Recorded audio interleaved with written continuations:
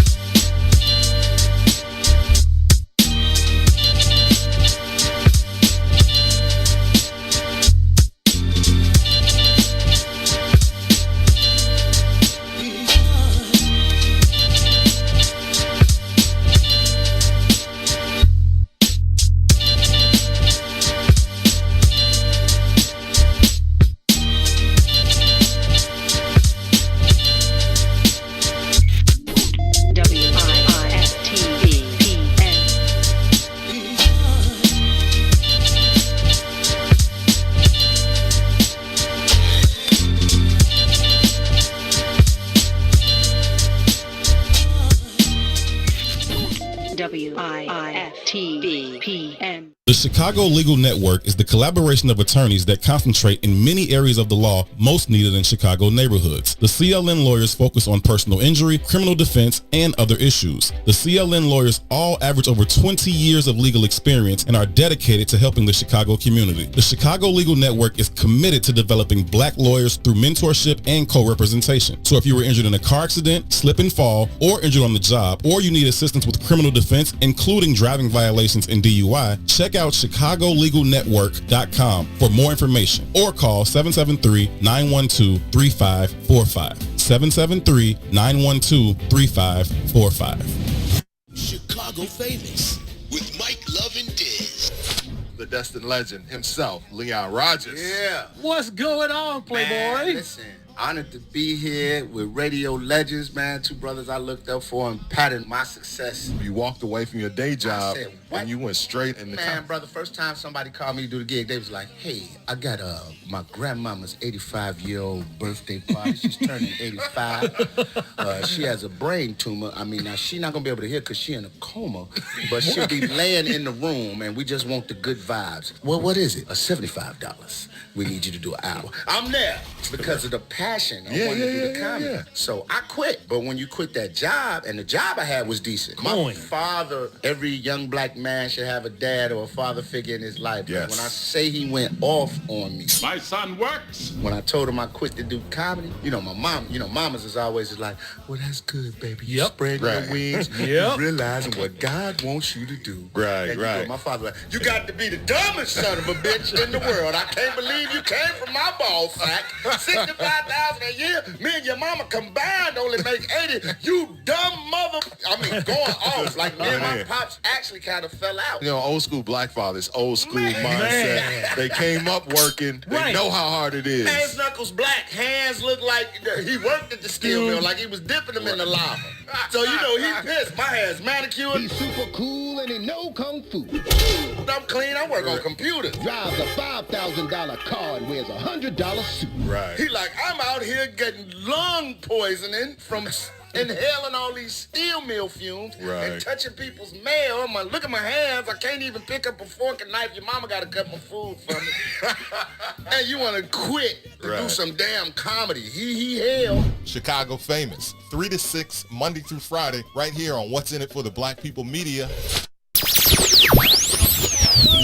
Trigger with instructor Mike on Tuesdays and Thursdays, 11 a.m. to 1 p.m. Why? Why? Because someone told a great guy no. No! God, please, no! No! And he told that no, and he said, fuck it, I'm gonna go ahead and turn that no into next opportunity. That's the latest book I just released, What I Tell Myself About No, because children who do not understand the power of rejection and the propulsion that occurs inside it becomes adults who can't take rejection, and your next opportunity could be right around the corner if you just understand how to use that no. And that's why we exist at What's in It for the Black People Media Network, because someone took a no and said, I'm gonna create next opportunity. You're not silencing the voice, because that's what's in it for the black people, is the truth. Not always that you want to hear, it's the shit that needs to be said, because our ancestors fought and died to give us the right of access, and who the fuck are you to tell me no? Only on What's in It for the Black People Media Network. Hard work, we're on the go. Hard work. WIFTBP. Live from your studio. You're listening to Book of Dawn. Book of with Dawn Millhouse.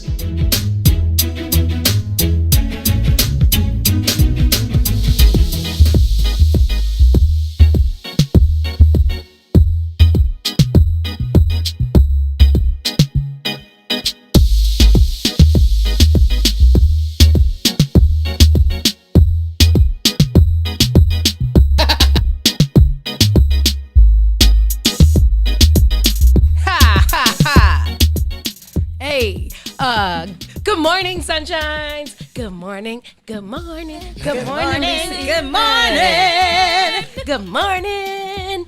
Good morning. Top of the morning to ya. Listen, What's early in the morning? I will gladly pay you Tuesday for a hamburger today. I love that. Little Irish munchkins in here. It's so hard to say. You have to keep your mouth very tight. What's early in the morning?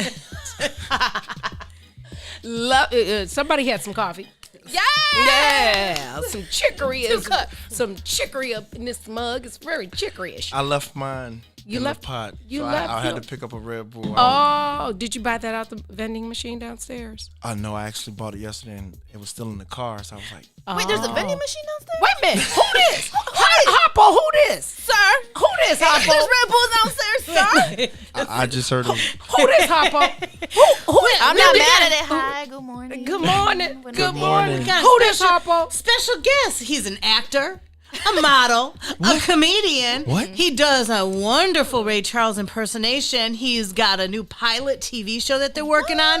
You might have seen him also on the Comedy Central series South Side. He's also been on some episodes of Chicago PD. There's a connection. Man, he's got a lot going on. But right now, we'll just say his name. Edward Williams III. Wait a minute. You might have seen him behind the brown door, too. Yeah, I heard. Which ties in good because today's behind the brown door. Tuesday. So we got a double whammy today. Booyah. Yeah, we have an actor, a model. He said, I'm trying to figure out who I am. Right. I'm trying to figure out who he wears a lot of hats. Like, yeah, he's in good company because everybody around this joint wear a lot of hats. That's for damn sure. Yeah. Esco got, I think, the most hats. She got a lot. And then Maze has the second most. Maze has got the second most. Tennille has the third most. Yeah. That's it. They for win the here. crown. Oh yeah, for here. Yeah. For here, because leaving, because I don't go to bed until probably like 2:30 with all my other 72 things. So and Sleep. you too. We don't. Yeah, sleep. So- we don't know what that. Yeah. Sleep is for dead people. All right. Good Give me morning. another Red Bull. Right. Run that chicory. Double shot. You are tuned in to the Book of Dawn on What's in It for the Black People Media. It's Tuesday behind the brown door. It's actually pretty decent outside. It's not as cold as I thought it. Yeah. I don't know. I put it's these not that suede cold. boots on and I was like, okay, this is probably the wrong day. But I'm gonna go ahead and rock But you it look like because fall. That's fall what my in- girlfriend told me when I left her. She's like, you look like fall. Oh, your Put girlfriend, suede never shoes on. mind. Good shout out. Good shout out. That was a good way to slide that in. You're not in trouble. You gonna get you You some got to, punana. though. You got to let the people know. Hey, I play chess, not checkers. Long game is the strong game. Yeah, baby. Don't get me started. It's too early, baby. It's too early. It's too early. So he believes in labels. He okay, right, right, my man, right. my man. So I'm a he Cancer. can't say. So He can't do. My name is But he- Leroy. Here he go. Here's somebody. Wait, I'm a right. Cancer. You're talking about labels, and Sean White's new song or Sean White's album is No Labels, and it's funny because today is Sean White's birthday. Happy birthday, Sean! His new single "I'm Coming Over" is available Happy on all digital birthday, outlets. homie. But Edward and I, when we went to a video shoot about a month ago, we played spades. Oh, my It was God. Edward and boxer Montel Griffin against myself and Sean White. Listen. She been talking this I shit. know, for I a know. minute. We Now, look. ran.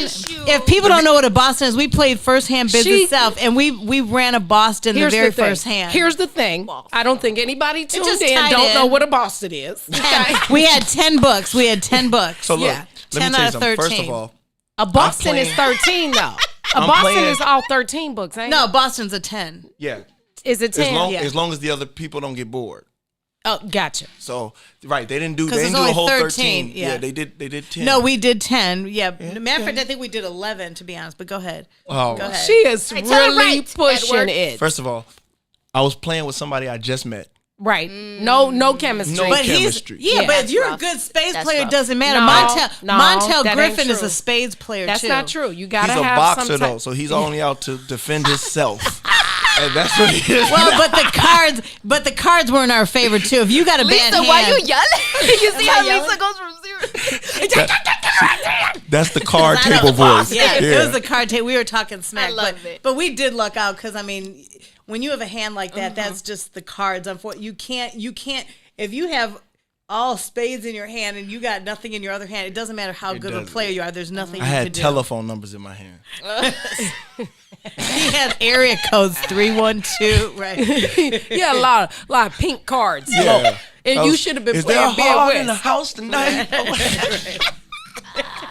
This is Tuesday. Hey, listen, happy birthday, Sean White. Happy birthday, Tricia. Happy birthday to my cousin Chi Chi. Happy birthday, Bill Lowry. And happy birthday, Maria Davis. And if it's your birthday and we didn't say it, I'm sorry. Sorry. Happy birthday to you and you. I got to get you guys my birthday song. So she was saying I'm an artist now. What's the birthday song? It's on Apple Music. It's on Spotify. Let me hit 30 seconds. Okay. Go ahead. No, you sing. No, do it. Oh, Yeah. it's my birthday. It's my birthday. Happy birthday, homie, for me. Happy birthday, homie. Yeah. Happy birthday, homie, for me. Happy birthday, homie. Okay. Yeah. On all streaming platforms. Yeah. Just get your happy birthday song and then get you a fan of cake from Dana Dane. Fan of cake, yeah. And then you won't have to, you can eat your cake because then you won't have people's spitting spit on it. and blowing and Spitting and blowing. It always goes to Hair dryers. See, Hey. I don't Some even kind think of I'm way so we innocent. always I'm go so innocent because probably deep down in my mind, spitting and blowing. You thought that was innocent, huh? That's I your, want some cake. Birthday, hey. maybe subconsciously. See, y'all have somebody. I have nobody right now, so maybe. Hey, Lisa. We got each other, boo. I do, and you're my sweetie pie. I love you so much. I swear to God. Thank you. Every day when I go, Dear Diary. Dear Diary. Today, Lisa and I. Go together. Yes. Do you like me? Check yes or no? Dinky dinky don. Okay. Oh, that's a jam.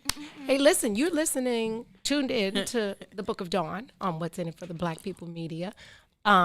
Yes, we have another guest coming in the 10 o'clock hour, but this one here, We're going to dig in his business a little bit. Let's go. Y'all already know he got a girlfriend. He didn't say wife, though. Right. Just saying. Stay with us. We're going to take a break and get our together and come right back. WIIFTV PM. Joining Chicago famous Tony Scope. Was there still that pushback against comedians becoming radio personalities, or was it accepted around that time? In Chicago, we was used to having some funny on the radio in the morning, so. I make you laugh. I'm here to fucking amuse you. Man, I remember one time I was at a Bulls game, and I'm at the little concession stand. This dude in front of me, this little OG dude turned around like, yeah, you that cat, you that dude that replaced Dale. We don't like that shit. I'm just like, Word? why are you here? I'm like, I'm just trying to buy a hot dog, sir. I'm just trying to buy a hot dog. And then what make it so bad, when Sam left and I got the job, I called my mom. I'm like, Mom, I'm getting ready to do afternoons. She's like, oh, yeah, baby. Yeah. I'm like, yeah. She's like, oh, yeah. I'm like, I'm replacing Sam. So she's like, hold on. Wait, you replacing Sam Silk? Where's Sam going? I'm like, my mama was upset. Right, your mama. Right. I'm like, Mama, did you just hear that let me replace Sam Silk? And she was like, okay. Where's Sam going? But yeah, so I think that was the point where I really realized that, I had a chance of actually making a career. Chicago famous. 3 to 6, Monday through Friday, right here on What's in It for the Black People Media. WIIFTV PM.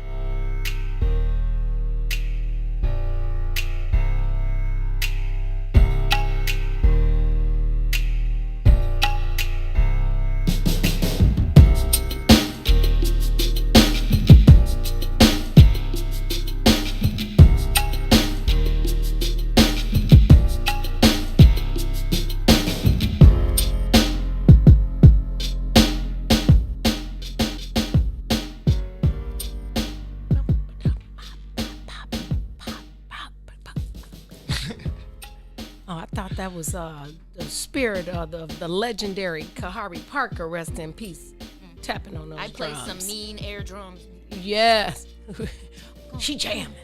She jamming. I'm more of a bass player. I'm a keyboard. Are you So we have a drum, we got a bass, we got a keyboard. I'll play the sax. Okay. Hey. I wish I had a camera. I wish you did too. Welcome back. If you're it. just now tuning in, you are tuned into the Book of Dawn on What's in It for the Black People Media. Hey girl, hey. The cussing saint. Amen. Yeah, preach. No, really. We're back. You're back. I actually haven't had that's the coffee. I haven't had coffee in 4 days, so I'm a little bit turned from the coffee. Yeah. Welcome back. My allergies were bothering me, so I left the cream alone. And clearly, it's gotten me high this morning. Don't blame it on the pumpkin spice. Always got to blame the cream for got. everything. Cream doesn't always do that. That was good. That's good. Thank you. We are in studio with Edward Williams III. I love the third. My husband's a third. Oh, yeah. My son's the fourth. Oh, and we have a fourth. We call him Quad. Oh, see, I hadn't thought of a name yet. I just call him Son. That works. Son. That actually works, son. God. Son. Actor, model, comedian. It says that you were born in Macon, Georgia. Yes. Down by the Mason-Dixon line. Down in the valley where the girls in the Bible, get naked. but it would naked. And you moved to Dago. San Diego. That's how they say it in California. Dago. You from San Diego. And then you went to GI. Gary, how did you go from Macon to San Diego to Gary? So that's the short story. Okay. But my mom's from San Diego. Well, my mom, I guess they moved to California. Okay. My dad's from Macon, Georgia. He got kicked out of Georgia, and he went to California. He got kicked out of the whole state? Yeah, that's going to have to be another. I was like, wow, that's a whole, man. Whoa. Like, whoa, Black Rock. That right. So, my mom, her family is really from Alabama, but they, Roll Tide. Go ahead. Got there. So that's where they met. They went to Georgia to visit. I'm the third child. So she was pregnant there in Georgia. Boom, I wanted to come out. Had me there. Oh. Went back home. So my birth certificate is from Macon, Georgia, but my Gotcha. social security card is from California. So it's Gotcha. like fraud everywhere I go. Yeah, I'm not just a like red that little flag. Newsy Bizzle's guy. Oh, yeah, yesterday. the That rapper. little that- rapper. yeah, Oh, that- oh my God. that Little Mr. frauded on Fraudulent. yeah. Name the song EDD. He should have named it Dummy. Dumbass, my- right. I was watching. I was like, Fucking, oops, dumb. He's super dumb. Anyway, Yeah. so you're a multi-stater. How did you like Gary? Gary was cool. I actually went to school in Gary. I moved out of my Where'd you mom's go? house at Roosevelt, 12. West Side, Lou Both. Wallace, Horace Mann. Clearly, I know Gary, right? Right. I visited there. How far are you away from 2300 Jackson Street? Longitude 34 degrees. I went to Roosevelt, so it was right around the corner. Okay, yeah. And I went to West Side as well. Okay. I went to Vore, Tolliston. I went to Kennedy King for a while. Okay. Like the day before I was enrolling into work. Okay. I think somebody stabbed somebody or something. Oh wow. Or it was Lou Wallace or whatever. So yeah, I didn't go there. Yeah. Praise God. Right. So you went to Roosevelt. Yep. Dope. Y'all have the hugest freaking reunion ever. Their high school reunions are insanity. Yeah. They're like major productions, and it's a whole weekend long. It's Yeah. a big deal. Horseman is closed down. I saw that on a. But they've been closed down for years, and they still have a reunion. Yeah, and another school just closed down. One of the high schools just closed, a big one. I forget, but I like Gary. Yeah, it was cool. It was cool for the time. Like I said, I moved out of my mom's house at 12, so Gary was just small enough for this dumb little kid to be just playing Grand Theft Auto and running around the city. Gotcha. And so, tell me how you go from Georgia to San Diego to Gary to wanting to act, sing, and do impersonations and be on TV. So I'm a PK. Oh, then you're bad too. Go ahead. See, the PK for those that don't know, that's a preacher's kid. Now listen. Everybody. We all got a little. We all a little not preachery sometimes. But here's the thing. Everybody always says that about preacher's kids. But that's just it. It's just the magnifying glass. I'm the same badass kid as the other kid. I'm just the preacher's kid. It's just the title. It's just the title. Because even in Jewish, the rabbis' kids were the worst ever. They were the ones that forced you to do the things that you know your parents you're gonna get it punished for. So Yeah, and that's only because, like I say, the scrutiny of just being the preacher's kid. I'm just supposed to be fun. Come on, everybody did stuff that was bad. I can't join No, in. they didn't. Yeah, no, no. Everybody I'm has go ahead been and, a kid. I'll carry the weight since y'all don't want to admit it. We different. Okay. You a preacher's kid? I am, and we different. Just keep it real. No, because we know better, and when here's you the know thing. better, you're supposed to do better. Yeah, but who does that all the time?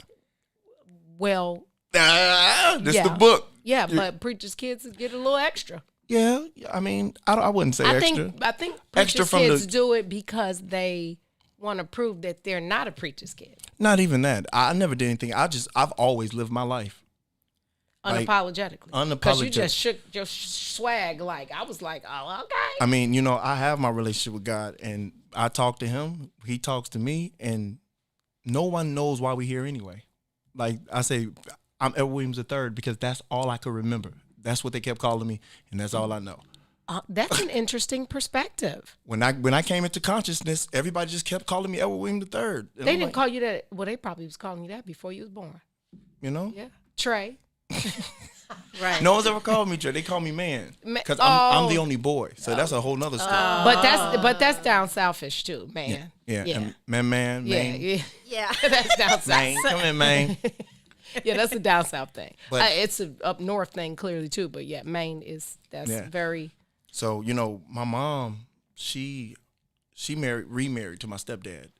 Since I've been knowing my stepdad. They've been together since I was 3. So that's your other dad, right? Yeah. And he's from Gary. Okay. So his mom had got 7 months to live. Because she lived for 7 years. Oh, amen. Wow. Yeah. Ain't nothing like black don't crack, baby. Yeah. But look, my Louisiana voice, baby. Cause tell me I got 7 months. I'm what I'm gonna do. Right. So yeah. So I 18 by then, and so everybody they moved back. They moved back, and I stayed here, and I just started. Like my dad always kept me in front of the camera and behind the camera. My dad died when I was 18, actually in 08. Okay, rest in peace. Yeah. But man, that man. Deuce, that was Deuce. That was number 2. No, my real dad. Right, Yeah. he would be number 2, right? Oh yeah. So, but he would like in California. He was when he go to church. Back in the day, they had those big cameras. I'm this little bitty So 6-year-old, 8-year-old kid with these big Sony cameras recording him. Oh. And then like I loved Michael Jackson. So my dad saw. I don't know if you guys remember. There used to be these 2 kids on the Maury show singing "I'm a Soldier." It was him and his sister. My dad saw that and turned into Joe Jackson. From that point on, I had to sing "I'm a Soldier," before he preached. I had to get up so there and cute. sing. And there was kids like I saw a lot growing up. With the Holy Spirit, I saw fake stuff, I saw real things, and my dad used to tell me stories and all that. And all I wanted to do was dance like Michael Jackson. But see, me, I'm always improviser. I'm not gonna stop the flow. I'm not Michael Jackson. Even as a little kid, I knew that. Right. I knew my arena was the church, and the only place I could perform was at church. So I begged my mom to buy me these blue shoes, some church shoes that slid, and I moonwalked like I had the Holy Ghost all through the church. That is adorable. And people know me from like in the church world. That's the church moonwalker. That's the one that used to be moonwalking in the church. I would moonwalk. God bless him. Hey, if I had to act like I had the Holy Ghost to moonwalk in my shoes. In the church shoes. That's actually a good story. So now you start in church, which is really the birthplace for a lot of people of color with their music careers, more specifically. Yeah. But a lot of us start wow. I'm thinking something in my head, but I can't say it out loud. I already know. Yeah, I feel it so too. I can't, okay. That's where it is. Yeah. People don't understand that's Theatrical. It's art. Yeah, that's what we were art, created to do. Yeah, facts. So you've appeared on one of my absolute favorite shows, and that's Chicago PD. Club Sergeant Voight. Okay. Anyway, I just had to say that, and it's about the new episode. The new season is coming out. I think in the next 2 weeks, November 11th, I believe. That's how thirsty I am to see it. He really talks like that. Does he? When I was on set, and he likes Ray Charles. Hey, speaking of Ray Charles, I think you sound like Ray Charles sometimes, don't you? I love it. But look, let's hear that. I was on set with Void, and he was like, I was telling him, he was like, so where you from? I love that. Well, I'm from California, but you're from California and you came to Chicago to be an actor? I was like, no, told him the whole little story, and I was telling him I'm Ray Charles. He said, you know how to do Ray Charles. Man, get the hell out of here. I love Ray Charles. I love Sergeant Voight. I feel like I'm on Chicago PD right now. I love Ray Charles. And I did it for him. And he was like, and he has a friend who actually does like the museums around the world. I think they only have a few right now, the Ray Charles Museum. So really? Yeah. Joe, Ray Charles. Listen, that movie. Jamie Foxx, that's my idol too. He killed that. That was the best.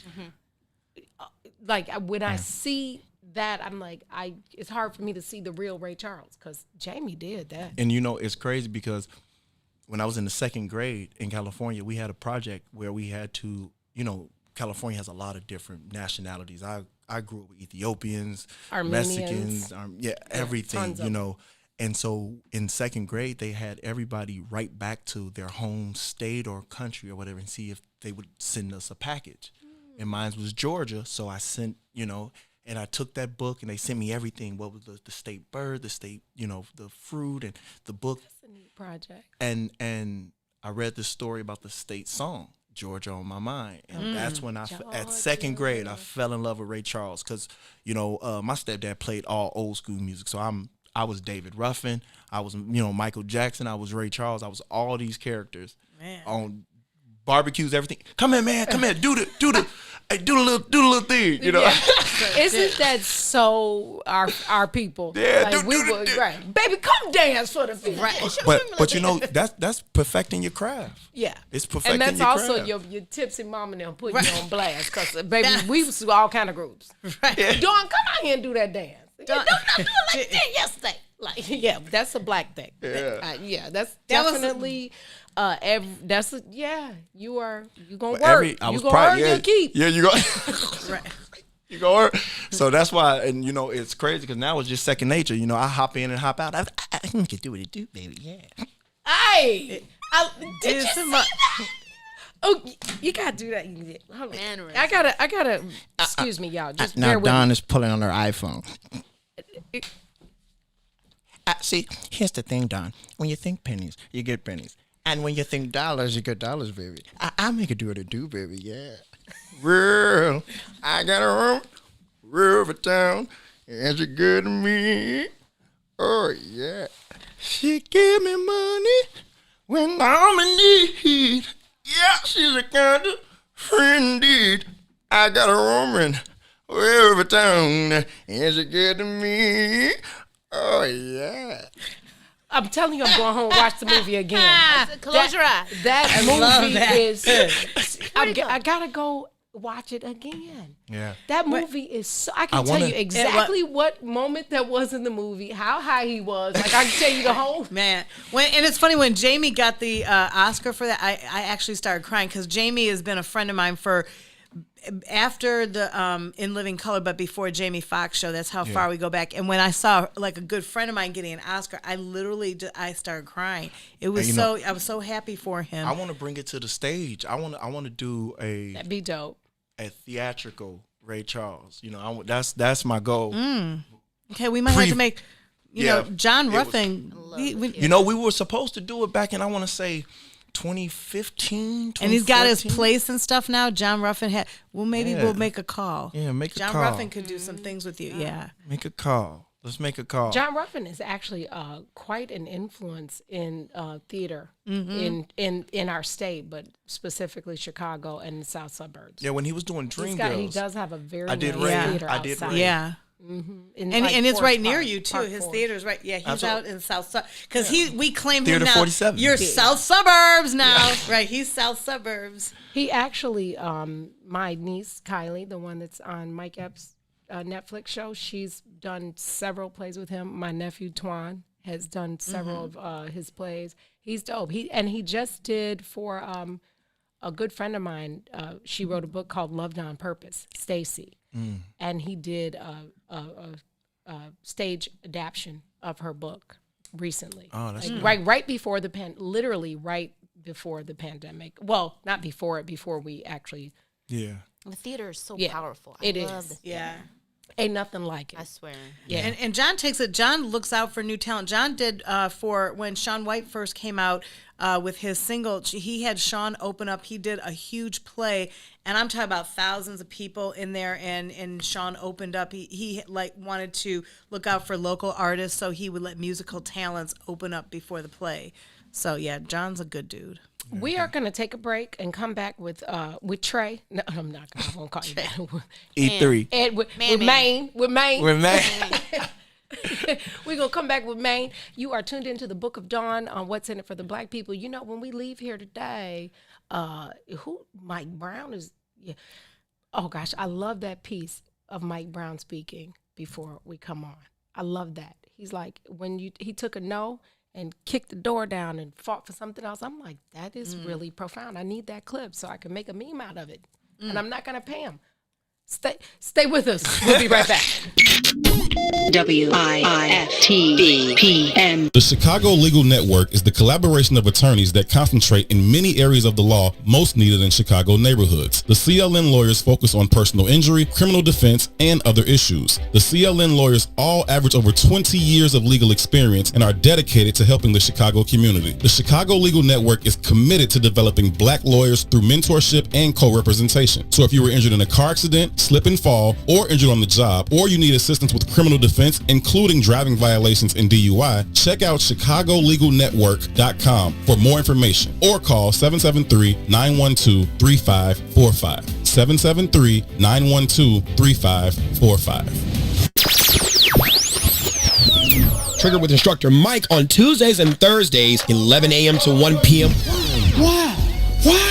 Why? Because someone told a great guy no. No! God, please, no! No! And he told that no, and he said, fuck it, I'm gonna go ahead and turn that no into next opportunity. That's the latest book I just released, what I tell myself about no, because children who do not understand the power of rejection and the propulsion that occurs inside it becomes adults who can't take rejection, and your next opportunity could be right around the corner if you just understand how to use that no. And that's why we exist at What's in It for the Black People Media Network, because someone took a no and said, I'm gonna create next opportunity. You're not silencing the voice, because that's what's in it for the black people, is the truth. Not always that you want to hear, it's the shit that needs to be said, because our ancestors fought and died to give us the right of access, and who the fuck are you to tell me no? Only on What's in It for the Black People Media Network. Hard work, we're on the go. Hard work. WIFTVPN.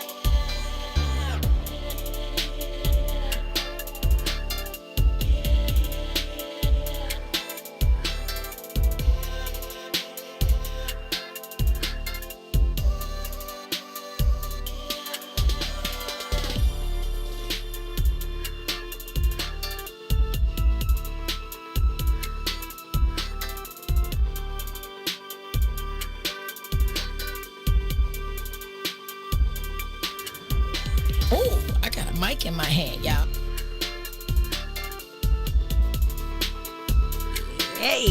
Yay. Whoa, I got a mic in my hand. That could be danger. Welcome back. You are tuned into the Book of Dawn, right here from What's in It for the Black People Media Studios on a Behind the Brown Door Tuesday in the Shy with Trey, Maine. No. Okay, I'm not your old auntie. I won't call you that, okay? Or auntie. Depends on where you're from. Do you say auntie or auntie? We never. Auntie. You say auntie because you from down south. I never know. We actually at the California side, we so formal. Like so formal. I call my auntie Michelle. I call her a name. But you just said you auntie, gonna get a whooping. Look. You said auntie though. No, like it's so funny because I just like focused in and listened to how me and my siblings talk. Like if I'm talking to my sibling, I'll say my mom instead of our mom. Like, yeah, well, I think a lot of us do that. Yeah. Well, your mom. Right. Oh, we do that when we're talking about her. Right. Girl, let me tell you about your mother. But but not like we take so much ownership. Like, no, it's my mom. Like my mama said I could do this, like as if it wasn't. And I remember my friends saying, "Why do y'all say my mom to each other?" Like, yeah, it's like because it's my mom. My mom. My mom. So like my aunties, so I would call them their name like Michelle, or like I don't remember ever calling them like auntie, or even it wasn't if I'm talking to somebody else. Even my stepdad, we call him Paul. But if I'm talking to somebody else, like, oh yeah, that's my stepdad Paul, or like oh that's my auntie Michelle. Oh, when you're introducing them. Yeah. Yeah, we didn't play the first name game up in Barbara's. Yeah, we crib. still don't. Let me say Michelle to my mom. No, right. We'll say it jokingly. My mom's name is Roz. We might say Rosebud. I can't say mother. I call my mother mommy. You call her mommy. Yeah, I'm mom. I say mommy. Yeah, me too. I call my mom or Miss Bogart. You said Miss Bogart, right? Yeah. Is that her last name? Mm-hmm. That's a nice last name. Bogart. Listen, so Edward, tell me about this new project. This pie. Oh, can you share about the? Okay, I can. Okay, tell me. Well, not me. Tell them about this pilot. It sounded so interesting, Mr. 850. So it's called Mr. 850. Okay. What I can say is it kind of puts you in the mindset of power. Oh, They're I'll trying be a to fan. put you in the mindset of power, but in Chicago. So it's not someone trying to get out of the dope game. Made all this fortune trying to get out of the dope game. It's somebody cracking cards. Back, like I used to do. Did I said that? I said that before, right? I told y'all that before. This is breaking news. She said breaking news. Did I? Allegedly. Right, allegedly. Who said that? Yeah, so I'm the lead character, Mr. 850. So now you kind of the name 850 comes on for credit. Oh, God. So I'm Mr. 850. So yeah. B. Cole is actually playing my nemesis. Okay. So I work. Was he Mr. Bad Credit?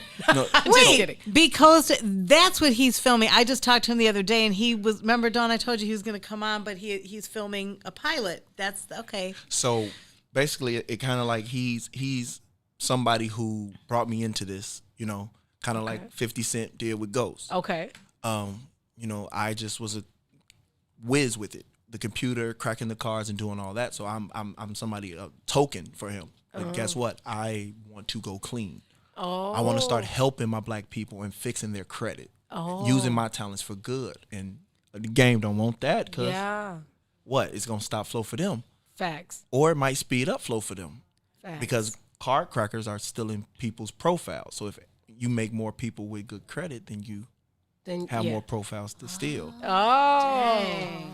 Speaking of card cracking, this is not a story about me. It must be a lot of cracking going on because the stores by my house, them lines at Prada and Saks and Moncler ain't never been so long. People are getting money. Listen, them lines are like, and when I'm walking by judging, I am judging. Let's be clear, I'm about to judge. Absolutely. When I'm walking by, about to go in the store, and I see half the line got bonnets on, like the Bonnet Chronicles, flip-flops and socks, pajama pants or see-through leggings. I'm like, ain't no way. Let me tell you something. On God's green earth, y'all standing on Oak Street shopping in these stores without card cracking. Let me tell you something. They said the dude got caught. Who Nuke Bizzle? Nuke Bizzle for $1.2 million. Yes. Let me tell you, if I got a 500,000, you would not hear from me. I'm not making no song, and I'm done. Right. But they don't know what to do with the money. They doing shopping out in stores. I would have bought a piece of property. I would have started buying property. Because here's the thing, you got all that stuff on, and you took the bus. But when you don't understand the concept of how money works and finances, it doesn't matter how much you have, you're not going to be able to control it or manage it properly. That's why I encourage everybody to read Rich Dad, Poor Dad. Excuse me, Robert, that's my man. Man. Inventing money. They don't even understand what that means. They don't even teach. They don't even.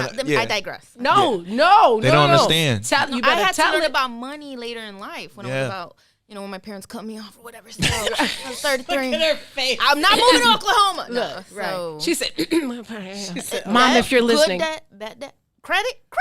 Okay. People don't understand that. And, I'm just fortunate that the story that God wanted me to have involved that later on. But I remember I used to work as a doorman downtown Chicago, and I was talking to another buddy of mine, white guy, same age, and he was like, man, I was maybe like 22, I think, and he was like, man, I wish I would have just did like my other friends and invested in Facebook like they did, stock market back in high school. And I say, you was looking in the stock market in high school? Like I still ain't looking in the stock market. I was 22, I still I don't even know that land. So I knew already I was behind. Yeah. I was behind, and then God blessed me again because I went from being a doorman to living in the John Hancock for 6 years. Yeah. Well, moving on up, Mr. Jefferson.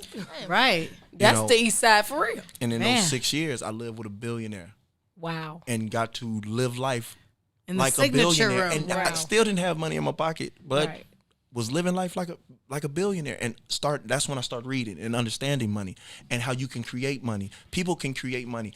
I was still buying fake stuff, living right across the street from Louis Vuitton store, but when I walked out of that building, everybody thought it was real. Oh, it's perception. It's perception. Yeah. Perception is everybody. Right. Everybody thought it was real. Yeah. And when you don't know, you just don't know. I mean, I could spot a fake a mile away. However, I know the difference. So and that's we know key. you know.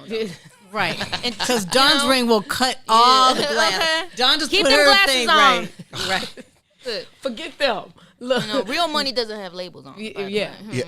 Yes. Yeah. Real money just never dries. That's we used to do that at the drugstore. If you take it and you see like the ink, real money never dry. I don't know. But that's how we used to check it. You take a dollar bill or whatever. When we take a $20 or $100 bill to make sure, and you put it on a piece of paper, and the ink comes off. They got some good fakes out there, though. Yeah, they do have some good. Yeah, that's another chapter. I won't talk about that. Oh, Lord. Shouts out to I ain't gonna say no names because they probably watching. Yeah. Anyway, that's a story. Allegedly, what happened invest in yourself. Facts.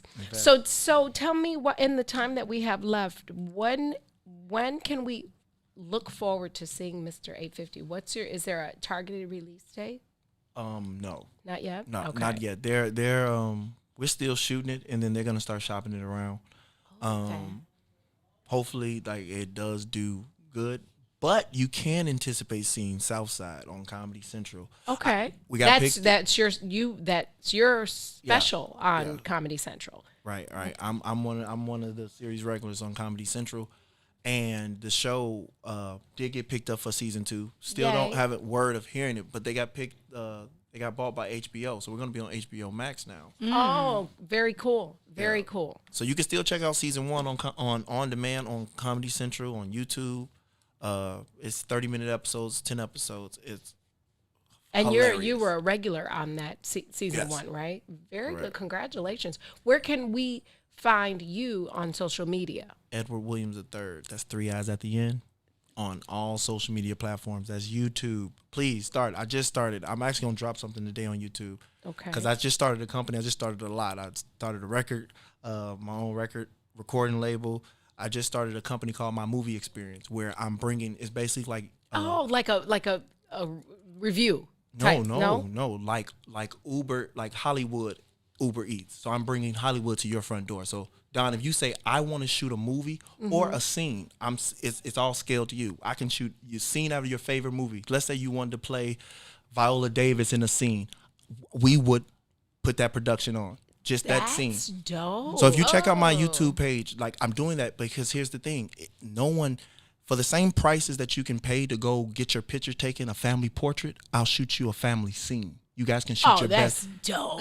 So think about that. Crazy dope. Or think about. Let's say your parents have their 50th anniversary, and you know the story by the day they met. I'll cast the cast that looks like your family, and we put on their story and let them watch the scene from the day they met. You better copyright that. Oh, it's already. It's yeah. already. I want to do your publicity. I wouldn't be saying. I wouldn't be talking. That's super duper. That is It's called really cool. my movie experience. That's really really dope.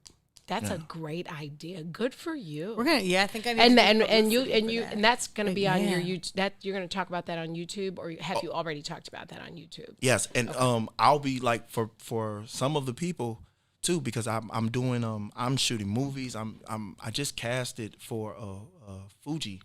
They have a new lens coming out. Okay. Can't speak much about it, but yeah. I did the casting for that and they loved it. So I'm like, this quarantine has locked me in. I'm putting my hands everywhere. I've just been quiet and just putting my hands everywhere. So I coach too. I do acting coaching. Oh, so it's like my students have first dibs on the movie experience. So now they're getting on-hand training. They're getting, reel. They're getting, footage for their reels and everything. And I have 4K. I have 6K cameras. Sorry, we just upgraded. I have 6K cameras, drones. Let me tell you something. That's pricey. Okay, because 6K to me is 6,000. So you got that must be good. Well, that's the clarity. Okay. It's like kind of like my 4K. Android camera is good like that. Oh, No. Or my 3 different focuses on my iPhone. I'm gonna have to show you when we get off there. I'm gonna show you what my iPhone do. Right. I still do photography, Look but I at this do it face, with my y'all. iPhone. Look at this face. Yes. And you guys, That's my iPhone and the face. next time I come on, I want you to look at her face when I show her the pictures that I take with this phone. Well, was you gonna lift these buddies up and I give me a can. booty? And yeah, I can do all okay. that. Well, I'm in. Wait, we can do that on our iPhones? Yes. Oh, you gotta teach me how to do that because I gotta lift some things. That's why people don't look like they look. That's why them filter shit no is nose real. having. Like I could have sworn. Y'all ain't see my pictures on my Instagram? I'm catfishing.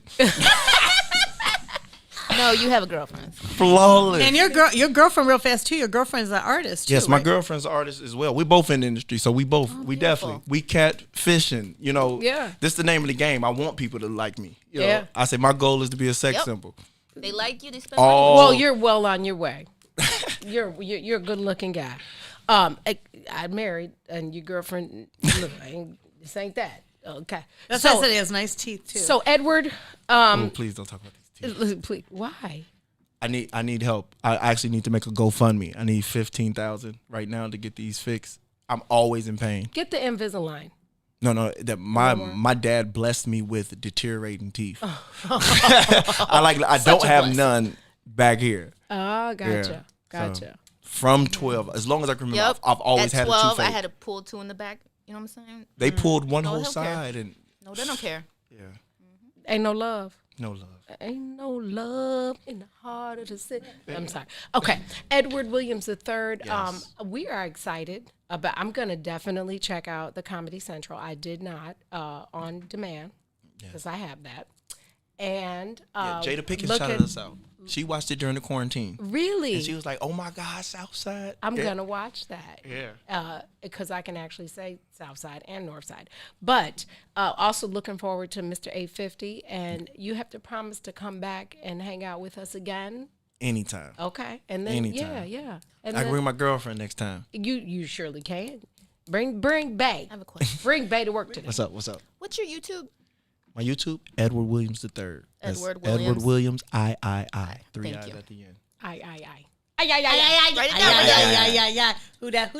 You have would you like I would it be remiss if I don't let Ray Charles take us to break before you leave. Let's do it. What song you want?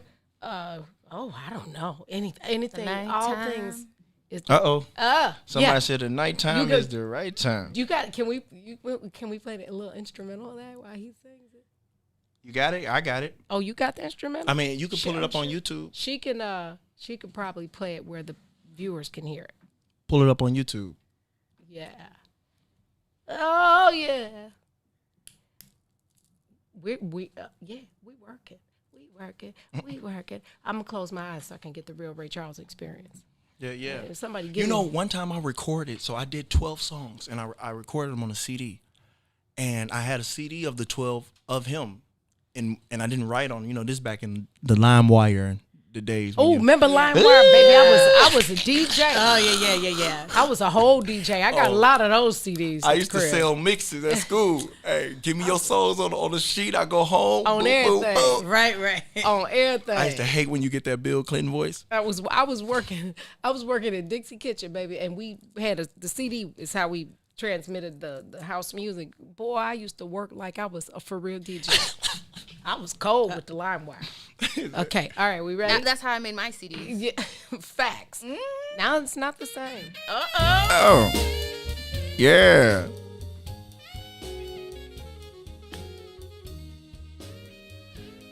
There it is. You know the nighttime is the right time to be with the one you love now. I say, oh, baby. I said, come on, baby, now. I said, you wanna hold my hand tight as you can. Because at nighttime, it's the right time to be with the one you love now. You know what I'm thinking of. If my mother hadn't died, My father left a pooch out of Cray. I said, oh, baby. I said, come on, baby, now. I said, be with the one you love now. You know what I'm thinking of. Because in nighttime is the right time to be with the one you love now. You know what I'm thinking of. Sing the song, Margie. Baby! See Rudy Huxtable. Baby! Baby! Oh, baby! I wanna love you Night and day. No one above you. And that's right here in the movie it. when they fighting against each other for the position and the mic. Look, can you tell I'm watching me? And Regina's like, oh, it's the right time. She say, you wouldn't spit on me if I was on fire, right? I sure wouldn't. Get Margie up out of here. Somebody get Margie up out of the studio. Margie's drunk. You tuned in to the Book of Dawn on What's in It for the Black People Media. Thank you, Trey, Maine, Edward Williams, the third. Thank three you eyes guys. Thank for, you for guys. joining us. We appreciate it, and we're looking forward to the big stuff you're about to do and having you on again soon. When we do our soundstage here, What's in It for the Black People Media, we will definitely call you about them 6Ks. Right. And if you need a cast, the Latino. Yeah. Absolutely. Matter of fact. We're gonna shoot something. I'm gonna let you guys be you. I'm actually shooting some of my own things. I'm writing some movies right now. Good. Yeah. Don't forget this. I'm not. Don't forget this, I'm young. not. Just be ready. And as a theater major, right? Reach back and get us. Absolutely. And y'all absolutely. reach into your refrigerator and grab you a drink. I know your boss think you working. You got your available light on. Go ahead. And I show up on time. You can sit, but just don't put it in the camera like Jeffrey Tubin. Don't make sure you on the right Zoom call. So we don't see nothing. Wait, did you see the kid when he was on the call with his teacher and No, the mama walked in? The mom walked in naked. Yeah. No, did you see the legal analyst on CNN who was on the wrong Zoom? Why was you doing that? Anywho, Wait, what was he doing? He was he was doing what Gina said. He was touching himself, but he tapped into the wrong call, and people could see his privacy and he was on his own microphone. Ooh, he was doing the own. Whoa. It was. Google it. It's bad. Wow. It's bad. It's bad. We'll be back with Phil Seed. That's why we need to stay out of people's houses. WIFTBPM. The Chicago Legal Network is the collaboration of attorneys that concentrate in many areas of the law most needed in Chicago neighborhoods. The CLN lawyers focus on personal injury, criminal defense, and other issues. The CLN lawyers all average over 20 years of legal experience and are dedicated to helping the Chicago community. The Chicago Legal Network is committed to developing black lawyers through mentorship and co-representation. So if you were injured in a car accident, slip and fall, or injured on the job, or you need assistance with criminal defense, including driving violations and DUI, check out ChicagoLegalNetwork.com for more information or call 773-912-3545. 773-912-3545. I was going to ask you, so growing up, did you ever have an old racist family in your neighborhood? Did you have one live next to you or one down the street? Just somebody's house that you know on the block you didn't want to go nowhere near that house? The neighbor who was directly behind us had a real problem coming outside seeing my white mother and my black father. We got us the gun line. This dude built an 8-foot fence, more like 10 foot. So they put up the Huck Finn joint. Exactly. That shit looked like a castle. You know, my dad, he's a big guy, football player guy, my dad guy who walks over there. Old school and then black. he's like, I don't appreciate these apples in my yard. He's like, motherfucker, we don't even have an apple tree. These are your apples. Do you like apples? Your kids are throwing apples over here. Okay, there's that little space, but there's still a fence. So they're right there looking at each other. Tell them about the gun line, boss. And I said something like, yeah, Dad. And that dude said, shut up, you little monkey. Leroy stuck his hand over the fence. You're gonna die, clown! Grabbed dude by the neck. Run. And proceeded to pull him halfway over this fence. Like, Finish him. Mrs. Wheeler comes running out. Oh, Leroy, don't do that. It's not worth it. Blah, blah, blah. My dad was getting ready to kill this dude. And within 6 months, that guy moved away. Don't cross the gun line, boss. Right, the gun line, boss. Chicago famous. 3 to 6, Monday through Friday, right here on What's in It for the Black People Media.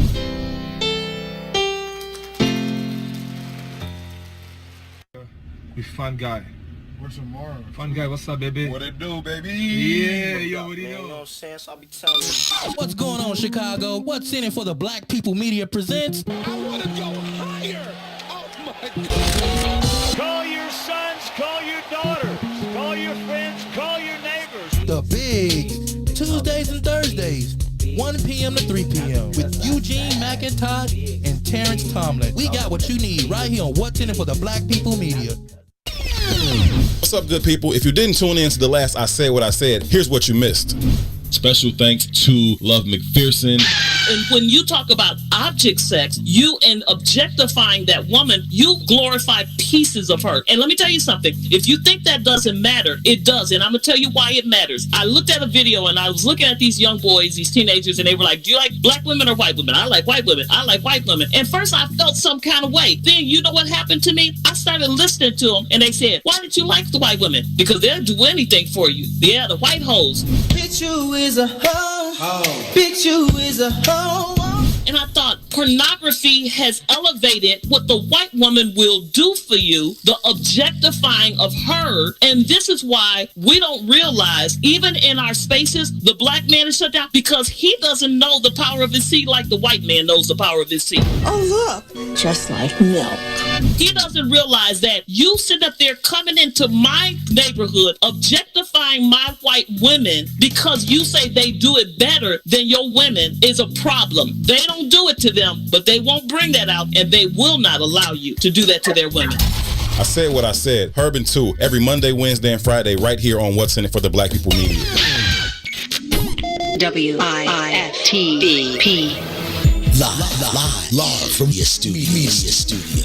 You're listening to Book of Dawn. Book of Dawn. Book of Dawn. Book of with Dawn Millhouse.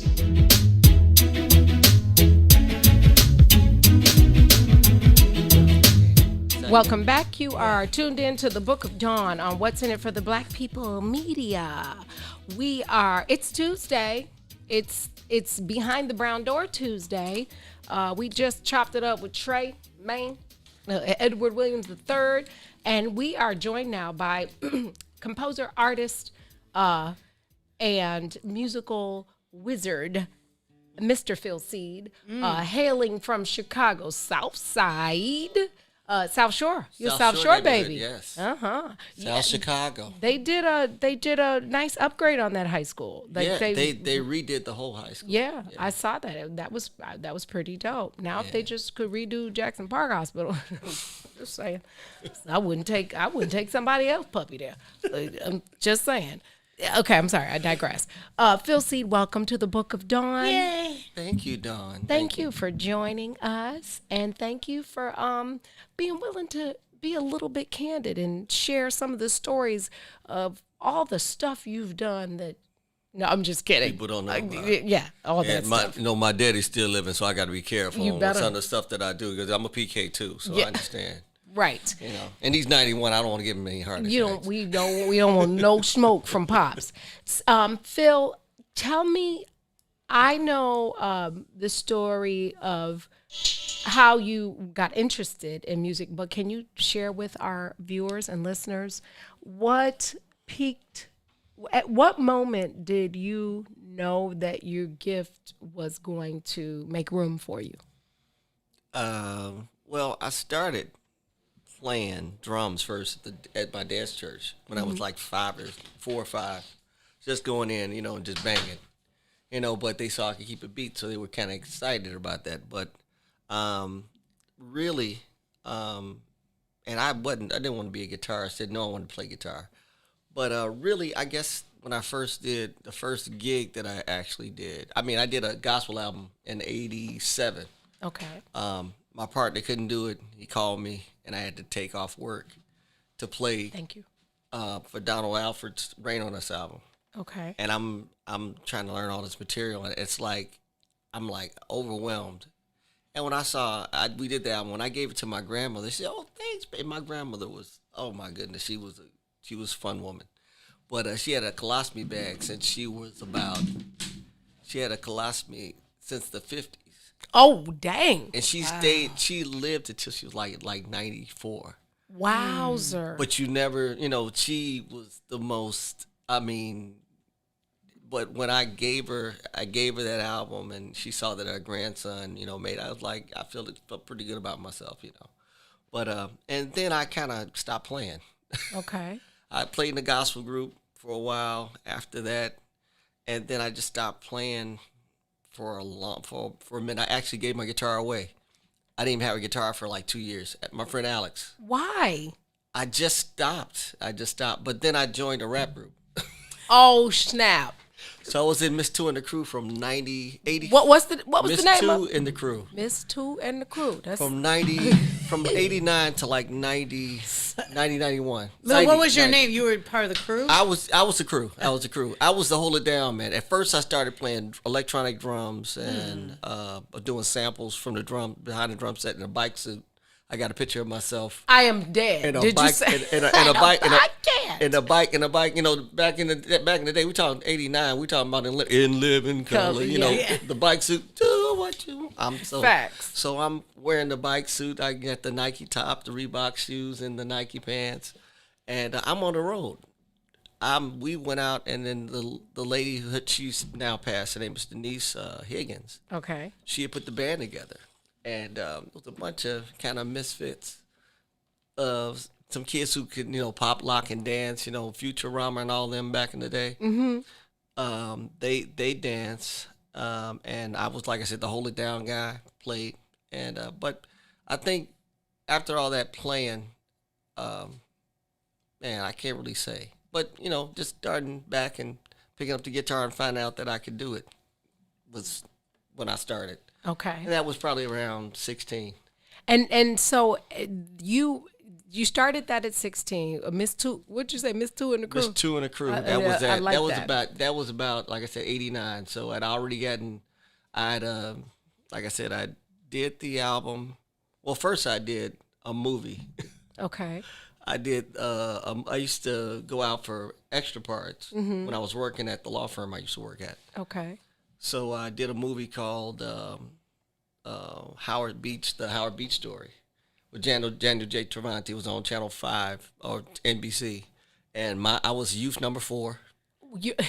I was youth number 4, and I was like, it was like, man, and the guy, we beat this white guy up, and the white guy was all messed up. And if you look back, if you can find the footage, I'm the guy that goes, the guy said, "This is for Howard Beach," and I go, "Yeah." That was that was it. I love it. And I look back at the camera and I walk off. And you, real South Shore-ish. Yeah, very South Shores. And we shot in Chicago, but you know how they do in movies now. Things are shot in New York. Yeah, we shot in Chicago. Yeah. So that was like 87, something around there. So now, how was that? That had to be then around the same time that you were playing with Bernie Mac at the Cotton Club, because wasn't that the 80s? No. I'd started. It was funny. I'd always been a music lover, and before I was a music lover, I was just a partier. I mean, AKAs. Oh, remember that, baby. Oh, my Copper Box. Copper Box. The Fantasy. Fantasy on Thursday nights. All Taste We had Entertainment. a whole schedule. Oh, then you had to make it. If you didn't make it to the, what's the name of the other one that was on 70 Alert Low? The Taste. The Taste Entertainment Center, yeah. 64th and Low. It was 64th and Low. 64th and Low. You're right. You're 6430. You're exactly right. But like I said, so I was into that first. And then, I played, but, I'd play for a girl here and there, and I would, get a little song. I was into Jonathan Butler when he first came out, introducing Jonathan Butler. So I sing a song for a girl on the guitar, in the back of my car, and I just serenade. I forgot the name of the song that I used to do. This was your bae. This is how you knock boots. Yeah. This your knock boots song? Yeah. Okay. Pre-Kim. Pre-wife. Actually, there was another Kim before that one. Oh, sharks. I hope she knew that. Yeah. No. Actually, what's funny in my life, my wife has been all my ex-girlfriends, pretty much. Hilarious. All of them. Really? Except for two. Except for two. Okay. But I used to sing a John, Take Good Care of Me. Okay. Been a little while. I can't remember the words, but I used to sing this song, and that used to get me get me in the door. Yeah. Get me in the door. yeah. But the Cotton Club was funny because the drummer, and it was an old school band, so you had Jimmy Spinks, who was the host. Mm-hmm. You had Miguel Thompson, who was on drums. You had Kenny Smith, who was playing guitar, and you had Casey Thornberry, and I think Louis Varro was on bass. So I used to come in and check him out, and I'm like, man. So I got friends with Ken, and Ken was going to school at the same time. Okay. So you play guitar? I said, well, I play a little bit. So I hadn't been playing. So he's like, hey, man, yeah, you know what? Why don't you fill in for me on guitar while I'm like, okay.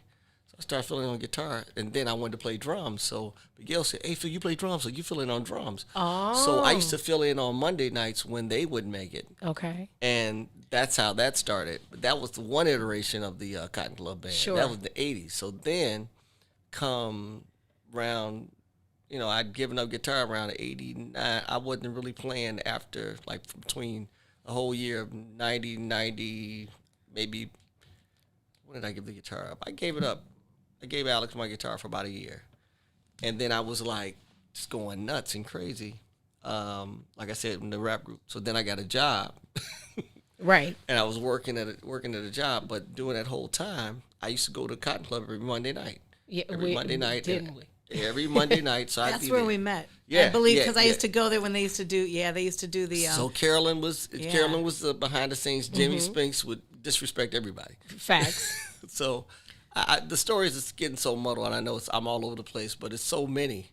But like I said, I started there, and then I went through another iteration after 91. I started playing guitar up there full time, and I was playing guitar. So I was in the band when Bernie was coming up, when they used to have the comedians come up for like 2 hours after 11 o'clock. Yeah. Comedians went up. We got off the stage and they just took over. Yeah. Yeah. And it was just right then and there is when me and Bernie had a little. We had our interaction, but you toured with Bernie. Though. Yeah, well, I played with the Brett Mac Man for about 4 years. When he started the band, I was his second guitarist. Okay. He had Vince Aguila was for me, and I got the call, but I didn't know that we would go this far because we used to go to the all the open mics, and I used to sing at open mics. And I used to bring my guitar sometimes, and we would do an open mic. Bernie used to go down. We all used to go down to the, what's the name of that spot? He used to do Miltroneers. Well, we did Miltroneers. Okay. Yeah. But I'm talking about this is before Bernie got big. Okay. We're talking about Bernie was still a comedian. Right. Yeah. So we used to go down to it used to be the Limelight. What was it after the Limelight? You're talking about Castle. Excalibur. Excalibur. Yeah. Used to have a Monday night. Yeah. Open mic. We leave Cotton Club, go to Monday night open mic. And then they have a talent contest. Mm-hmm. So sometimes comedian would win, sometimes the singer would win. So I got up there, and I came in second place, first place once. Bernie was up there. He came in first place a couple of times. So we worked that circuit. And I came up and I played guitar and sang. And then one night I was playing at the Cotton Club, and my partner was sitting next to Bernie. He said, see that guy right there? He said, I'm gonna put him on one day. My partner told me this way after the fact. Okay. And next thing I know, I got the call from Reginald T. that Bernie wanted me to play in his band. And then I'd been with Bernie for 4 years then. But it's like a lot of a lot of talent came through that Cotton Club. Yes.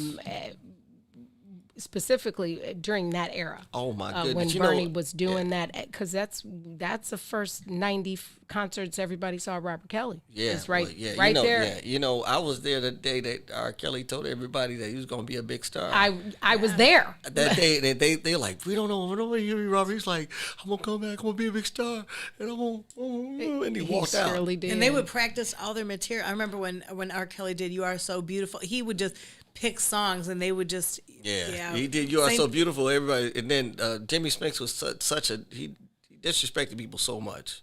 I remember, I think Brian McKnight came up there. I'm not sure if it was Brian, but I swear it was Brian McKnight. He came up there and he sang "God Bless the Child," and he did a great job. And Jimmy goes, "Boy, you might be famous one day." Not knowing who he was famous already. Right? Well, he really wasn't famous yet. He was just coming to Chicago a lot. Yeah. And then I remember one night I'm playing I'm up there and we're playing a jazz tune, and my guy Will Howard was playing bass. He was in the he was in the band at the time, and we're playing. Now at the time I was going through, my amp was acting up. I didn't bring any pedals. I just had my amp and my guitar, and I'm playing this jazz tune. And I'm like all in it. I got my head, me. I'm got my head down playing. Will goes, Phil, George Benson is watching you right now. I was like, man, shut up.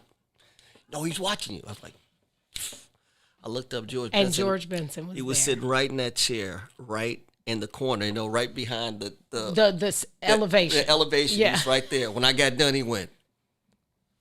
Yeah. And George, if you ever heard George talking, how you doing, baby? Yeah. What's up? All right. He's so eccentric. Oh, hey man, you said you're playing some beautiful stuff, baby. He said, you mind if I use your amplifier? I said, it don't have any reverb. He said, that's okay. He gets up and he comes up and Jimmy lets him play. And he played the funkiest version of Breezing I ever heard in my life. Yeah. And, he's so talented. And Jimmy Spinks in his raw form said, George, get off the guitar. Nobody want to hear you play all night. I cannot. That sounds so much like something. I think I've probably said that to people behind that brown door a couple times. Like, don't okay, know. You're done, guy. Yeah. Time for you to go. Yeah. But I just shot out Kahari earlier, but you said George. It made me think about Kahari again because Kahari toured with George until his death. And I was with Kahari, when we first started. We did, remember Alfonso Hunter back then. Yeah, heck yeah. We were on the tour with him. Me, Kahari, man, all the cats. Me, Kahari. I think we had Mo Fitz was on bass. Yeah. And my boy Mike put us together along with... You guys, you alone, because if I talked about everybody that the talent in Chicago toured with, we could just open a Billboard magazine for the last 20 years. Yeah. But you specifically, George Duke, Sheila E., Shaka Khan, obviously, from home. Who was your favorite, if you can say it without them never... Like, who was your favorite artist to tour or work with, and who was your least favorite? I mean, I enjoyed everybody because I got a chance to work with Rochelle Farrell with Bernie, and just to watch her is like phenomenal. I mean, it was funny. We were playing that because she was only here for 2 days with us here in Chicago, and then we went on the road. So we did the I can't forget the theater. But it wasn't Regal, was it? No, the other theater that's out by the lake. I can't. Is it a new theater? No, it's an old theater. The theater that Tyler Perry used to live in all the time. Oh, the Erie Crown. Erie Crown. Yeah. We were at the Erie Crown. You know how big that backstage is. Yeah. And the air back there when we were playing was kind of cold. So she plays the piano. She says she sings Peace in the Middle East, and every night she hits a E flat note that's bad, and I'm like, God. So the first night she did it, I went to the piano, I checked it, it was in tune. Oh my. She just made a mistake. The second night she did the same thing. To let everybody know that the one thing Miles says, you said if you make a mistake, consistent. Be consistent. And she hit that note that I meant to hit that note. Yeah, that note was I meant to do that. Yeah, but I got a chance, and she was like, I just had fun, with the players, like with George, who would say, the way he would do things, we're gonna do 3 rounds, and then I'm gonna wild out a little bit, and then we're gonna go back to the top, and then set everything up like that. But most of the players that you really love playing with, they make everything easy. You just fall into it. Right. Who was the one, even if they're friends, because we all have those friends, but who would you say had the most attitude or like acted a little Hollywood or ego? Not necessarily towards you, but I mean, I stopped thinking of it that way. Because you know what? This is our job. We're musicians.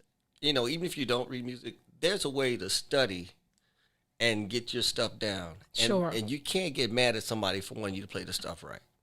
No, and I get that. But I'm just talking about just even backstage like there, Oh, no. I mean, Teresa Griffin She is. Hands down. She'll tell you herself. She is the best person in She's the world. A perfectionist. Yeah. She's a perfectionist, though. She wants you to play her stuff right. Yeah, period. Oh, yeah, definitely. And ain't got no problem telling you. And I, like I said, I don't put anybody, in that bag of, they're tiring or whatnot, because we can all be tired when we mad. Yeah, yeah, that's true. And I try to say that with respect, because at some points I can be that way. Well, it's your brand. Yeah, and then if you don't respect and protect your own brand, then you're opening the door for people to do whatever they will. You know what I'm saying? And it's a representation of you. Yeah, and I think myself, I just think we as especially Chicago musicians, we have to get to another level mentally, and just get to the point where we're always thinking on the next level, so that we don't become just ordinary. Because I got a fear, if I ever got out of this business in this city, that, not saying that I'm keeping the music at a certain level, I just think people are coming at this thing all kind of ways, and it's not good. Yeah, that's fact. But what I appreciate about you, and first of all, there are so many talented musicians in Chicago.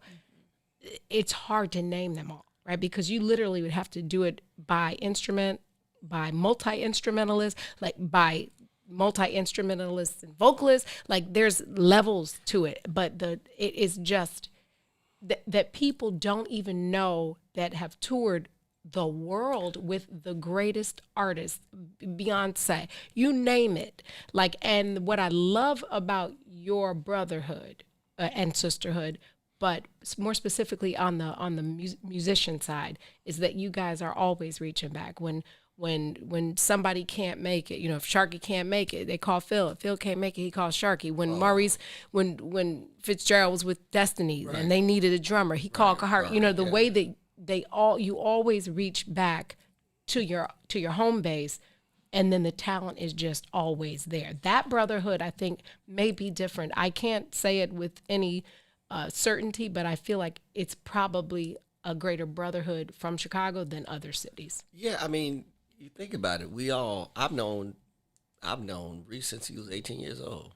That was Skinny Reese. Yeah, that was Skinny Reese. I've known Kahari the same age. I've known that was Skinny Kahari too. I've known Felix the Cat. I've known Oscar. I know all these cats. What's funny is I've employed all of them. Right. Since the 90s. I mean, I'm talking about, and I work with them where we fed each other. Mm-hmm. They fed me, and that's the thing. We have to keep that. It's a camaraderie we keep amongst each other, and it's a respect. Mm-hmm. And the thing about it is sometimes you're not ready to go to the big stage. Facts. And when you're not ready, it's better to say I'm not ready than to go make a fool of me. And see, and I'm not putting my reputation I'm really not messing my reputation up. I'm messing the person who got me on up. Sure. So that's why when they do it, they'll tell you straight up, like Chris Miskell, if he puts you on something. Oh, yeah, you talking about thuggery. I talked to Chris yesterday. Chris, if you're watching, he's the gangster of them all. You get Chris Miskell on the phone. Chris does it in love, though. He does. He does it in love. And Chris, I tell you, I love you, brother. He is the G, though. Yeah. You are tuned into the Book of Dawn on What's in It for the Black People Media. We're gonna come back and see this raw talent that I adore. Raw. Stay tuned. We're talking raw, Get baby. ready. Raw, baby. Raw. We'll be right back. Raw. WIFTBPM. Shop at Black-owned and operated Solo Beauty, where you are appreciated and respected. Located at 8158 South Cottage Grove, Solo Beauty can supply all of your black hair care needs.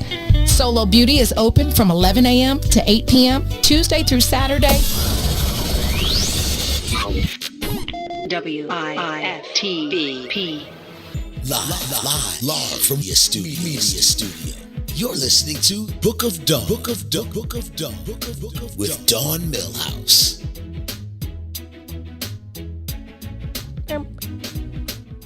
Welcome back. You're tuned into the Book of Dawn on What's in It for the Black People Media with Phil Seed, composer, arranger, vocalist, musician, daddy, husband, and we share the same anniversary day. Yes. We were anniversary Yes. Kim and Phil and Wilbur and I all have the same anniversary. Yeah, and we spent it together every year that the restaurant was open. We were right there. I would make sure that we would make it. We made Big Belly and all the 1 year. Yeah. Oh, yeah. When Kimmy was pregnant. Yeah. But yeah, I love Miss Kim, but I love that little girl, Jay. Oh, that little baby, something special. She is too. She just showed me today. She learned her on piano. She learned how to play from the C all the way. Oh my! So she got, Daddy, I got to do this. So she's learned the best day ever by SpongeBob. Oh. It's the best day ever. She's playing that. Best day. And so I told her you have to skip. You have to skip the F the next time when you're up. Okay, Daddy. So I have to go. I go from C. She said, Mom, I go from C and I skip F, and then I play F on the way back. You have got to video that. Oh, Send me that video. I'll send it to you. Phil, share. Can you do my favorite song? Can you know the one I love to hear you do? Oh man, the old school.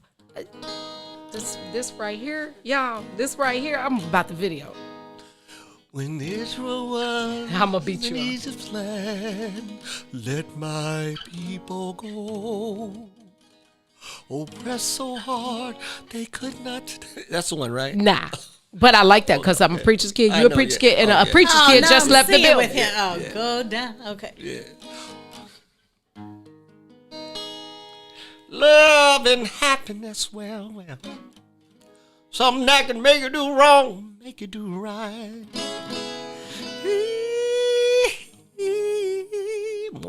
It's morning time.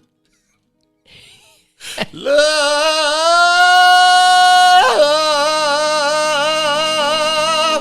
ain't got no money, don't drive no fancy car.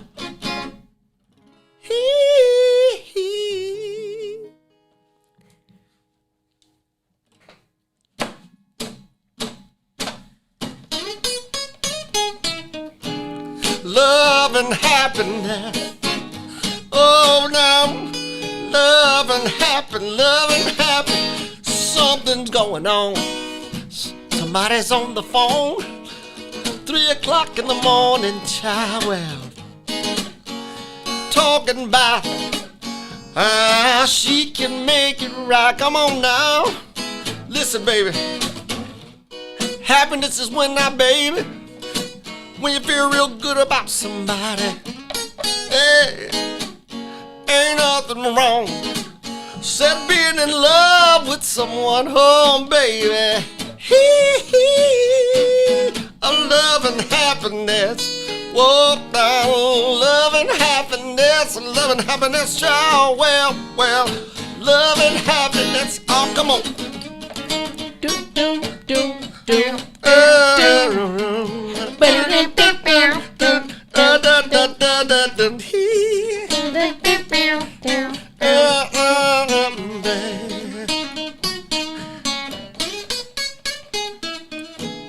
Love and happiness, come on.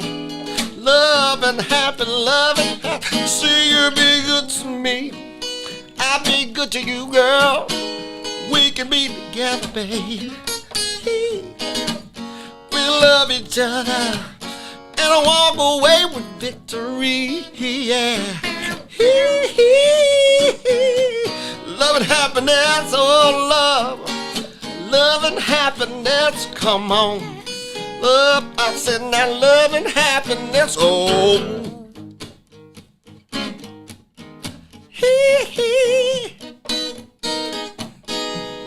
I'm talking about the power, mighty power, Lord. That's it, I'm talking about the power, yes, yeah.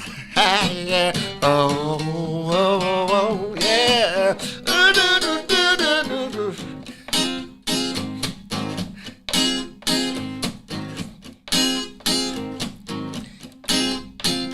Spending all my time chasing you.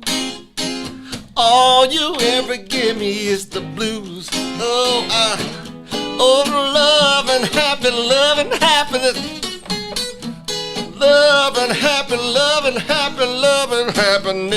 Well, yeah. Love and happiness, baby. said love and happy. I'm talking about love. Love.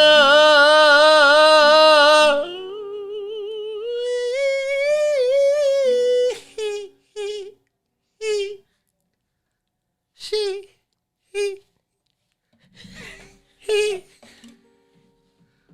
Mainly she. Love and happiness.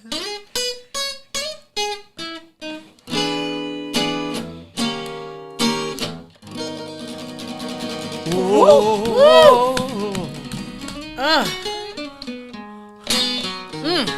That face. Oh, yeah, well. Uh-huh, yeah, well. Oh. Church.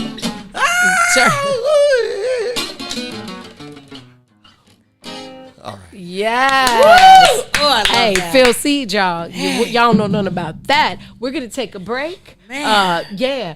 Get a drink. Man, I but need that a drink. that boy good. Hey, Pastor Cavassier, right? Come on. Pastor Champagne. Man. Oh, I had Cristal Rosé last night. It was fire. Oh, that's Esco. You don't know. She don't. Lisa don't drink. Well, but if you drink Lisa red don't wine, drink. right, we're helping you exercise. So yeah, drink your red wine and dance, right? Amen. Yes. Stay with us. We'll be right back. That was awesome. WIFTBPM. Trigger with instructor Mike on Tuesdays and Thursdays, 11 a.m. to 1 p.m. Why? Why? Because someone told a great guy no. No! God, please, no! No! And he told that no, and he said, fuck it, I'm gonna go ahead and turn that no into next opportunity. That's the latest book I just released, what I tell myself about no, because children who do not understand the power of rejection and the propulsion that occurs inside it becomes adults who can't take rejection, and your next opportunity could be right around the corner if you just understand how to use that no. And that's why we exist at What's in It for the Black People Media Network, because someone took a no and said, I'm gonna create next opportunity. You're not silencing the voice, because that's what's in it for the black people is the truth. Not always that you want to hear, it's the shit that needs to be said, because our ancestors fought and died to give us the right of access, and who the fuck are you to tell me no? Only on What's in It for the Black People Media Network. Introducing your trusted source for high-quality black emojis, better known as Blackmoji. We believe black is beautiful, and that beauty should be reflected in the digital market. Now there is an app that does just that, starting with Black Greek letter organizations. Blackmoji D9 offers more than an emoji app. It is a cultural experience of black excellence. Download the app in the Apple or Google Play Store to access a specially curated catalog of emojis representing the Divine Nine. Use the emojis to celebrate Black Greek events, acknowledge current events, support social causes, and learn about esteemed Black Greek members who blaze the trail of Black history. A portion of every subscription goes toward a scholarship fund specifically for members of Black Greek letter organizations to help keep the legacy alive. Download the Blackmoji app today. WIFTBP. Live from your media studio. You're listening to Book of Dawn. Book of Dawn with Dawn Millhouse.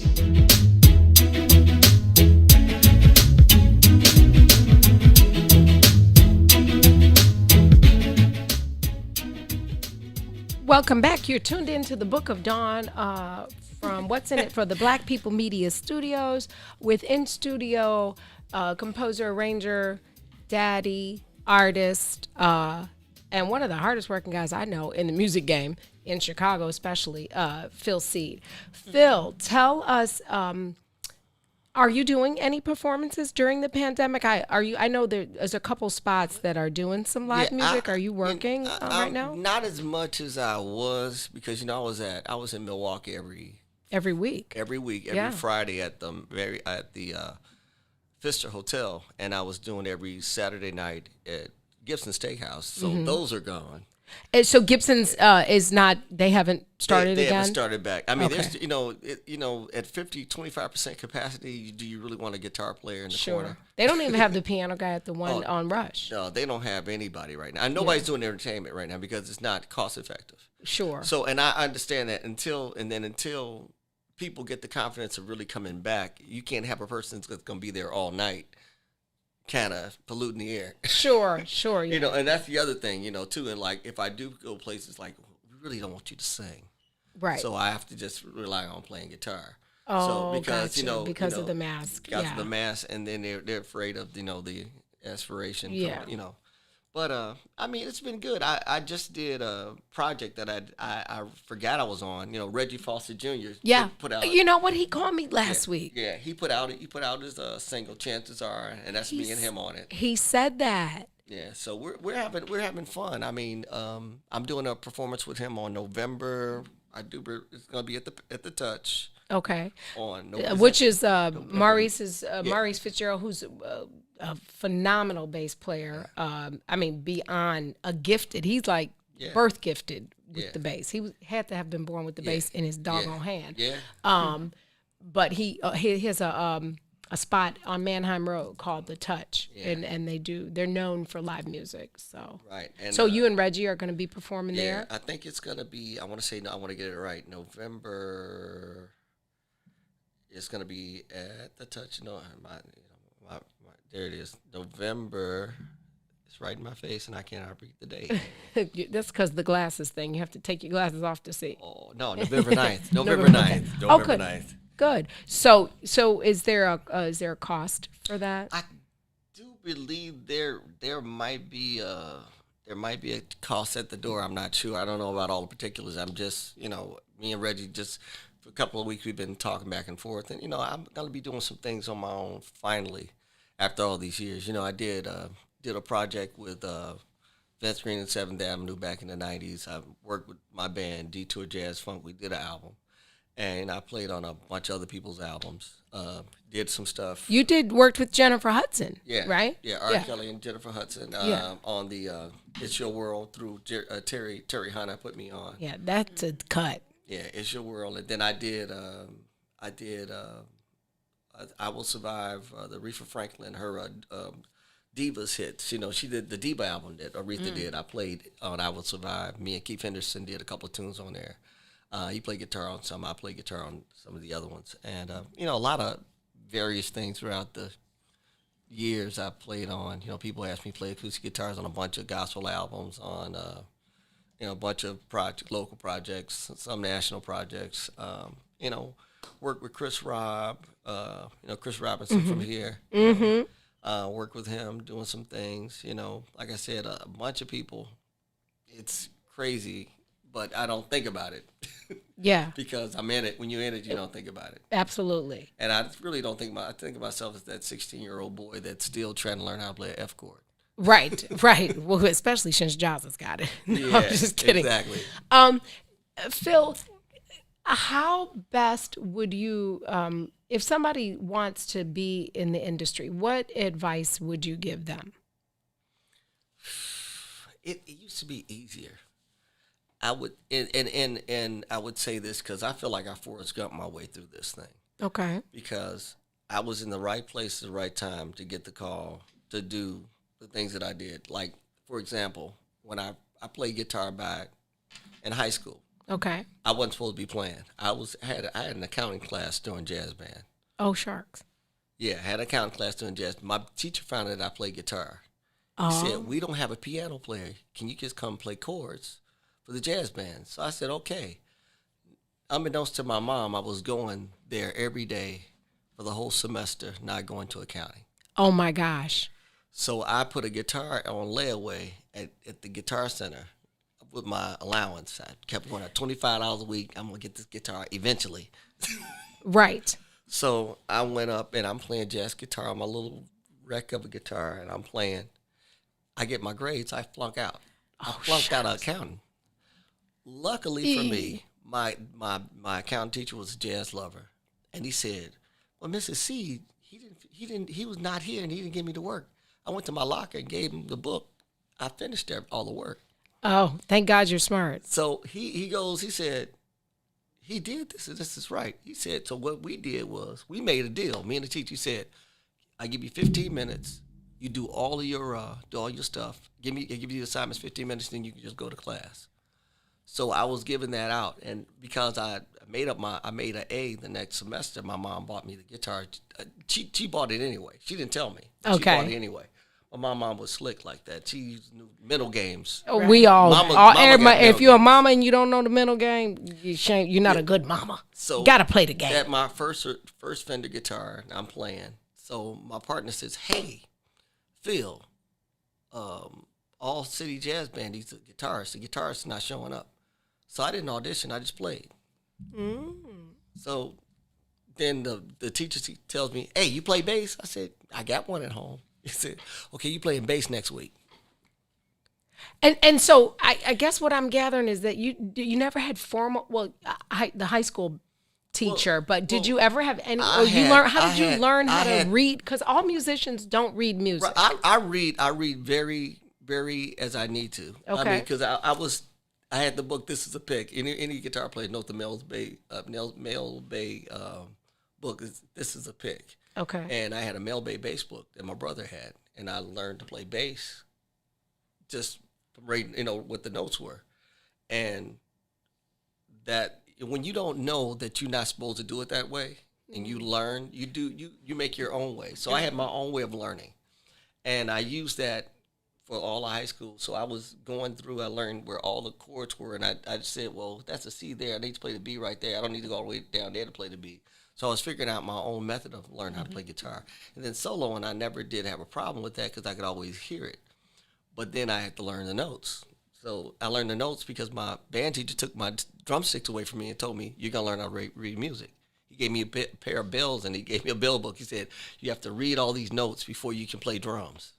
So my band teacher made us learn the notes. So I knew what the notes were with the sharps, flats, and all that. So I learned that way. So then, like I said, coming all the way back up, I got pushed into some places where I was like uncomfortable. Which is good. Well, yeah. I mean, and I'm learning right now, everybody, if you're uncomfortable, it means God is about to bless you. Amen. Because remember this, whenever you get relaxed, things fall apart. Yeah. When you stay uncomfortable, what happens? You grow. You grow. Yeah. You grow. So, like I said, that was one part. And then I said, moving forward, so I got a call.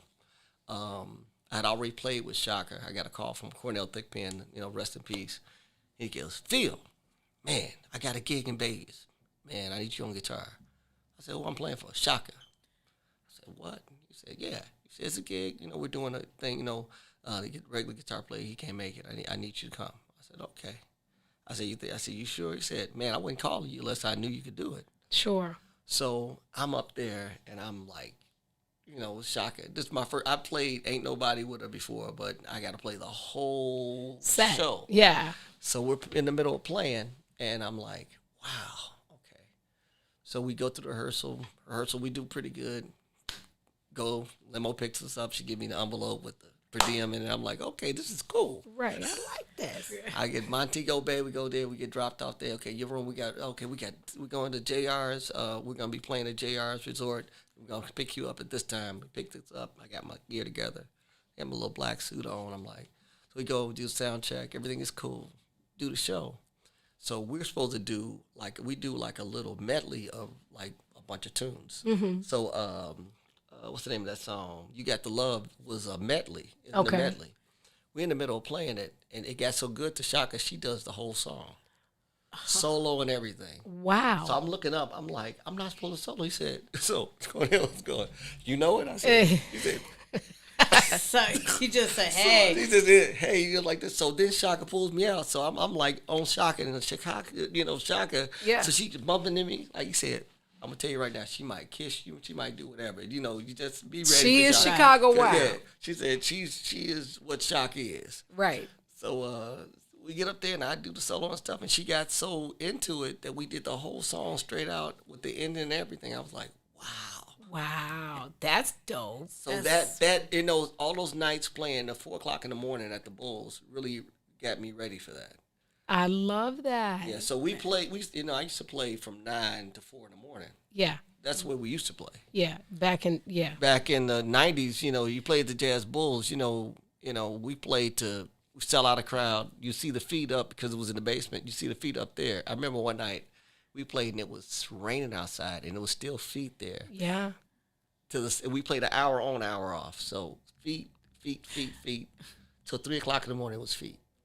People trying to come in. And I was like, wow, they coming to see us. Yeah. And I didn't, I couldn't believe that. And, the first time I got, when I say, it really hit me because I was with Bernie, we played the, what's the name of it, Madison Square Garden. Oh. We did New York. That's huge. Yeah. So we take the picture of my name out, Bernie Mac and the Mac Man, Madison Square Garden, up there. And it didn't hit me until I found out that, I used to be featured every night. I used to sing Between the Sheets, and I did all the guitar solos. Ah. So I got featured in about maybe three songs, and I sang Between the Sheets. It was the version that Shaka and Foreplay did. Okay. So I was featured every night, and one night I'm out there, and I remember as a kid, I remember the dream that I would be playing in front of all these people, and it came one day, it just hit me. I was like, wow. That was the manifestation of it. When you asked me the question earlier, that's when I knew that, sitting playing paper guitars when you're young, right. You might be playing a real guitar in front of people for one day. So it was like I said, I had a roller coaster ride. Like I said, I played for Kings, I played for Queens. Got a chance to play for the Queen of Jordan and for Sir Richard Branson. I played for Bono. Oh, did you? Yeah, wow, really? Played for Bono, and wow.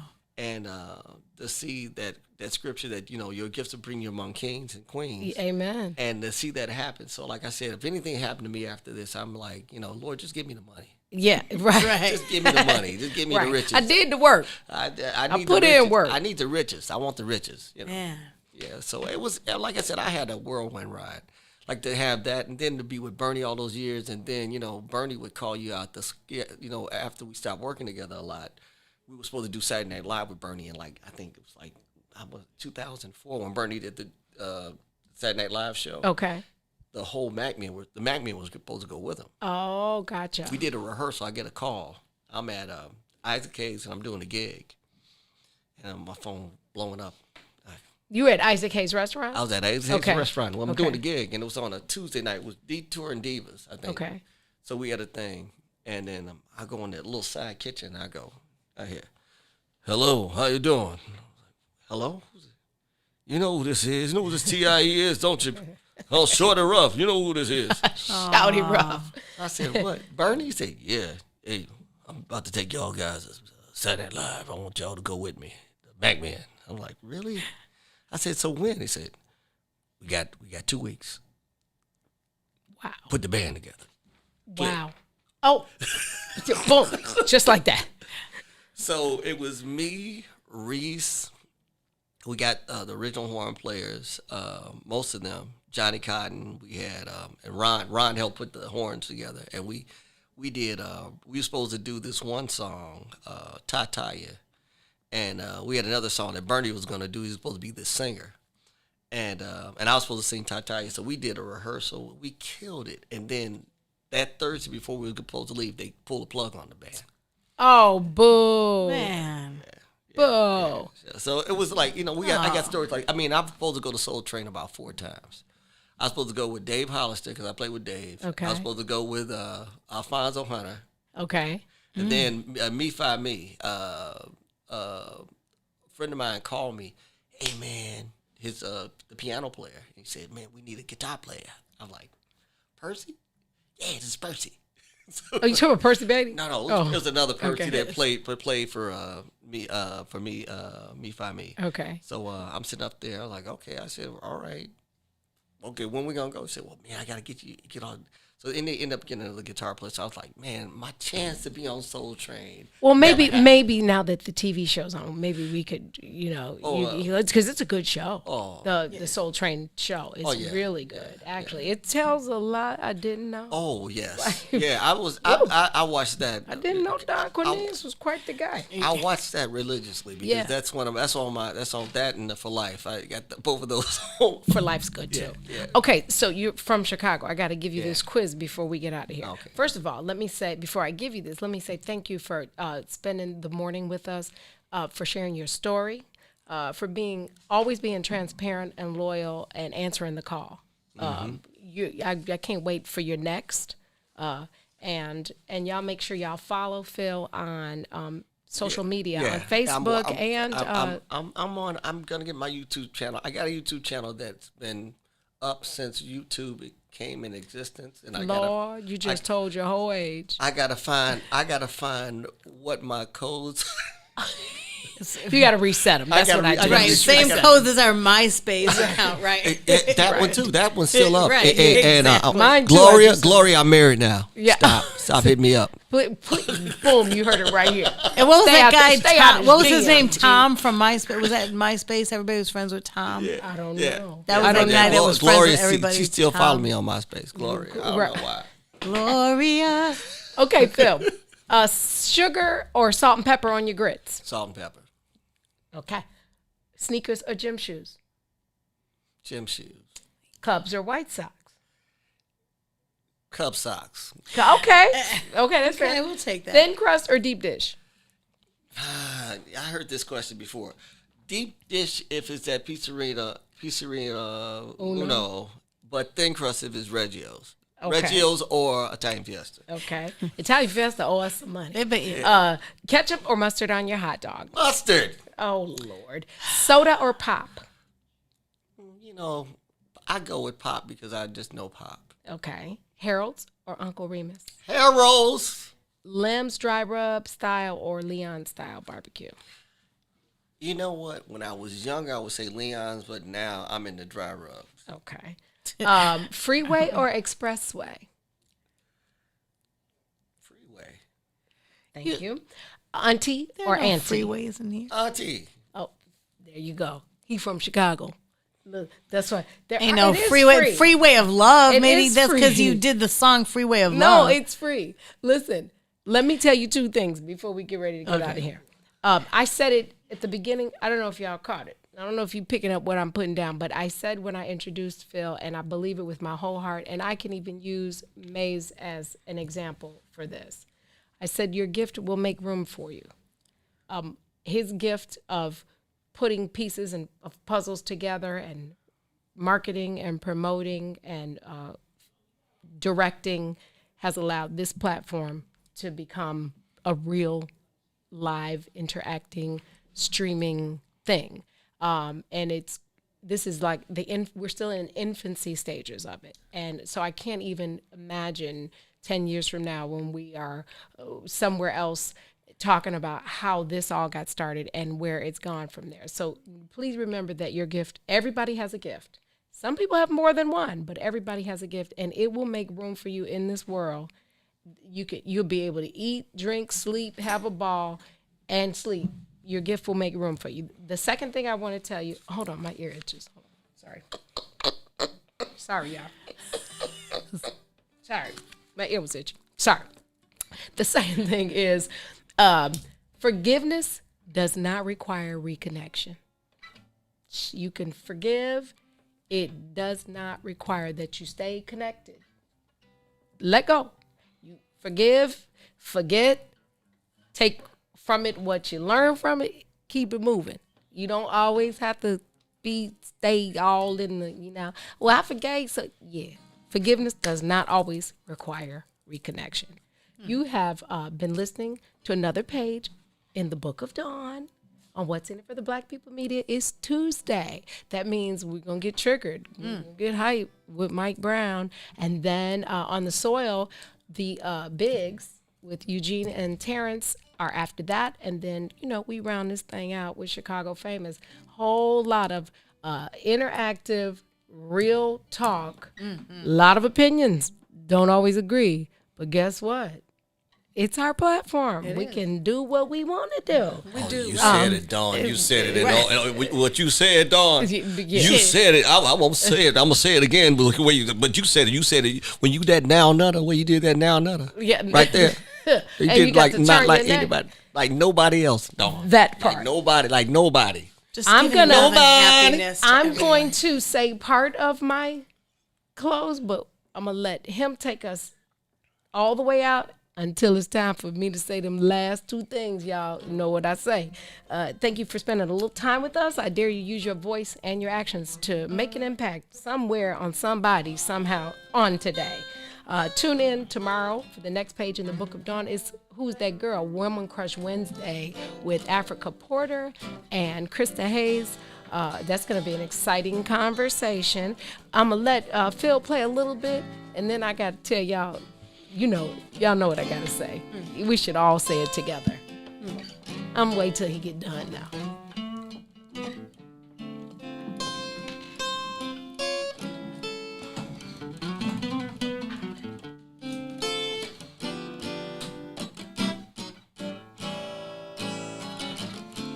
Listen.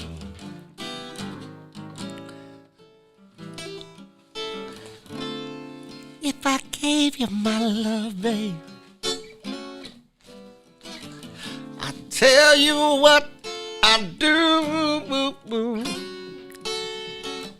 I expect a whole lot of loving. See, now I'm gonna get from you, baby, baby, baby. Yeah. Gotta be good to me, yeah. Said I'm gonna be real good to you, yeah. Oh, there's a whole lot of things, that you and we can do, baby, baby, baby. Yeah.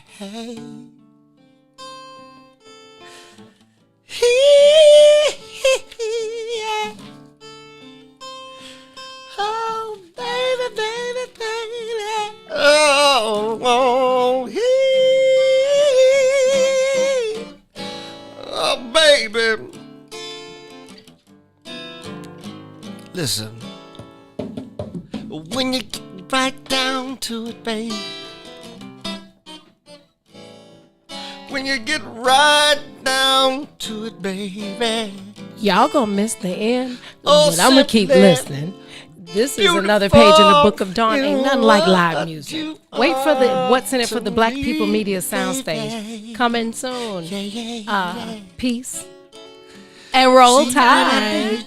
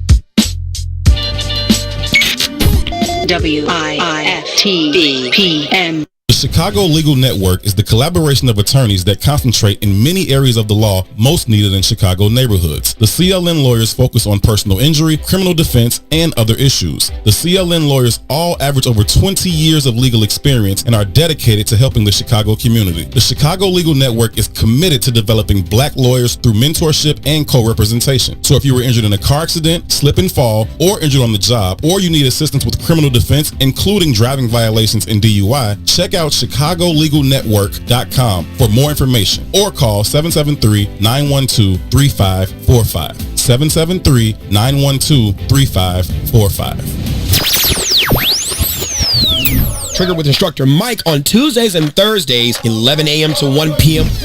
Why? Why? Because someone told a great guy no. No! God, please, no! No! And he told that no, and he said, fuck it, I'm gonna go ahead and turn that no into next opportunity. That's the latest book I just released, What I Tell Myself About No, because children who do not understand the power of rejection and the propulsion that occurs inside it becomes adults who can't take rejection, and your next opportunity could be right around the corner if you just understand how to use that no. And that's why we exist at What's in It for the Black People Media Network, because someone took a no and said, I'm gonna create next opportunity. You're not silencing the voice, because that's what's in it for the black people is the truth. Not always that you want to hear, it's the shit that needs to be said, because our ancestors fought and died to give us the right of access, and who the fuck are you to tell me no? Only on What's in It for the Black People Media Network. Hard work, we're on the go. WIFTBPM. Live from What's in It for the Black Media Studio. And so, my fellow Americans, I have a dream. You're listening to Trigger. You want to crown them? Then crown their ass. I ain't scared of you, mother. The one and only Mike Brown. My calculations are correct. Let's begin. Yeah, what's going on? This is Trigger with Instructor Mike. I am your host, Instructor Mike, and for those of you all that are tuning in, you are listening again to What's in It for the Black People Media Network. We're in for a bit of a show today. If you're watching by YouTube, go on ahead and hit that subscribe button, hit the bell for notifications. If you're watching by Facebook, go on ahead and like the Maze Jackson page and hit those stars, hit those stars, hit those stars. Those stars help to support great content like this show and other shows as well. Shouts out to Herb Howard and Tucson Warner. I Said What I Said. And Chicago Famous with Mike Love and Diz. Wonderful Chicago radio legends. That's right. I'm name dropping them all. Shouts out to Maze Jackson, Sonia Escobar. That's it. That's right. Chime in. It's going to be a show. That's right. Ruthie Moore and Todd Stroger. All right. Let's get right into it. Super sad face. That's right. Super sad face. That's right. Because we are going to be talking about Eddie Johnson. Not necessarily talking about him like, I don't want to say negatively or positive. Let's just go on ahead and just dive into it. So those of you all who are Chicagoans, or either those of you all who pay attention to police matters, especially in Chicago, you already know that former Chicago Police Superintendent Eddie Johnson is the former superintendent because of, the skirmishes and things like that, led to his ousting by current Chicago Mayor Lori Lightfoot. But a new thing has just revealed itself, and I'm reading again from the Chicago Tribune. Former Chicago Police Superintendent Eddie Johnson sued for alleged sexual misconduct, accused of tampering with evidence in the incident that led to his firing. So I'm going to read this from the Chicago Tribune. I'm reading the comments. The comments is already, you all are already going in. What's going on, Chapman? All right, so those of you all who are watching this, share. And I even just got some questions regarding this particular incident and some of the things that, I know rather personally about some of this, not necessarily the situation, but just some of the behaviors that I saw in some of the places that I've traveled in, just that conversation that needs to happen about consent. We definitely need to have that conversation because, a lot of people get into a lot of situationships, relationships, entanglements of the unknown kind. And what, if anything, does consent mean? And I think this is a very important conversation. You often hear me talking about You often hear me talking about, parents not teaching their children about things when they are, when they are young, so that when they grow up, they understand how to handle themselves in these rather compromising situations. And so let's dive into it. So out of the Chicago Tribune, ex-Chicago Police Superintendent Eddie Johnson allegedly committed a shockingly violent acts of sexual assault against his former driver and officer who was with him on the controversial night that ultimately led to his firing last year. In a lawsuit filed late Wednesday, officer Cynthia Donald said Johnson raped and abused her repeatedly for more than 3 years and later destroyed evidence of that abuse on his cell phone when the city inspector general was investigating his conduct. And it allows you to be able to read the information of the lawsuit right there. The stunning allegations further complicate a case that has already brought significant embarrassment to the city, including the unceremonious firing of Johnson, who was supposed to take up the charge of reforming the beleaguered department when he was appointed 4 years ago. Instead, he was dismissed after being found asleep at the wheel on a city street. And by the way, you can view that body camera footage online. I believe COPA might have had it or something, or I think the Inspector General, but it is out there as well. Instead, he was dismissed after being found asleep at a wheel on a city street, allegedly after a night of drinking, then lying about it to Mayor Lori Lightfoot. Quote, "My hope in coming forward publicly is that other women who are survivors of abuse and harassment by Superintendent Johnson and other male Chicago Police Department officers will have courage," Donald said at a news conference Thursday. "The Chicago Police Department and the city of Chicago need to be held accountable for what happened to me and what is likely happening every day to other female Chicago police officers just like me." Johnson's attorney, Tom Needham, said Thursday that Johnson adamantly denies any allegation of sexual misconduct. Johnson also issued a statement late Thursday denying the accusations. Quote, "The allegations of sexual assault and harassment made by Miss Donald never happened. Her accusations are not only patently false, but they are egregious, dehumanizing towards true victims who have truly suffered the sexual assault and harassment in the workplace." Johnson said, the Johnson statement read, sorry about that. "The claims are an affront to everything I believe in and stand for. I pray for Miss Donald's well-being and look forward to the opportunity where the facts can be presented." I pray to that day too. Lord, Lord, Jesus, I pray to that day because this is something else. Let me continue to read before I get into it, because that triggered me right there. All right, here we go. Johnson had previously acknowledged a lapse of judgment on the night in question, but denied lying about the incident when he was found asleep while parked on a neighborhood street after visiting a downtown bar, then escorted home by police officers. The suit came just after it was revealed some officers are facing suspension for their roles in the incident. Details about their conduct will likely be disclosed as soon as Friday, when the Inspector General releases his summary of his investigation in the office's quarterly report. And here's another article about that too. But Johnson's abuse began long before that scandal, Donald alleges. The former driver said he raped her. Now I'm going to put emphasis on that. He raped her, because we're going to talk about that in a minute. For years, including at his personal office at police headquarters, sent her nude photos of himself and pressured her into complying with his sexual advances by promising her promotions within the department. Granted, she's a police officer, right? So, if you don't understand the promotion system and things like that, up to, commander and anything beyond commander, that's something of note too, okay? Donald was not comfortable reporting Johnson's alleged assaults to anyone in the department, attorney Robert McLaughlin told the reporters. "This was the highest ranking officer in CPD," he said. "This is a boss with a badge and a gun." In a statement, the Cook County State's Attorney's Office said it was unable to confirm or deny any review of the matter. Johnson, who was assigned, Donald, who was assigned as Johnson's driver, was with him at the restaurant in October 2019, just before he was found asleep at the wheel of a running city vehicle. As the city inspector general's office was investigating the incident, a fellow officer accused Donald of destroying a SIM card on her cell phone, which was wanted as evidence in the probe. But Donald's suit alleges it was Johnson who destroyed the evidence, including tampering with his own cell phone, which would have covered up any evidence of misconduct with her. Eddie Johnson told Officer Donald specifically that he destroyed and wiped his own cell phone before turning it in. McLaughlin said at a news conference, Donald was told to turn in her cell phone, which she left on the desk. She knows that Eddie Johnson knew her cell phone was on her desk and that's the last they saw of it. That's the last she heard of it, McLaughlin said. We don't have any evidence that yet that Johnson then destroyed Officer Donald's cell phone, but certainly in this case in discovery, we're going to do our best to find out who did that. The lawsuit further complicates a tangled series of accusations against Johnson, who was fired by Lightfoot last year.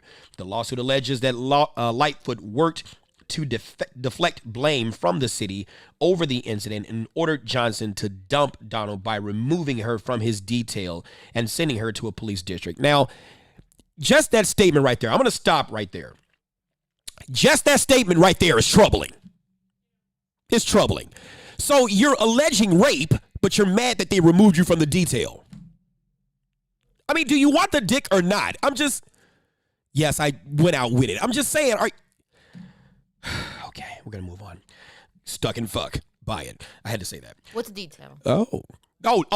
Protective detail. Okay, so for the superintendent of police, because he is, just like in New York City, the commissioner of the New York City Police Department has a protective detail. One serves as a driver, and then they often have protective functions as well to protect the top cop. So the superintendent has that too, and Eddie didn't have it in great, or Superintendent Johnson didn't have it in great detail because Eddie Johnson's a cop. He's a cop's cop. You see what I'm saying? So he's served in the rough districts. He's dealt with a lot of stuff over the periods of his career. So if anything, he didn't need a protective detail. He had a driver, okay? Cynthia was no Secret Service agent or protective person. I've met her on several occasions. She is not that type of protective person. Driver? Sure, check that box. Can she shoot? Yeah, I haven't seen her on the range, but check that box. She's got a gun. She can shoot. She can act in the capacity of a police officer because she is in fact that. But protective detail, she is not. And so this fallacious thing about,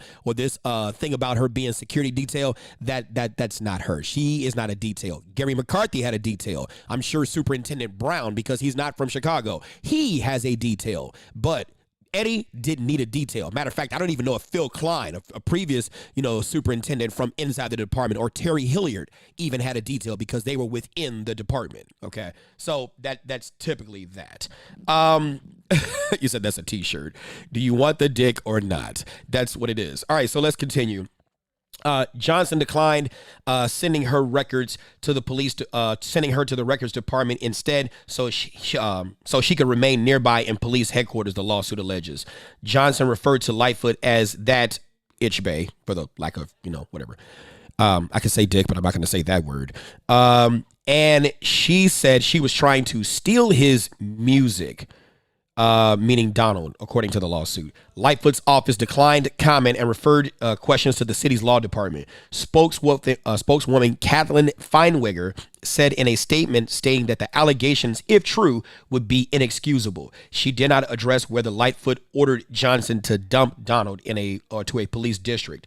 The lawsuit paints a picture of Johnson as a serial assailant, jealous and manipulative, who would brag about the female officers who wanted to give him sexual favors in exchange for promotions and pressured Donald to do the same.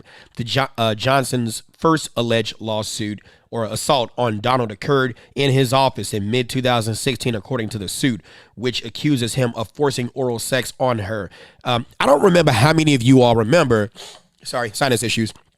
I don't remember how many of you all remember the size of Eddie Johnson during that time. Eddie Johnson was no small guy. He was rather, I think he was chief of patrol at the time when Rahm announced that he would be acting as the interim superintendent, later to be confirmed as the actual superintendent of police. By the way, a job he did not want. How many of us fat guys, and I tend to be of a quite, sizable, myself, how many of you gonna be, do that stuff in Chicago police headquarters and then have the time, because being fat kind of slows you down a little bit. So, how many of you gonna have the time to then remove your member from the oral cavity of one Miss Johnson and not be caught at 3510 South Michigan Avenue, Chicago, Illinois? Let's continue. I'm sorry, I'm not going. Here we go. After learning that last year that Donald was interested in taking the test for promotion to sergeant, he pressured her into studying for it and said that she needed to stay on his good side if she wanted a chance at the merit promotion, the lawsuit states.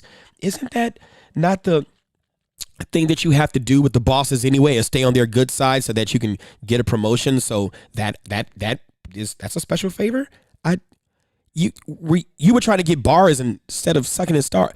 Let me stop. I'm going to keep going. I'm sorry because, and make no mistake about it, I am not trying to cast a light on bona fide victims of sexual assault and harassment. Eyeballs on me right now. The shit happens. We got a soldier in the doggone army at Fort Hood whose body came up disappearing and missing. Well, I think her first name is Vanessa. I can't even remember her last name, and it's not that I don't pay homage to her memory. We haven't said her name enough, but sexual assault and harassment happens. But at what point in time do you turn what was otherwise a good fuck session into rape? Yeah, I said it. At what point in time do you turn what was a good fuck session consensually between two parties in multiple areas into doggone rape? When it's to your advantage? Come on now, for 3 years. Let's continue with this because I'm gonna keep going. Here we go. He once told her, quote, the list of favors she owed him was growing longer with each person he moved to a different unit to clear the way for Donald to be promoted to sergeant, according to the lawsuit. In exchange, Superintendent Johnson demanded that the plaintiff pay up soon. The city inspector general's office opened an investigation into Johnson's conduct shortly after he was found asleep at the wheel at 34th Place in Aberdeen in the Bridgeport neighborhood on the night of August 16, 2019. Johnson publicly blamed the incident on his failure to take his blood pressure medication, but privately told Lightfoot he had a couple of drinks with dinner that evening, which she disclosed in an interview with the Sun-Times. The following month, Johnson announced his intention to retire during an emotional ceremony attended by Lightfoot at police headquarters. Shouts out to Wade Brown for the 50 stars. Let's get that going. Here we go. The same event where Mayor acknowledged to reporters she would likely be interviewed by the Inspector General's office. But weeks later, Lightfoot announced that she was firing Johnson because he intentionally misled her about the incident, which we kind of think she all knew along. Come on now. Lori Lightfoot is a federal prosecutor. You think she didn't know that there was some bombs in Gilead? Let's keep going. Here we go.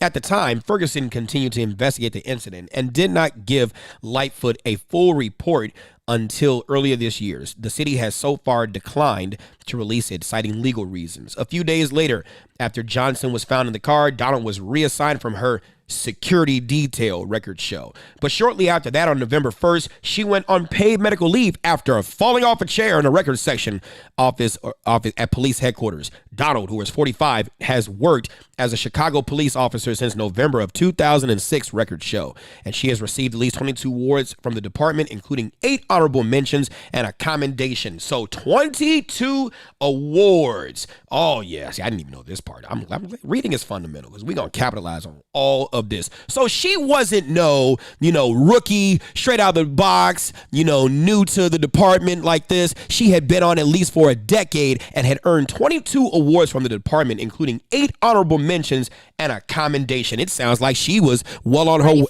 Ready for a damn promotion long before doggone. Just imagine her shirt and how it looks. So she's a decorated veteran of the department.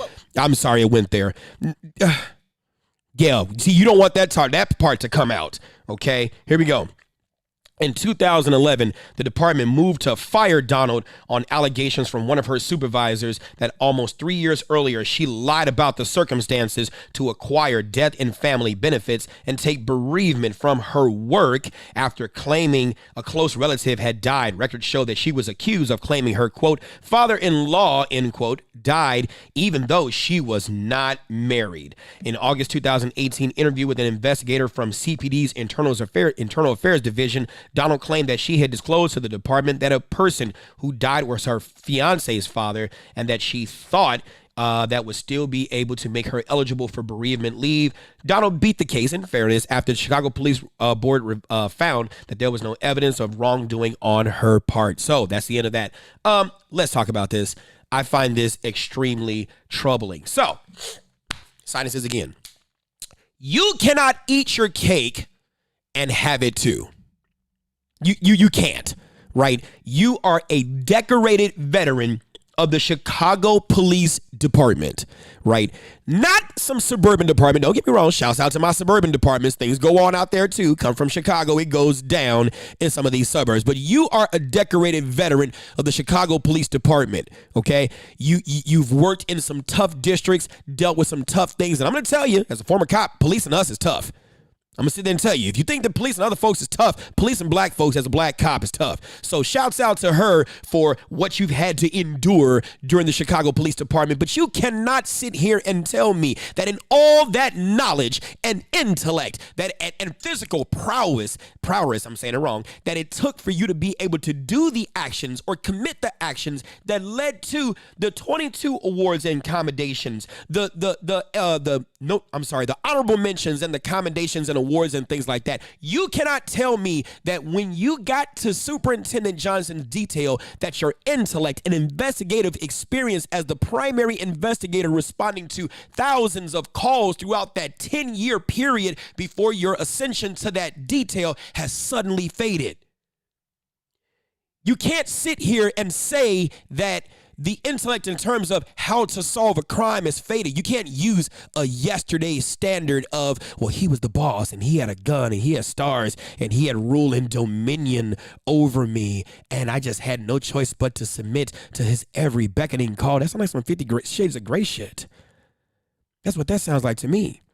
You mean to tell me you couldn't put any in a 2020 day and age where technological advances are far greater than what they were when Mary Sue Ellen Sklarowitz from the 60s made that same allegation but had no ability to be able to prove her case.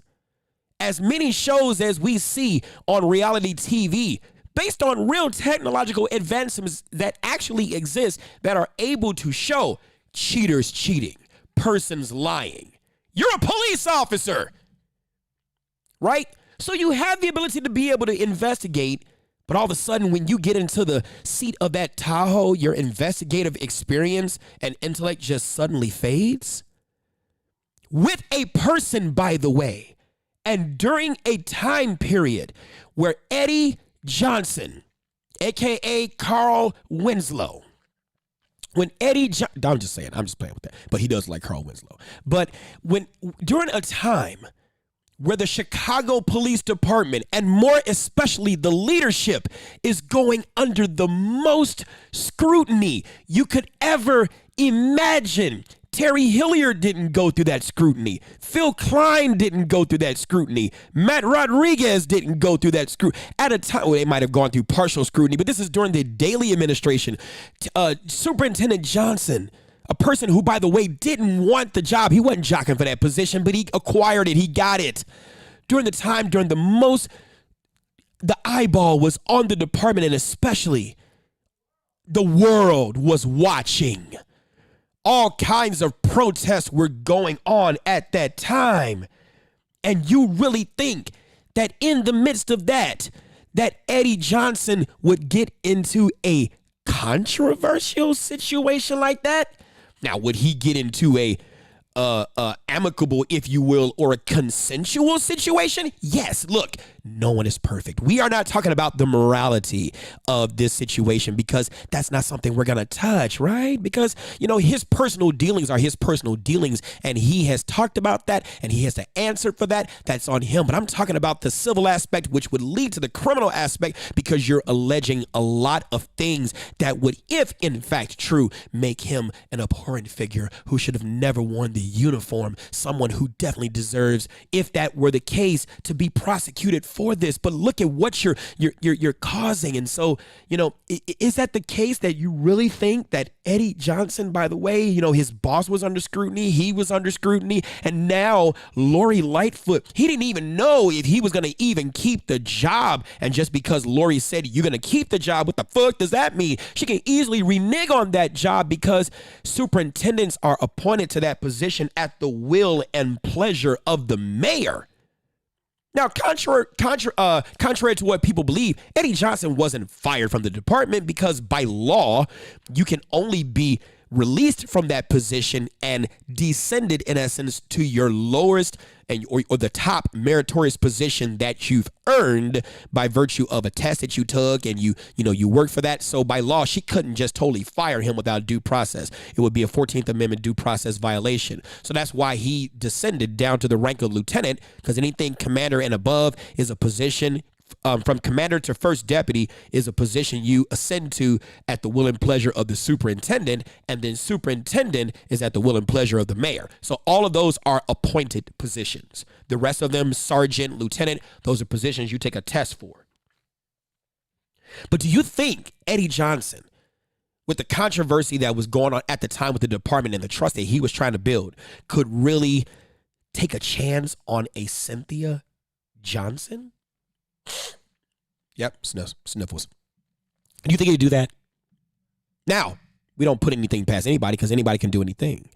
But he sexually assaulted you at 3510 South Michigan Avenue, when as many meetings he had to attend. And I mean, now I do believe that you all had, visits and did things. I mean, I told you, when I called into Maze Jackson's show that one time, I remember one particular time where, I seen them at a place and on a specific date that I know that when I saw them along with other people who are, close in relation to me, when we were entering a certain door of a certain place, I could name the date, time, what you were wearing, how you were looking, how your hairstyle was. You looked very happy, like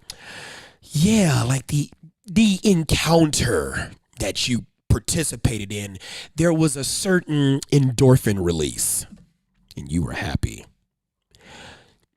And it's not the first time I've seen, you see what I'm saying? So what I'm saying is, when you have a famous face and you're out in the public doing certain things, people see you. People see you.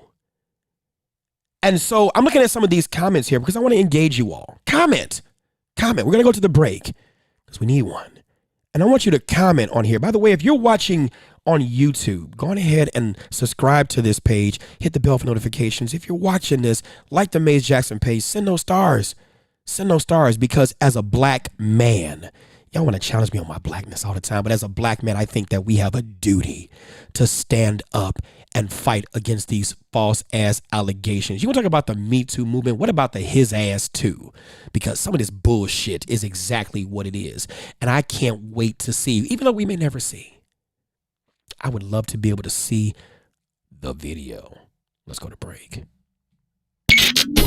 WIFTBPM. The Chicago Legal Network is the collaboration of attorneys that concentrate in many areas of the law most needed in Chicago neighborhoods. The CLN lawyers focus on personal injury, criminal defense, and other issues. The CLN lawyers all average over 20 years of legal experience and are dedicated to helping the Chicago community. The Chicago Legal Network is committed to developing black lawyers through mentorship and co-representation. So if you were injured in a car accident, slip and fall, or injured on the job, or you need assistance with criminal defense, including driving violations and DUI, check out ChicagoLegalNetwork.com for more information, or call 773-912-3545. 773-912-3545. WIFTBPM.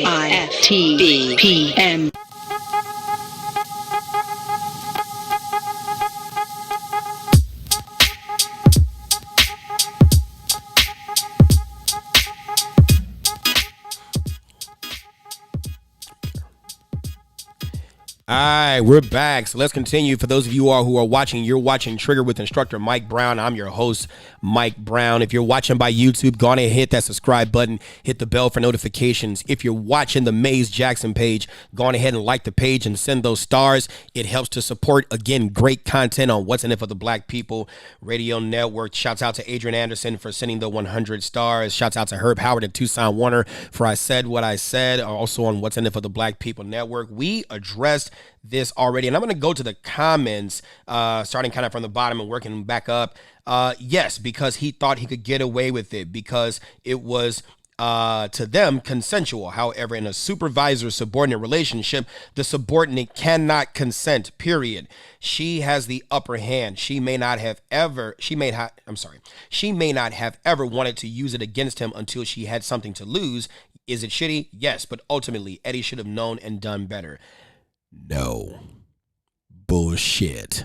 I'm not going because she's not stating that her in her official capacity. That's not what she's alleging in the lawsuit. She is alleging that she personally, not she as a police officer, was the person being raped. I would like to hear the details.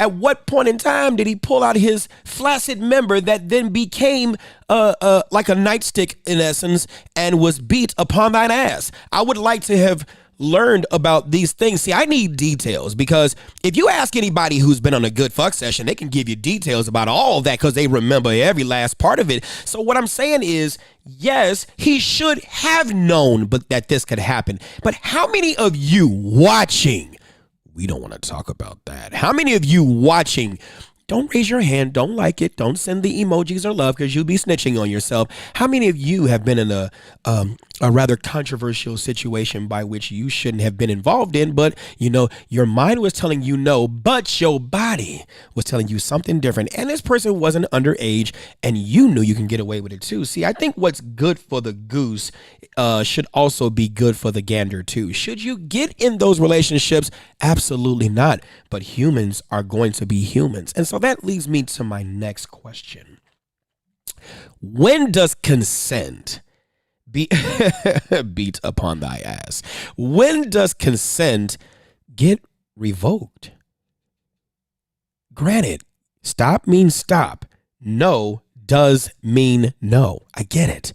But it seems to be that in this day and age, consent is dependent upon morality, or I'll say contingent upon morality, right?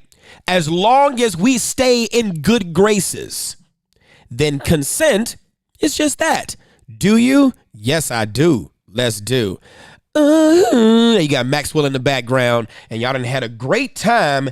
Next thing you know, you're in a situation where when your back's up against the wall, you can easily pull that consent because it's literally a he said, she said. And so how fair is that? And what do we teach? You know, because I'm looking at the comments from Mimi Michelle on Facebook. And so, you know, we get a lot of comments typically from women. I'm going to go there. Yeah, I'm going to say that. And not all women. So not all of you. I love you. Not all of you fit in that box. But a percentage of you play victim. You do. See, I've investigated my share of cases too, where they don't come forward all the way because, oh my God, we don't want to get talked about. No bullshit. You don't want to come all the way because if you got a smart man that actually has the video, you see, I wish I knew Eddie like that. I would like to be able to see the video of you bouncing upon his nightstick because I'm pretty sure there are some videos of you in some rather, you know, we shouldn't talk about that on this show or any show positions, but you probably didn't know that, you know, recording sessions were probably happening. And I'm not saying they were. I'm not saying they weren't. I can neither confirm nor deny because I don't know. But I'm just saying it seems to be that what we should teach our young men is that chivalry when it comes down to your criminal record, you understand that chivalry is fucking dead. Do you understand that? Now, in the state of Illinois, let me give you this. It is illegal for you to record someone without their consent. But I will further add to that this. Which one would you rather be known as? An illegal recorder or a fucking rapist? I'll take illegal recorder for 2, Alex. I will take illegal recorder for 2, Alex. Illegal recorder for 2. Look, You are born in this world by yourself, and unless there's a catastrophic incident, you will go out the same way. It is no one's job to protect you but you. It is no one's job to protect your rights but you. And consent under the influence of emotions, consent under the influence of this is what happens when things are going good. Yeah, that consent is dependent upon the morals of that person. See, some people can be scorned and say, you know what, I'm hurt, I'm pissed, but I'm not going to stoop to that level because while I'm angry at this person did not rape me. I don't want this person or their family to go through any of these kinds of troubles because I am hurt.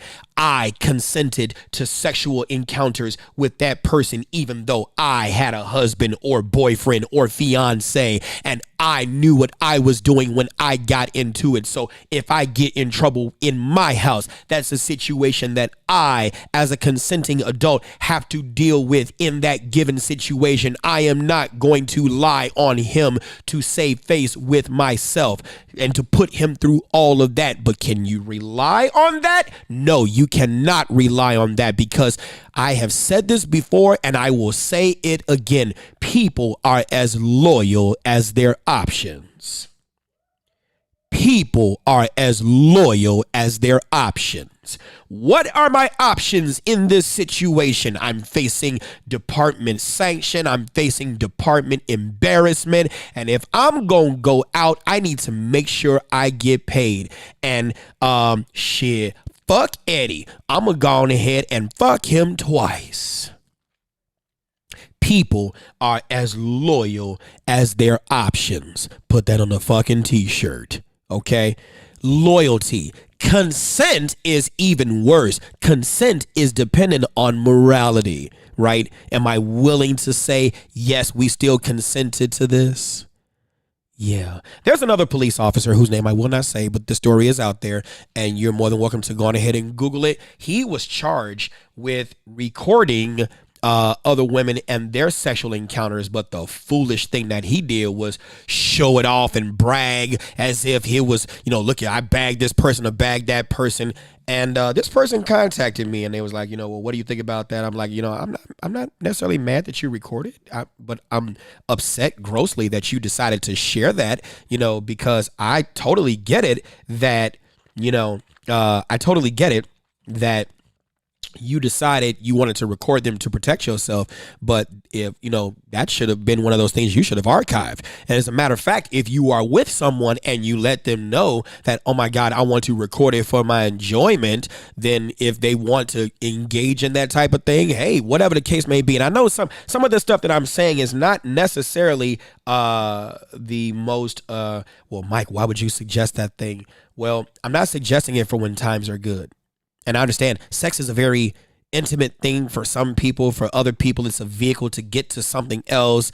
For other people, it's something that is just for pure enjoyment during that moment. Much like you drink a Pepsi because you want it during that moment, but Pepsi ain't your fucking life. So people use sex for a variety of different reasons. But what I'm saying is this: at that moment when it goes bad, what do you do? Now I'm watching some of the comments here, Randy. Eddie had 3 CPD female drivers. He was boning all of them. How do you know? Were you there?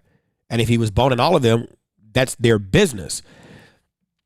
Can we look at the skeletons in people's closets and see how many people are boning other people? What I'm saying is this, this whole thing about morality and other types of situations that people get into, that's their business. He has to contend with that. But where I have a problem is that the talk about consent is taboo.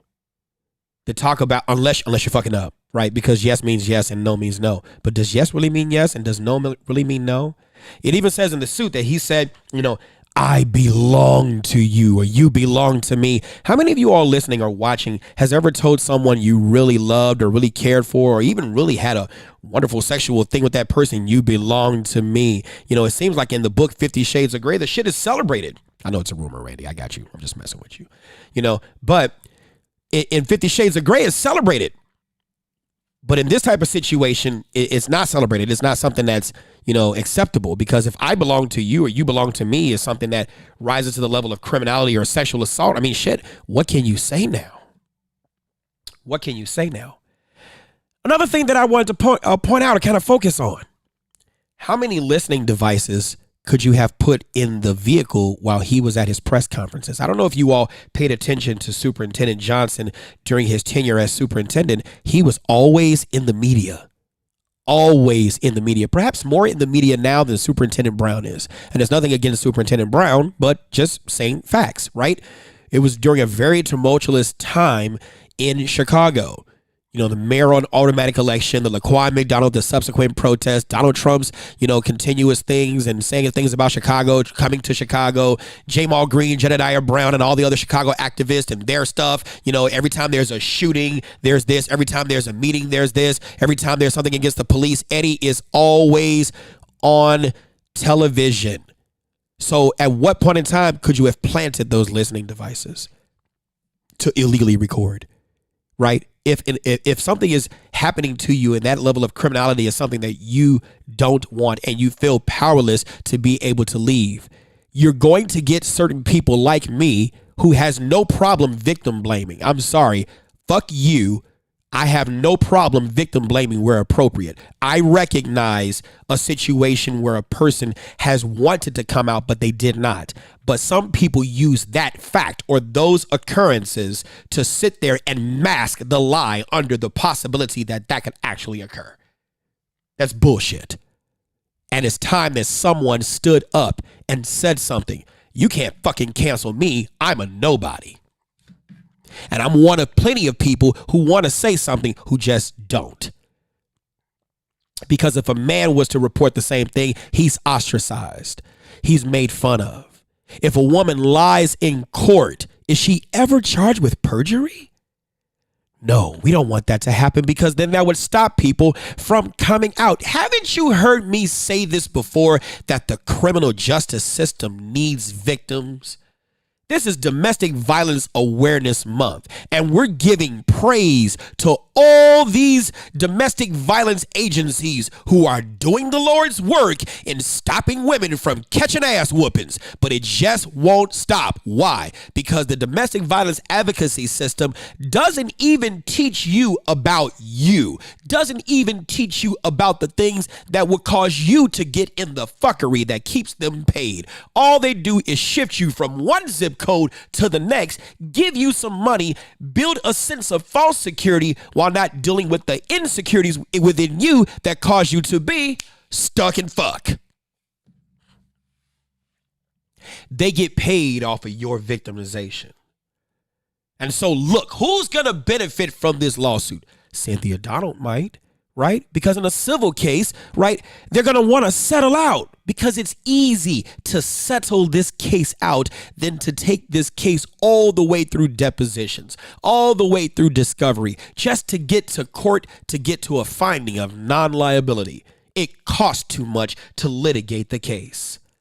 So it's easy to settle the case out in court because at the end of the day, she just wants money. That's why there's no criminal complaint. That's it. Oh, severance, they ain't gonna sever. They may not sever her from the department because that seems retaliatory to sever her from the department. I mean, granted, it might be in her interest. Who knows? Because, there's something about that blue wall that actually does exist. Some people don't understand that. Go ahead, question. So there's a difference, the civil and the criminal. Oh, yeah. In outcomes? Absolutely. Yeah. Okay, so glad you asked that question. Rape, yeah. If it's rape, yeah, and we don't call it rape in Illinois, we call it criminal sexual assault. Okay, criminal sexual assault. And so in criminal sexual assault, which I believe is a class 2 felony, I believe. And then the more you get to aggravated, and in this case, it would be aggravated because of, it depends on the facts and circumstances and the players involved in this given situation that would aggravate the actual charge. But in a criminal situation, you've got two elements. You got proof beyond a reasonable doubt is the standard by which they have to prove it. And then you've got the, act itself and then the criminal intent behind it, where you need evidence to be able to support one's intent to have appreciated the actions they allegedly committed. But in a civil case, it's all about what's called the preponderance of the evidence, who has more evidence than not. And sometimes it takes a long time to even get to that finding of non-liability. The standard of proof is low. And at the end of the day, in a civil case, all that person wants is money.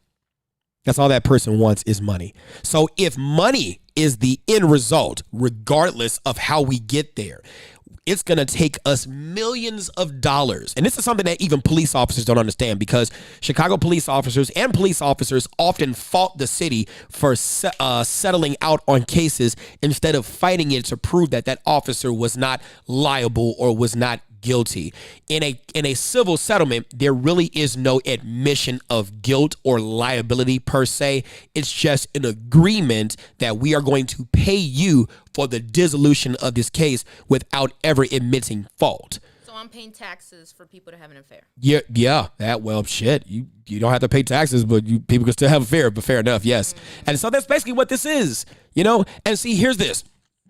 We have relationships that go on the rocks, right? Relationships. Eddie could have had a relationship that was bad. Cynthia could have had a relationship that was bad. And so the two all of a sudden found love in each other's eyes and gazed upon that. And because I'm pretty sure in 3 years, it wasn't just about the fuck. In 3 years, there was a lot of conversations, a lot of things that was going on, especially conversations about what relationships they just got in. And so we talk about this all the time, stuck in fuck. You got two hurt people. Hurt people, but hurt people don't start out by hurting people. They start out by getting with each other and talking to each other about the things they were hurt about. I'm pretty sure there was some emotions involved, and that's what this really is. This is an emotional thing, Now all of a sudden Eddie is retiring, and who do you see? I don't know how many of you all saw the. Go ahead, Sonia. Go. How long do promotions take? Ooh, that varies. Because. Go ahead. Do they take 3 years? Hell no, they don't take no damn 3 years. Well, it depends. She had already been on the job for 10 years. And then he was superintendent, so he could. Yeah, in 2016, I think he had just ascended to interim, and then I think he became her driver. He became her driver because I don't know what, one of the guys was talking about 3 drivers. I'd seen Superintendent Johnson multiple times throughout the time he was superintendent, and she was the driver every time. So I don't know. But promotions, it depends. Promotions are typically, they're based on, you taking a test and then you're on some list. Some people get promotions because of who they know. Sometimes they bump the list. Sometimes it just depends on department versus department. Even in the military, promotions, there's a cutoff system. You get enough points and then you're up for selection and a group of people get promoted. So it's shorter than 3 years. Yeah, it's shorter. Yeah, it's way shorter it depends. And there were some people who made sergeant. I have a friend who made sergeant, and I don't believe she'd been on the job longer than Cynthia. So it just depends. There is a good old boy system. There is a who you know, but you can't get it any better than driving for the superintendent. Right. But that doesn't mean you have to shine the stars, literally, to get unless you're already shining the stars. Yeah, unless you're already shining the stars.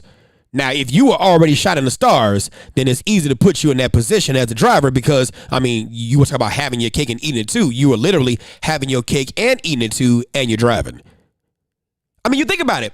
They had just got caught that night, right, and seen in a doggone, I'm sorry, I'm looking at other couple things. They had just got caught in a restaurant publicly. In a restaurant that is known for its heavy pours. You got to think about the brazenness. And I'm not saying negative brazenness, but you got to think about the brazenness of their relationship. When I saw them, where I will not name, but where I saw them, they were exiting out of an area where they weren't out in the public per se. It was a straight extract out to the truck and gone, beeline. You see what I'm saying? So at a certain point in time in your cheating relationship, you get to the point where you're like, fuck it. I don't care who knows what. And now you're starting to be seen in the public and you don't care who knows. That's what happens. Now, we could talk about this whole superintendent officer thing all day. Some of you even watching get into relationships where you don't care who knows about what. And some people keep their shit private. That's just a calculated risk that people take based on this consensual relationship that occurs between you two. But that doesn't mean he was raping you. And so is that what you do to the person who you probably liked or loved? Is that what you do? And what can Eddie do but go on ahead and throw his cards on the table and say, look, rape? Huh? Was it rape when you were doing this? Was it rape when you were doing that? At what point in time? Oh, give me your stars. Was it rape then? You see what I'm saying? And so that is the perfect time, unfortunately, to protect yourself. people are as loyal as their options. And it's a shame that you would have to, in essence, violate someone's rights, in essence, to privacy. A person has the right not to be filmed secretly. A person has the right to believe that when they are engaging in that activity by virtue of verbal consent, because you ain't signed shit, but you're by virtue of verbal consent because of the feelings that you have between each other, and at least at a minimum the agreement to fuck. After that, who wants to be recorded? But you're not planning for that shit when you're in the midst of the endorphin release chase. You're planning for the 10 and the 20 and the 30 years down the road when you become something and that person has something they see within you that they want from you, and the options that were once present 10, 20, 30 years ago have now changed.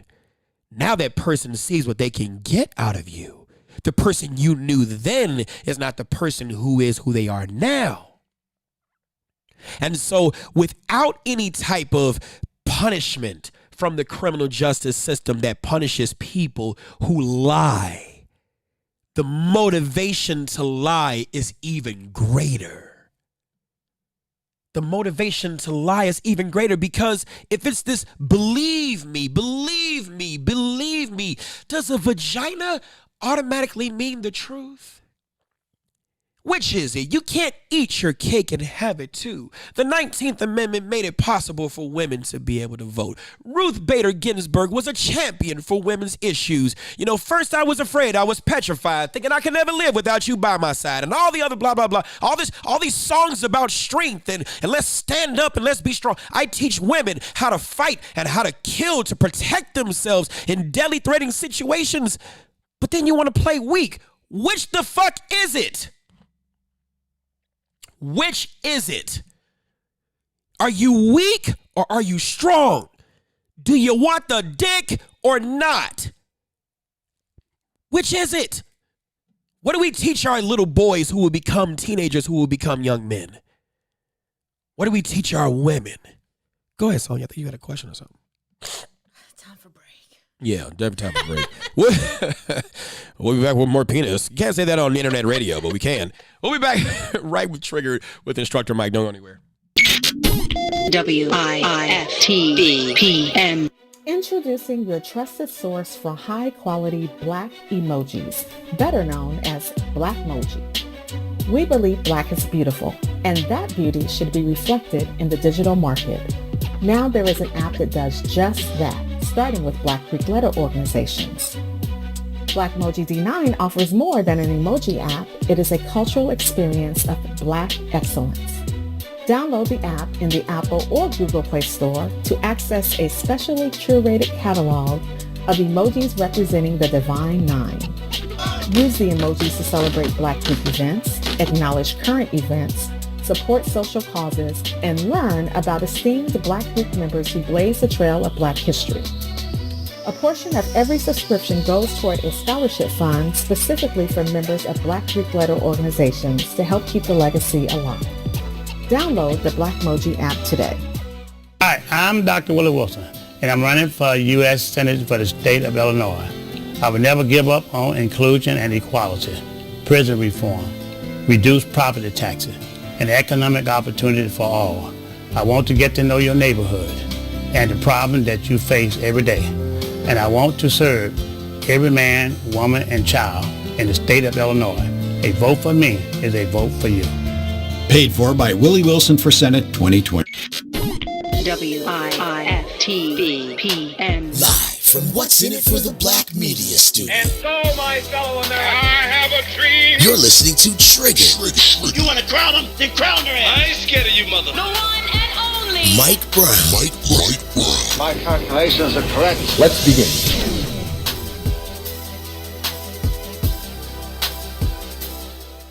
All right, here we go. Those of you all watching, welcome back. This is Trigger with Instructor Mike Brown. I'm your host, Instructor Mike.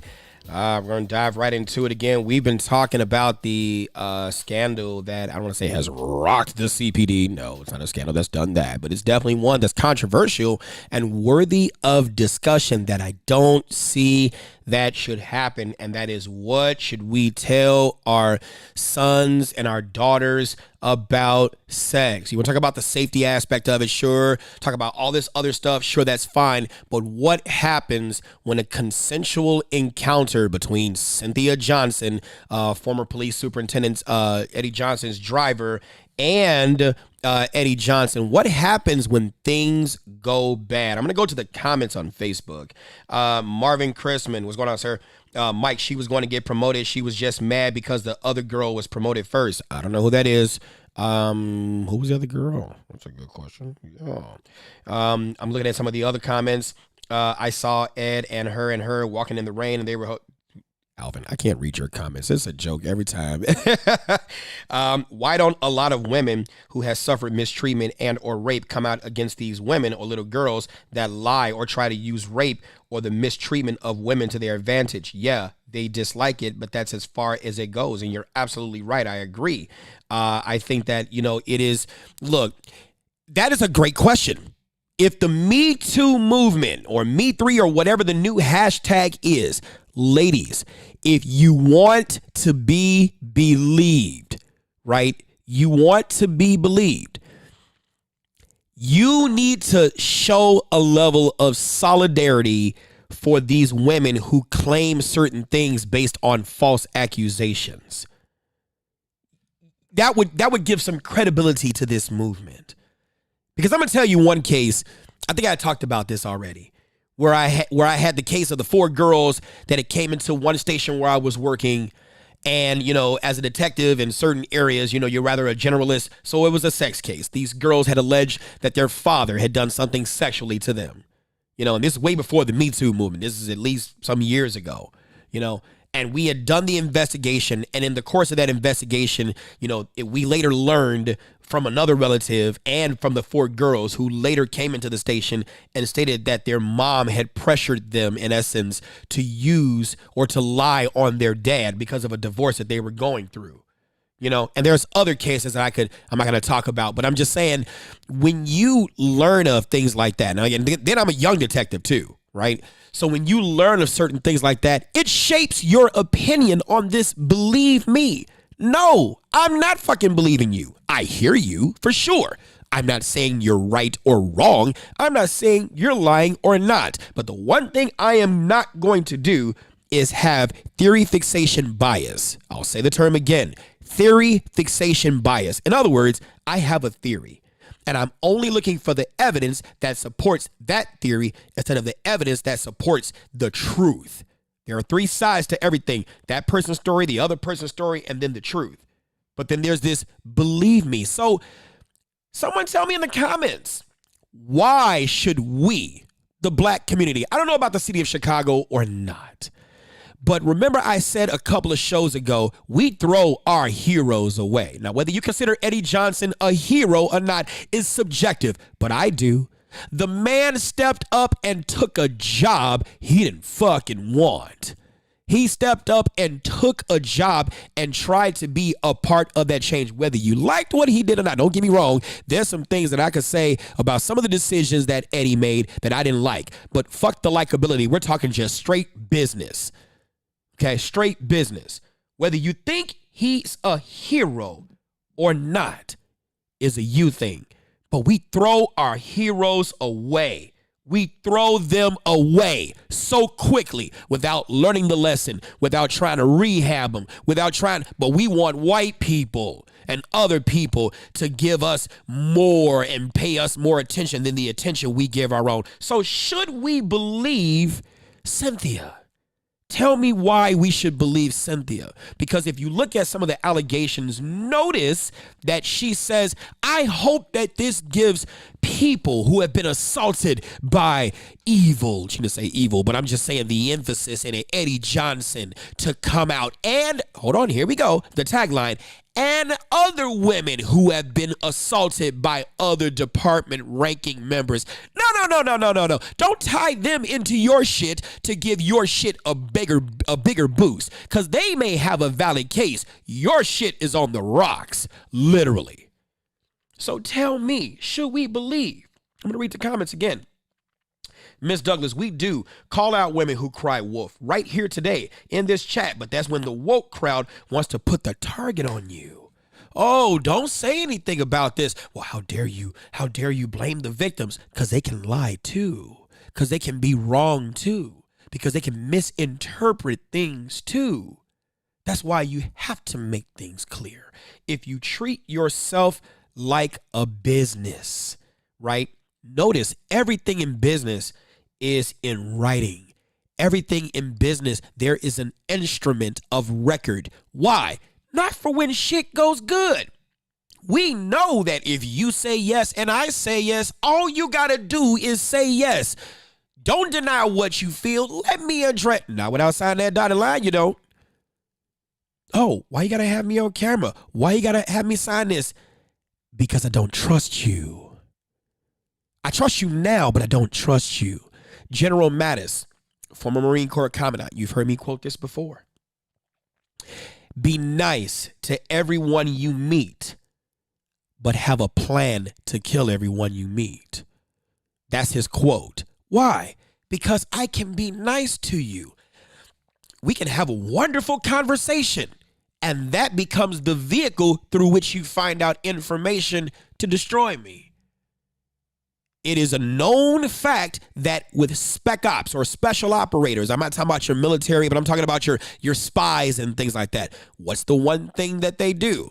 Well, I wouldn't put it past them if they use sex as a vehicle to obtain information. Because when you're in a compromising position and you believe certain things, or you make the sex more than what it is, you're willing to have pillow talk and say more things. Yep, the Florida reference. You get it.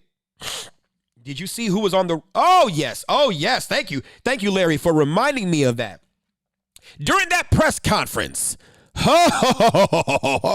when you saw Eddie Johnson and Lori Lightfoot, when he was announcing his retirement, there was a certain lady that was clad to his left. I want to use eagle terms like I'm talking about a bird, but there was a certain person who was clad to his left shoulder wearing lieutenant bars, who was a female, right near his son, who is also in the department. Oh, can you just imagine being young Cynthia saying, the fuck? All the shit I done been through, and you sat there and told me that you was done with this itch, bae?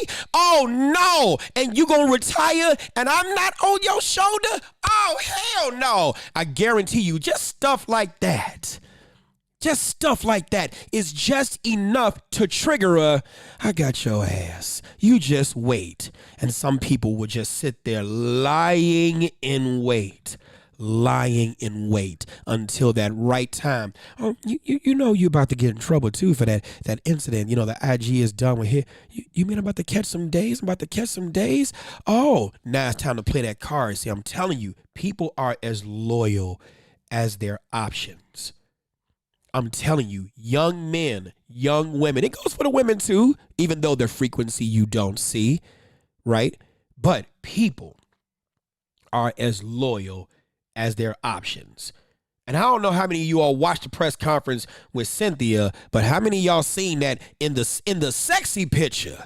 The I don't want to say sexy picture, but whatever, you know, I'm a cop, I gotta, you know, whatever, people in uniform, you know, get it. But you know, in the department picture, her hair was all black and long and had the Aaliyah hair with over her left eye and shit like that. You know, your love is, you know, like 1 in a million, but on the conference now she's a blonde bald. I'm just saying, you know how somebody kills somebody and wears dreads, and then next, you know, they got a bald fade the next time they take it into custody. You know, why the change in your look? Why? I'm just fucking with you. Look, sometimes people got to play to that victim narrative. And by the way, this is, again, not to talk about bona fide victims. So if you think I'm one of those ones that talking about bona fide victims, fuck you royally. I'm not talking about that. I'm talking about those people who are using otherwise consensual situations for their own gain. And so now Eddie depends upon what he wants to do, now has to play his cards to protect whatever is salvageable in his situation. And I think his life still has value. He has a wealth of. You want to talk about what's in it for the black people? Why have we not reached out to the brother Eddie and talked to him about his ideas about policing? Why haven't we talked to him about lessons learned in like situations? We as a community are fucking failing, and we're doing it to ourselves. Why are we sitting here and standing idly by as the village while one of the sisters in the village is seeking to destroy a brother for a consensual fuck that they have been having for over 3 fucking years? E pluribus unum, out of anybody he could have had in the department to drive his ass all over the fucking place, why did he choose you? You don't strike me as a person who has the physical stature to really be able to protect Eddie, except if you're trying to protect his Johnson. So why did he pick you? Why? Why did he pick you? That is what should be looked into, because I guarantee you it wasn't just within those 3 years. There was some type of liking or just flirting or innocent this and that. It was a call you responded to, and he just happened to be there. And there was this, and it was that, and it was a certain little, oh my God, you look good, girl. Don't play with me. Don't you get this? Don't you get this, Johnson? Boy, you stop that shit. Don't you get this, Donald, with your fucking ass? Quack, quack. Don't you get the fuck you talking about? You better take your ass on the 3510 South Michigan. Come on, I'm telling you, there's all this small little play that was probably going back and forth, and then he ascended to that superintendent. Now it's this, let's come on and bring you on. Oh, that just suddenly just happened. The size that Eddie was, the dick just fell into your lap on underneath his stomach. Come on, man. Eddie wasn't the small size he became. I'm not going. Absolutely, I agree, Adrian. Do you really think she's going to listen to the community? She's trying to get paid. But I guarantee you, if the community reached out to her and said in one fell swoop, hey, this has nothing to do with Eddie in his capacity as a superintendent and how he performed. But we are talking about you, sister. We calling your story sus. We about to sit there and ask you some motherfucking questions because we don't believe your shit. Whether we support the police or not, that's one thing. But the problem is, if women sit here and talk about, especially black women, if black women sit here and talk about women are not being protected by the black man, when does the black man get protected by women? It's going both ways. Oh, it's going both ways. When do you all stand up and say we are not about to sit here and let you tarnish the reputation of our brother, right? Whether he did good or not, let's be honest. Maybe we didn't reach out to Superintendent Johnson. Maybe we didn't attend the CAPS meetings. Maybe there were some things we could have done in the policing to be better. We don't want to make that admission, but we are not about to let you tarnish the man, tarnish the reputation of a man simply because you did what some of us do. We fuck and then we go. We fuck and then we go. Why can't it just be that? You came or you didn't. Apparently, Johnson was good because you wanted the Oscar Mayer wiener. You were trying to get bars sucking on stars. I'm just saying, lady, you did what you wanted to do and you did it well. For 3 fucking years, who gets raped for that long? And you carry a gun every day. You see women who catch their spouses cheating and kill them right then and there. You have the power and the legal ability under 720 ILCS 5 section 7-1 in defense of yourself. You are authorized to use deadly force to stop a forcible felony, but it's hard to stop a forcible felony when you're sucking on it under a melody. I'm just saying, stop with the bullshit. Yeah, I'm not going. The The doors of the church are now open. If you can go on ahead and hit those stars to support great content under the What's in It for the Black People Media Network, we do the best that we can to make sure that we bring you such content like this because, you know, this place got started because someone told another person no. So we gonna open this up for next opportunity to sit there and tell you, sus, look, if you need some help, you can call 1-800 someplace. I don't know, but you gotta stop lying on our brother, cause in all that get an understanding. Look, sus, you was riding on the Johnson all that time. You had no problem driving him and sucking him and fucking him, and he had no problem doing what he was doing to you too. It was consensual. That's all it was. But stop sitting here and trying to put him under the bus for your own game, because no matter where you go, you will always be known as the Lewinsky of the black community. I'm sorry. We gonna go there and go that. Yes, you saved the dress. Who saves the dress and stays in nuts? I'm sorry. Look, who stays in nut bus range? He threw himself on top of you on the couch and you couldn't leave. He didn't have a secretary outside the door. At 3510 South Michigan, as much traffic that goes through there, the superintendent is that closed off. Stop it. Stop it. Stop it. Come on, it's PR people coming in there. His phone is ringing off the hook. You got activists trying to reach out to him. You got all other people trying to reach out to him. Come on, man.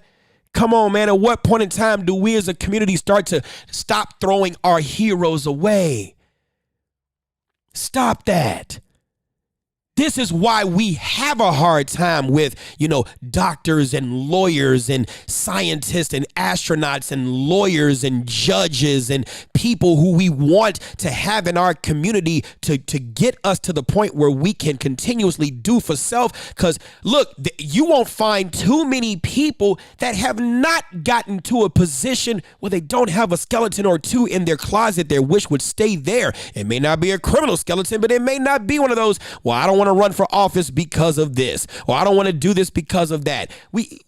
Are we really a community? Do we really embrace? You want to talk about the prison system and the criminal justice system not being a pathway for our people who are locked up to come out and actually be a part of the community? What the fuck do they have to come back to?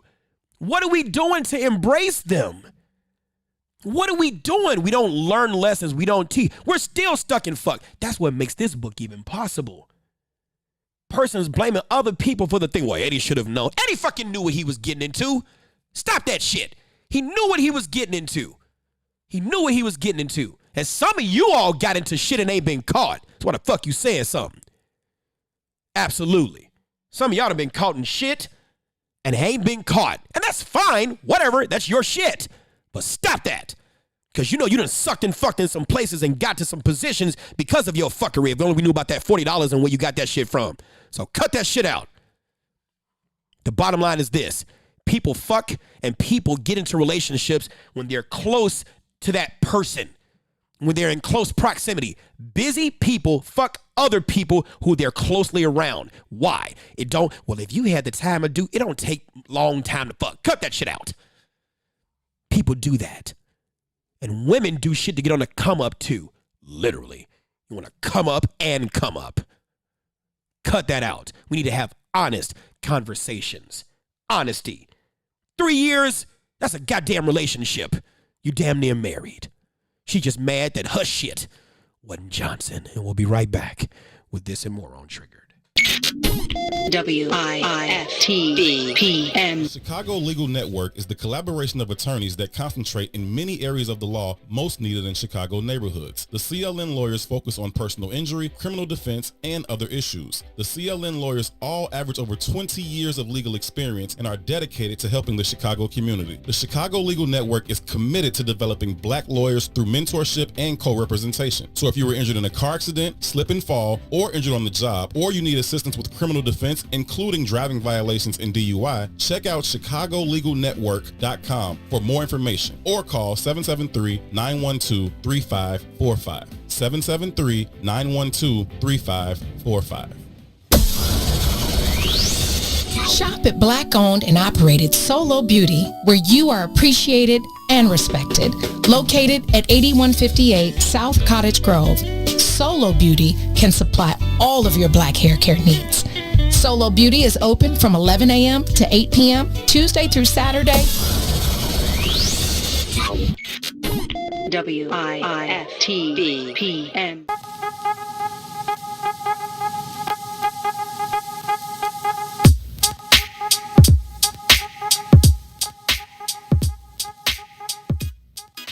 How was your lover and your secretary driving you every day of the week?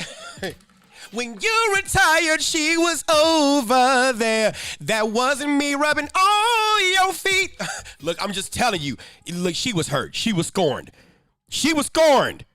Those of y'all just watching this is Instructor Mike. We're back with Triggered on What's in It for the Black People Media Network. If you're watching on YouTube, subscribe to this. You can only get hilarious, no holds barred content from What's in It for the Black People Network. Oh my God, this is just crazy. I'm sorry, but not sorry. You made it possible when you decided you wanted to go on ahead and file suit because you can't, look, you can't tell me that Eddie Johnson is the only one in the world that look, come on now. Come on. So what are we going to do, sis? Because I know you watch and I know your people done told you Mike Brown was going. You used to be my Facebook friend. Yes. On the day of that shit, I went to look for her page. That shit was gone. You're not even my friend. Oh, so you're gonna keep on getting. We gonna solve this problem when this is over with today. We are gonna solve this problem. I'm not leaving until this is done. I'm just sitting here. Oh my God, I'm just sitting here. Look, yeah, but I couldn't even find her. And I'm sitting because I got a lot of cops and a lot of the folks that follow me on Facebook, Chicagoans and whatnot. So, and then I'm sitting here looking for her like, I was about to say, what happened? I wanted to say so bad, but I didn't. You didn't look raped when I saw you where I saw you. What the fuck are you doing? But she was gone. So I know she watching. Sus, cut this bullshit out. You can drop this suit. You can. Okay, no pressure. What the fuck ever, right? The black community to pressure your ass, but you should drop this suit. You really should. And I hope that her people are watching this. I hope that she's watching this. So I'm going to speak to her through this. Okay, so y'all just come on and let's have the audience. Here we go. Cynthia, you know that you're hurt. I know that you're hurt and embarrassed too. It is, look, it's rather embarrassing that in this situation, it's filled with a great degree of controversy. I get it. You liked and or loved Eddie. Eddie did not come off to me and those who personally knew him. Now, I didn't personally know him, but I knew of him. He just didn't come off to me as that kind of person who would do something like this. That doesn't mean that relationships don't go bad. They do. Even with the most honest of us, the most nice of us, the motivations that cause us to get into the relationships that we get into, those things could be motivated by trauma. It could be motivated by need. It could be motivated by a lot of different things. And so that's when people come to me and they ask about, relationships and they ask about, why this and why that. Like I said, I'm a certified anger management specialist, nonviolent crisis intervention. So I deal with people when they blow the fuck up, and before they get to that, But I understand that whatever motivated you to get together, one, you knew what you were doing when you got into the shit. And I would venture to say that you all had probably been fucking around before he even became chief of patrol, before he even became superintendent. Because my question is, Cynthia, you're beautiful. You are. And beauty is in the eye of the beholder, whatever. You're not a bad looking lady. But why you? Nothing about you signals you're a protectee or a protector. of that type to be on a security detail protecting the Chicago police superintendent. And I'm not saying that because you're a woman. I'm not sexist at all. In fact, I reject the notion of this women are weak on the basis of gender. So fuck you for that if you think that's what I'm saying. I reject that notion. Okay? As a father of 4 children, 3 of whom are girls, I'm not raising my daughters to be fucking victims. Stop that bullshit. And you are not a victim. 22 awards, commendations, honorable mentions. You're a protector. And I don't know how your service record was on the department. Only people on the job who's worked with you can be able to attest to that.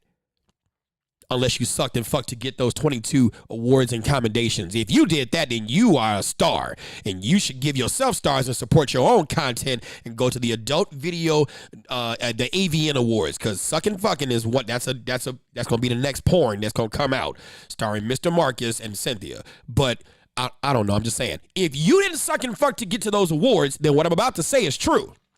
You're a protector. You're a protector. You are what we need in the community. You're what we need in the community, a protector. And you've been that. So you can't eat your cake and have it too. You can't do that. Which is it now? Are you the protector that you are awarded as and known as? Or are you this weak person who succumbed to, of all people, the likes of an Eddie Johnson? I mean, don't get me wrong, right? If all you do is watch Lifetime Network and you go, in a somber tale, if y'all ever watched Snapped, it was an autumn morning in Chippewa Falls. Amy Amber said she had enough. She decided this time it's for real. Watch us on Lifetime. Snapped. Coming soon. If you're that type of person where you're really mentally inferior and you have men that use their psychological prowess to be able to suppress someone, but that just doesn't sound like you, Cynthia. That doesn't sound like you. For crying out loud, you had the fortitude. You had the fortitude to go through the Timothy J. O'Connor Education and Training Academy, which is what the Chicago Police Academy used to be known as, right? You had the fortitude to be able to go through the Timothy J. O'Connor Education and Training Center at 1300 West Jackson.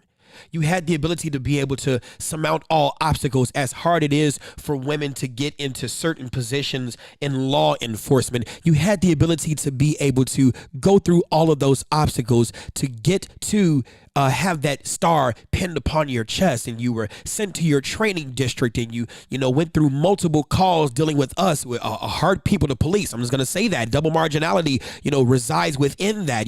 Black people see you as the coon or part of the system, and white folks think you're going to give black folks a break. I mean, you can't catch a break no matter what.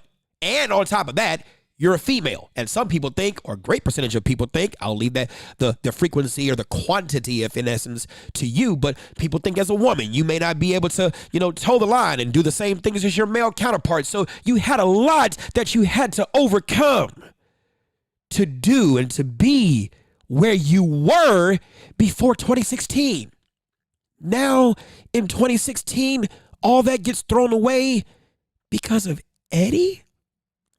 I don't know if I sit on a jury, I buy that. I don't know I buy that. I don't know I buy that in all the things that you have done. And don't let me have been the attorney. What the fuck is that? Don't let me be the attorney and get access to all this, because this would be a part of the great arguments that I would make. Now all of a sudden you're a victim now?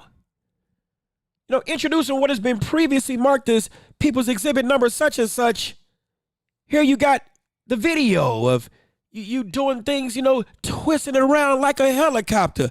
That's not rape activity. That's consensual sex between two people who should have never engaged in such actions morally, right? We can even argue legally, but does that rise to the level of he used his position to wield power and made her pry open her legs to where her vagina was exposed? And there, How many clothes were you wearing that day? Did he have to get through an extra set? I mean, if it's cold outside, you're going to wear the long johns. Did you make it easy for him? Did you wear your sexy panties or did you wear your granny panties? I mean, just saying, did you wear the extra stuff that would have made him harder to get to your vagina? I'm just saying, there are other things that you could do to survive this, but you didn't do that because it was consensual. You were willing. You wanted to. You had no problem having sex in the Tahoe. You had no problem doing these things. And just because you engage in that encounter doesn't make you a hoe. It doesn't make you that. But it makes you a willing participant in that activity. And so are you really hurt because you saw in his left side the woman who he could have been having issues with? And all of a sudden, were you not able to see that he had to play to that imagery because that's what the mayor probably knew about his family situation? And did it trigger you? Did it set you off? And so is that why you're going after Eddie? Because I agree that what he's saying is absolutely true, that what you are doing it's a slap to the face to anyone actually in the Chicago Police Department who has gone through sexual assault, who has gone through other situations where it's bona fide that they've gone through that, and they don't have the courage to come forward because they will get more retribution. Those cases are bona fide, but yours is not.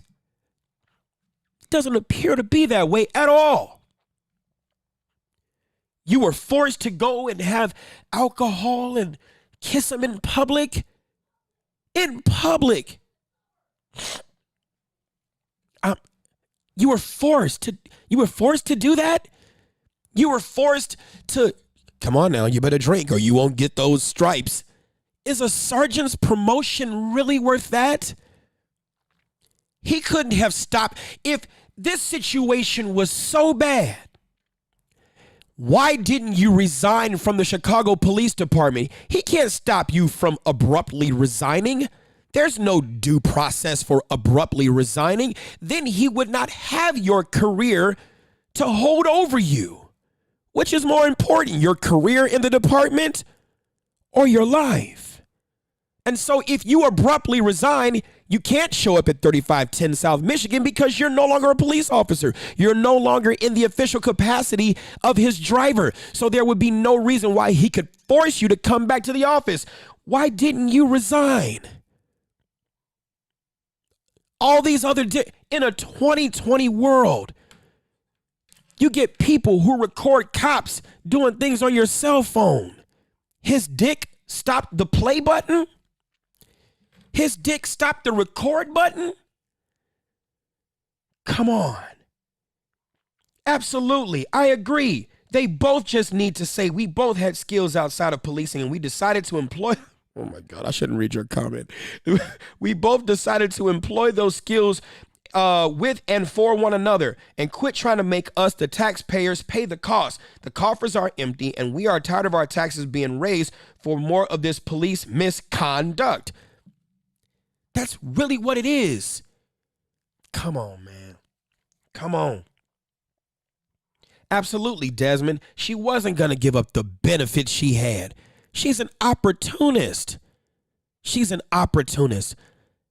Cynthia, you weren't raped. Can you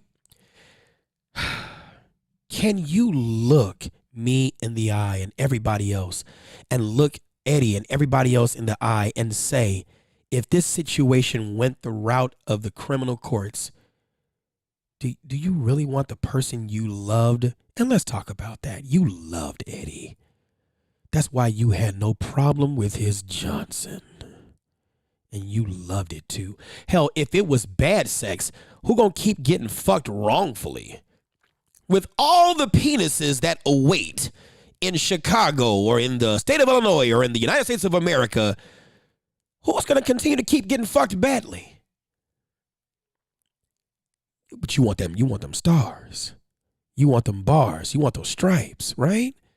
You were an opportunist. And let's take another side of this argument. Let's do that, okay? For the sake of fairness. I try to be fair. Let's just say you weren't an opportunist. Let's just say you really loved Eddie Johnson. And so being with him was no work. It was no work. You loved him. And so now you're willing to sacrifice the person whom you once gazed into the eyes of Eddie Johnson with all the stress of the surgeries and the blood pressure issues and him nearly fainting during press conferences and all of the stress that he's had to go through since 2016, knowing the toughness of the job and the relationship issues that he had, that you said, baby, I'll be there for you. I'm there for you. It's us. I want you. Ooh, I want you too.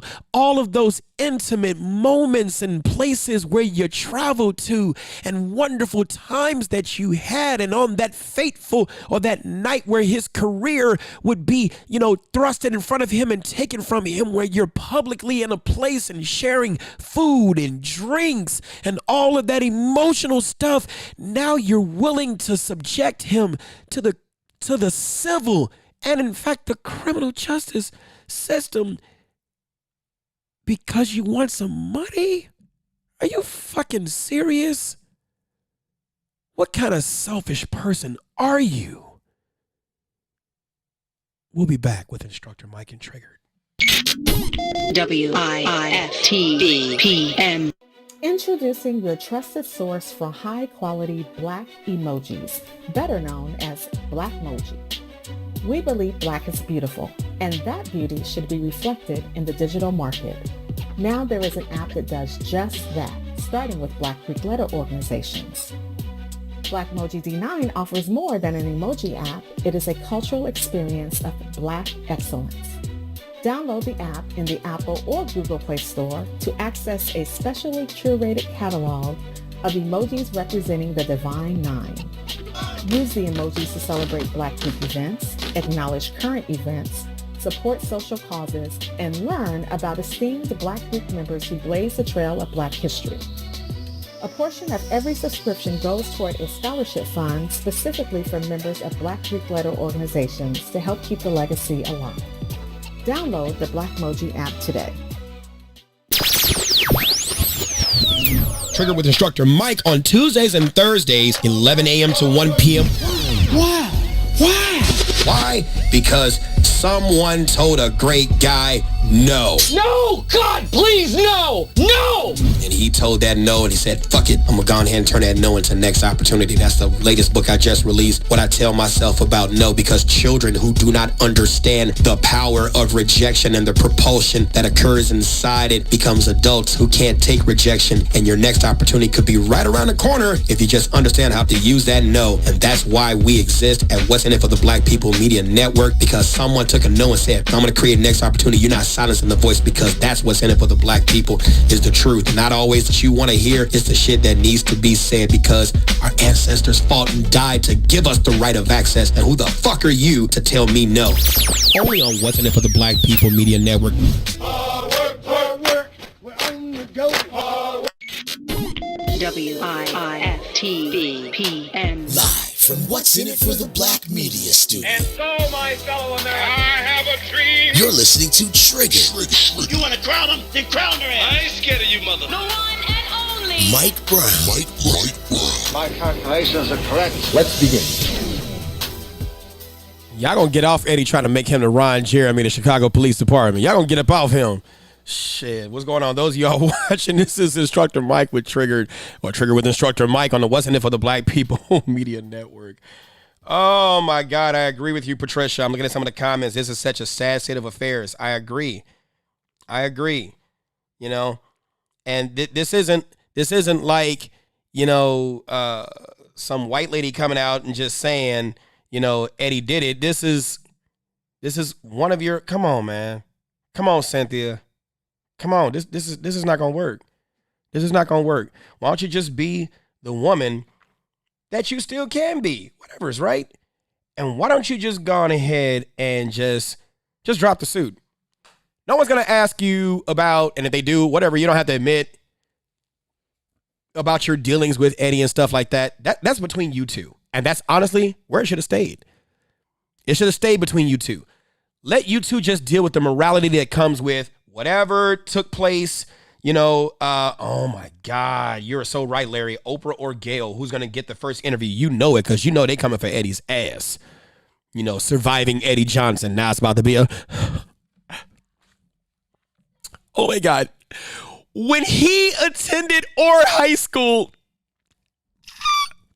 he assaulted me as a crossing guard. I'm just really... doggone well that it was just that consensual. Your emotions got the best of you. I agree, BMO. She's not leaving empty-handed. She would probably get fired after her leave. Hey, if the department wants to fire you, then go after the department and say that's retaliatory. If that's what you want to do, that's fine. But to go after Eddie and try to tarnish over what was a consensual situation between that's crazy. Okay, so I spent more time talking about that. You already know what I feel about that. So what do we teach our young men? What do we teach our young men? Young women too, but what do we teach our young men? I want to see what you have to say in the comments. And maybe Thursday, we can go on ahead and open up the lines Thursday. And I want to hear what you have to say about this. And we don't let that die. But we got to keep talking about the lessons to be learned from this because, the village should be teaching.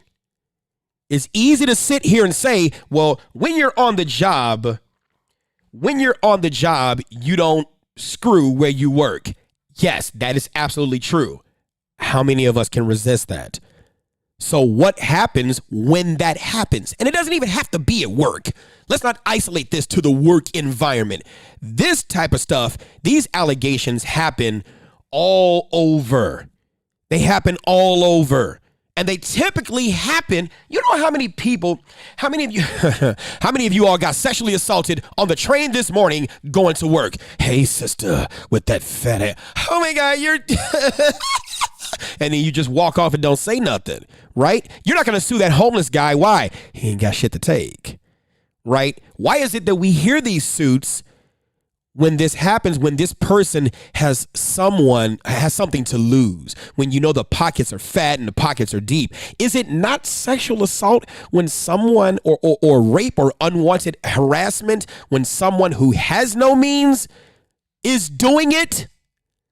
And why is that not reported? Why don't we hear, well, another news on the CTA, homeless Jim assaulted Vanessa Rodriguez, en route to whatever, the Daily Center or some shit. And he was subsequently sued for that. You don't hear, because what are you going to do? Get his tent? The fuck?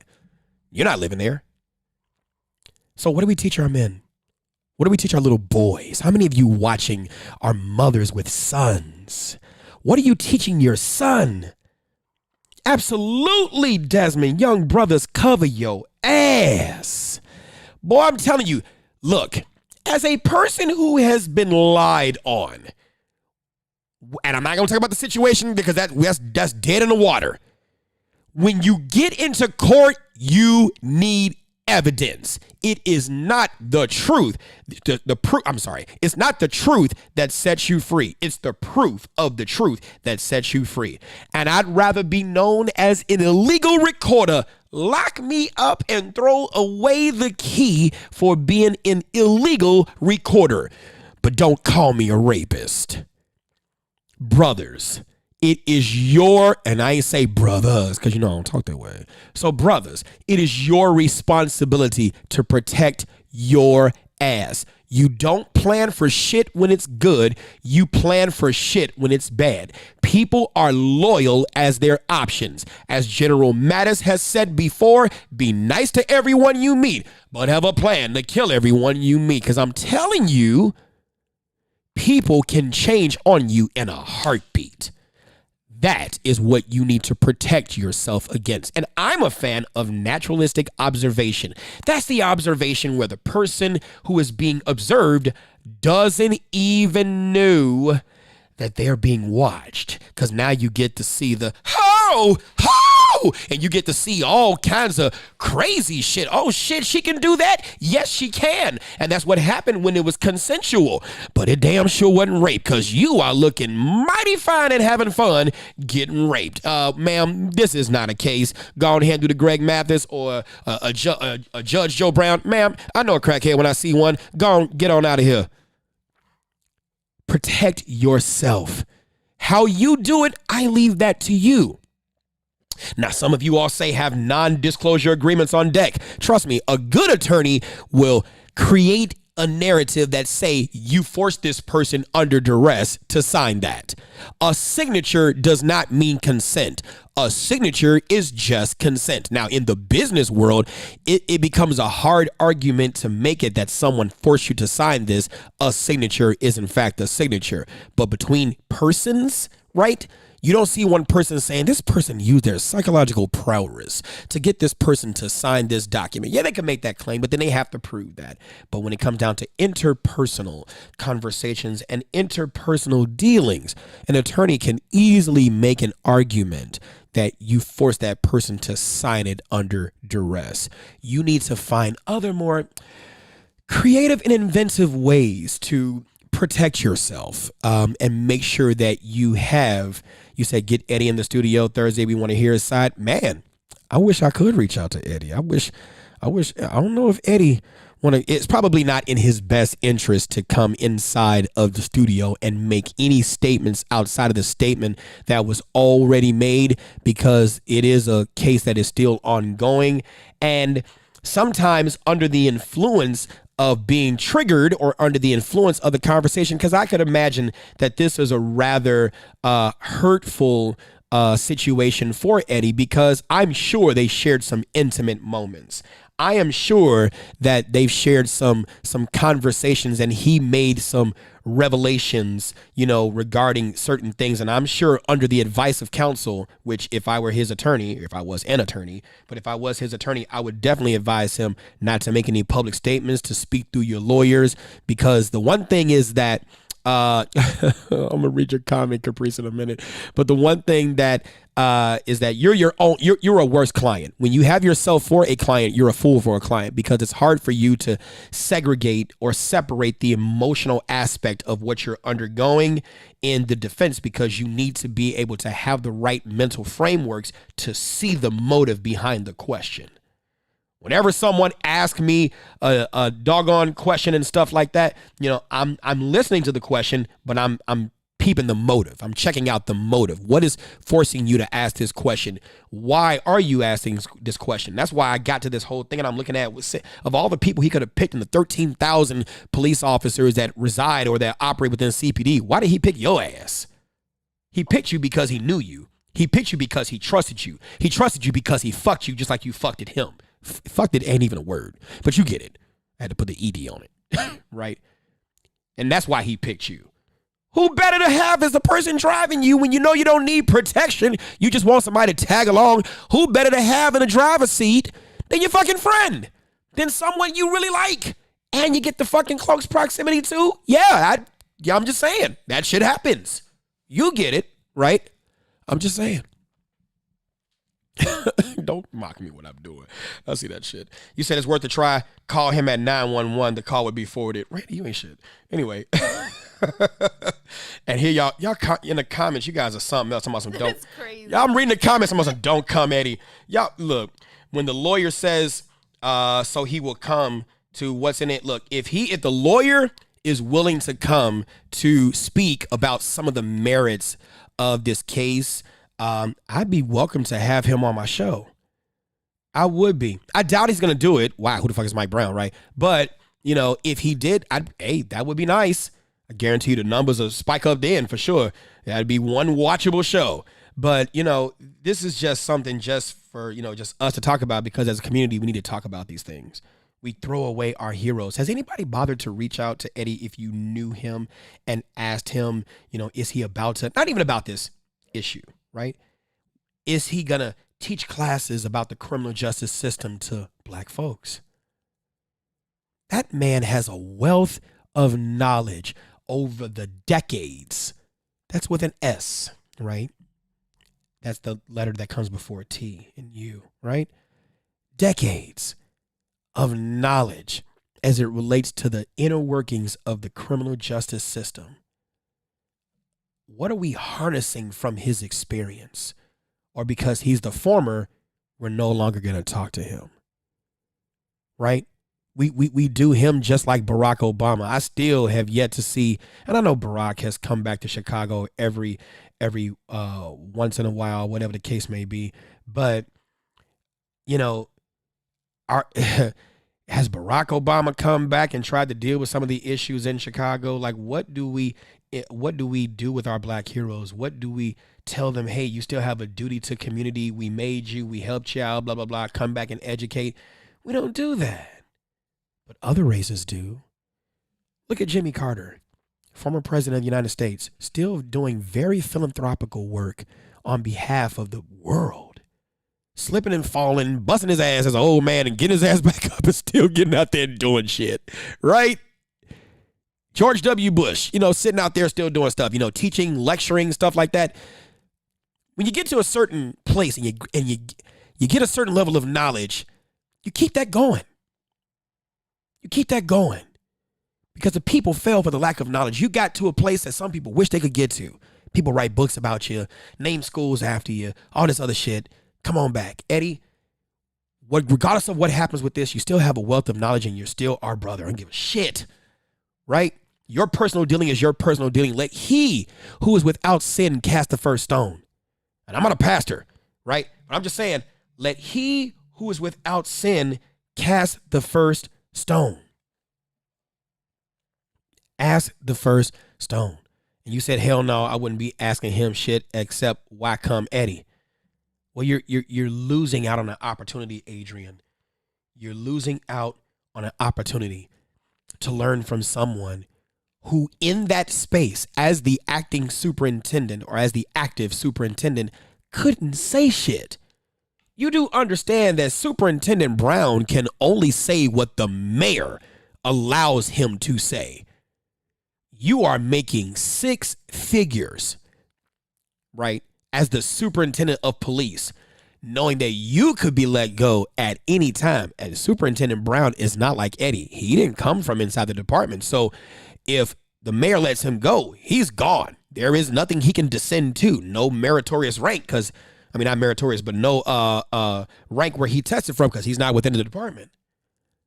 So, of course, he's going to say everything because he got shit to lose.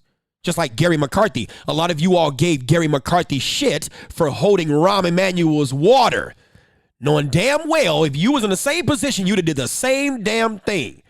Why? Because Gary McCarthy was not an insider. He was from the outside. And with that type of job that he had, knowing if his boss fired him, he got to go search for another job. He's going to hold that water. Not that he doesn't believe that what happened to Laquan was atrocious. Oh my God, I want to take action on this now. Well, you can't take action. Why? We're in the middle of a Chicago mayoral and automatic election and I'm your boss. And if something happens to me, it happens to you too. Oh shit, let me shut up. You ain't never been in that position before, so you don't know. But what happened when now Rahm's feet are being held to the fire? It's easy to let go of someone who doesn't have any protection like Gary McCarthy. Yeah, that. And for someone like Eddie, who did the best that he could under the given circumstances, he probably didn't do the best that he could for your ass because you may or may not understand the system, right? And that's what you need to be honest about that too. Don't sugarcoat that shit with sugar because you're just going to eat that fucking lie and it's just going to taste good. It's going to still be bad. But for someone like Eddie who lasted as long as he did, you got to give him credit for undergoing all that bullshit.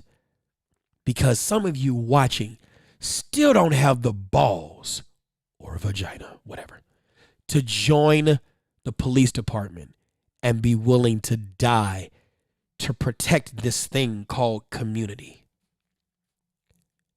You don't have the guts to do it. And some of you watching, if not most of you watching, have great ideas as to how a police department. Douglas, oh my God. Some people, I shouldn't have read your comment. Some people have great ideas about how certain things should be done, but you're not willing to die to see it through. He put himself, his life, his family on the line, probably in more ways than one, to at least be a part of this thing called criminal justice. What are you willing to do? Douglas, your comment is throwing me off. Some things are best done orally. You ain't shit. Damn it. Yes, teach law classes because we don't know the law as we should. And that's true. There's another, not superintendent, but commissioner out of Baltimore, right? He starred in The Wire. He was one of the detectives on The Wire. He got convicted of a felony, went to prison, came back, and so after that, started a podcast, became a part of The Wire, and started doing things for the community and to help out. Rather conservative, sure, but he came back and reinvented himself. People fall. People fall. But as a community, do we just ostracize them? Do we throw them out? Ice Cube said some shit you don't like. Fuck him. 50 Cent throwing his support towards Trump. Fuck him too. How many of y'all can't wait till the next episode of Power comes on? Me. Because it's a big rich town. And we live in the poorest parts. Right? I'm just saying.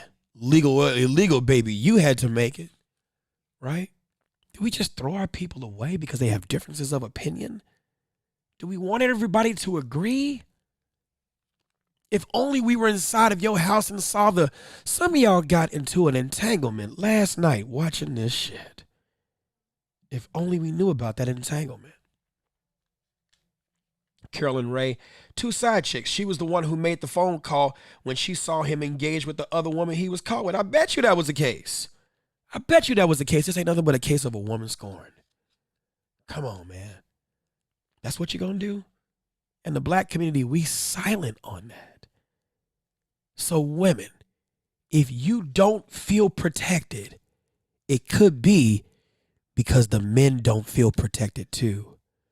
If a great percentage of our households are headed by women and the boys are not being taught the things that they need to be taught to be productive men and productive boys, right?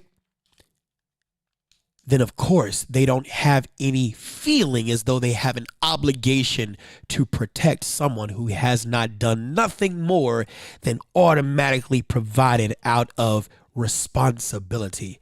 That's where my book, Mommy, Daddy, Please Teach Me, comes into play. There are some things that us boys needed to know to become productive partners, to become productive men, that the women in our lives did not teach us. And because they did not teach us, because you were stuck in fuck so much trying to blame the father who is not there, you didn't bother to protect yourself and to learn and to teach. This is Instructor Mike. Until Thursday, we're out. WIFTBPM.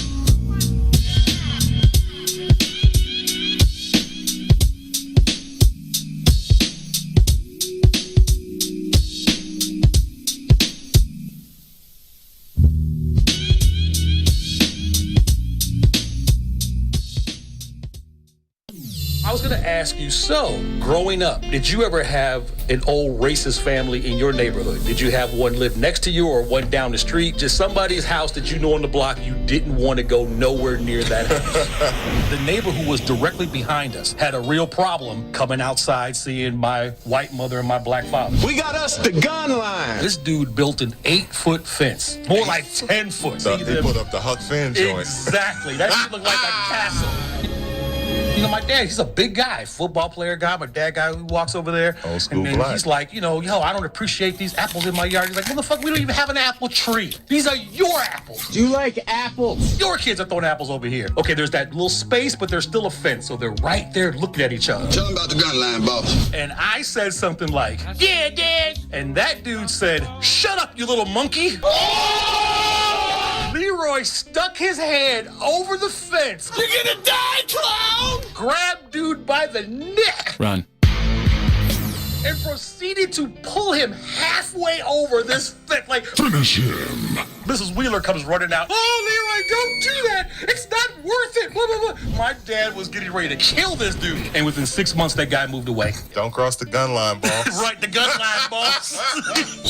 Chicago Famous, 3 to 6, Monday through Friday, right here on What's in It for the Black People Media. If you could make up a social media holiday, what would it be? Randy said National Don't Let No One Put You Down Day. No one. What you gonna do? So when they say something crazy, you slap them? Be like me said. Remy said a Juke-a-thon Day. Man, we're about 60 years old. I be done had a heart. You gotta get your heart rate up. Okay, not that far. All right, Mario said my favorite one. My friends and I do what we call National Call Off from Work Day. As a business owner, I don't. You don't like that, yeah? I don't like that one. Because I'm the boss of this family. We got Marcus Garvey Day from Remy too. Oh, Marcus Garvey Day. All right, what will we do on Marcus Garvey Day? Call off from work. I'm going to need you to go ahead and come in tomorrow. That would be great. Okay? Yeah, right. Every black holiday has something to do with calling off from work. You're cool. I'm out. About National Join a Positive Black Organization Day? Because I don't want to be recruited. I don't want to be recruited and the brothers be like, thank you. Thank you. How about National Tell White People the Truth Day? Tell them how you really feel. You can't handle the truth. Why don't we call that National Black People Get Locked Up Day? I'm going to tell them there's an African-American man threatening my life. Hello. The most dangerous show in the morning.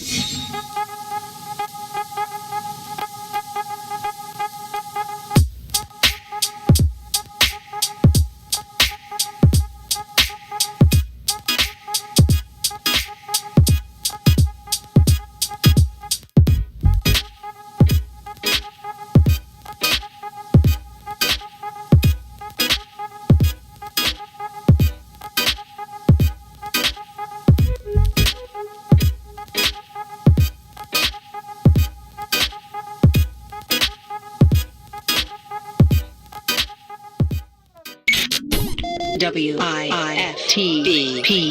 And now, traffic and weather.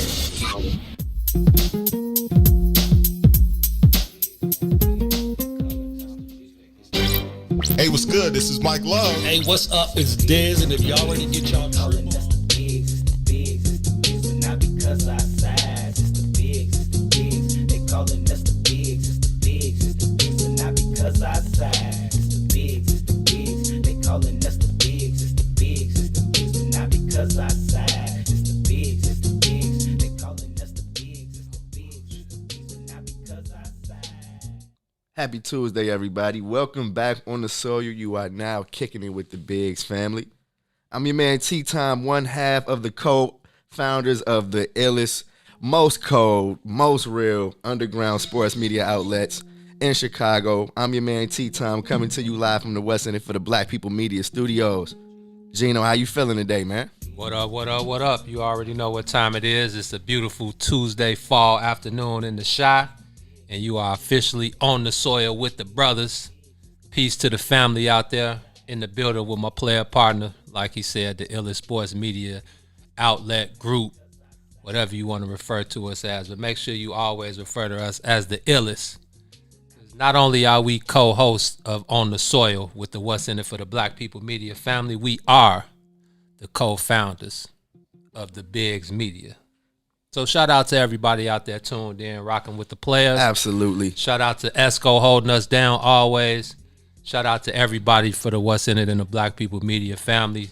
The Mays Jackson Show, the Book of Dawn, Milwaukee's World, Triggered with Mike Brown. I said what I said with Cuzzo 2 and Herb. Absolutely, and you can catch the Biggs every Tuesday and Thursday, 1 to 3. Getting it in live from the studios. Did I cut you out before you gave love to Chicago Famous? Go ahead. Chicago Famous, the one and only. Mike Love and Diz. I'm going to let T handle that, man. Coming to you every day, Monday through Friday, 3 to 6 p.m. with some of the best guests Chicago has to offer. The team is holding it down. We got a special guest for you coming today. Simeon coach Rob Smith, the legendary Rob Smith, is coming to talk what's going on with public league sports and winter sports in Illinois, allowing it to go down this season. We got some questions for him, and I'm sure he's going to be ready to answer them. One of our family members for sure. So, Gino, man, hit the people with the law when they get down on the soil with the Biggs. Man, you already know what time it is. When you touch down with the brothers, man, we're going to need you to blam that like button. We're going to need you to blam that share button. Continue to join the conversation, chime in. that's what we do, man. We feel like, you know, we want the people to be involved in the conversation because there is no The Bigs TV, there is no On the Soil, and there is no us without y'all. So make sure you guys, you know, if you want to call in, we got the line. We can open the phone lines, you know, 872-259-7474. But just continue to share the conversation, continue to smash them like buttons, continue to smash that share button. And, man, you see that gold star at the bottom of the screen. Gonna send the brother some love, man. I see some stars already flying across the screen. Let me see. Let me shout out some people. I see Adrian. What's up, family? B. Hudson, Adrian Anderson sent 100 already. So shout out to everybody out there that continues to show the Bigs love and continues to help us push our content forward, man. Totally. We definitely can't do it without y'all. That's why we want y'all to share the thing. Go ahead and let's bust this conversation wide open and turn this into the biggest conversation that Chicago is having when it comes to sports. You know you're going to get the real when you kick it with us. So without further ado, man, you know how we like to start things. Just start, you know, we got to get us a name, but I just really like to kick it off with, man, Gene, what are you feeling? What are you feeling like talking about to kick it off today? Well, before we start, actually, you know, when you ask how I'm doing, I got to shout out cousin too, blessed and highly favored. You know, my mama told me, I forgot what obviously I think that came from the Bible somewhere, but she sent me a singing group from the 70s. I can't remember the sisters' names, but they had a song, and in the hook, it was blessed and highly favored. So I know my mama's probably watching. So let me know who that was, what YouTube video that was you sent me. But man, I was listening to I Said What I Said, watching I Said What I Said yesterday, and Herb and two were talking about, you know, being a black male growing up in Chicago and some of the things that we had to go through, as you know, some scary moments growing up in Chicago as a young black male. And, you know, just being from Chicago and knowing the city in its whole, you know, there's certain areas where, you know, you're just not supposed to go. And if you do, then it's on you. How you going to escape, basically, you know? Okay. So I'm sure I know you and I know myself. The Clark sisters. Shout out to Johnny. What up, Big Johnny? Johnny said it. The Clark sisters. That's exactly who it was. Of course. Who else, right? Blessed and highly favored. Blessed and highly favored. Thanks, Esco. I know we got some music heads out there, man. It's only right the music heads are jumping on the soil. Thank you for the oop, y'all. Big Johnny. What up, Joe? So yeah, I was thinking about that, and man, it took me back to my childhood because I want to get a story from you, but I got a classic story that my mama reminded me about yesterday. So I was it was our senior league. It was senior league baseball.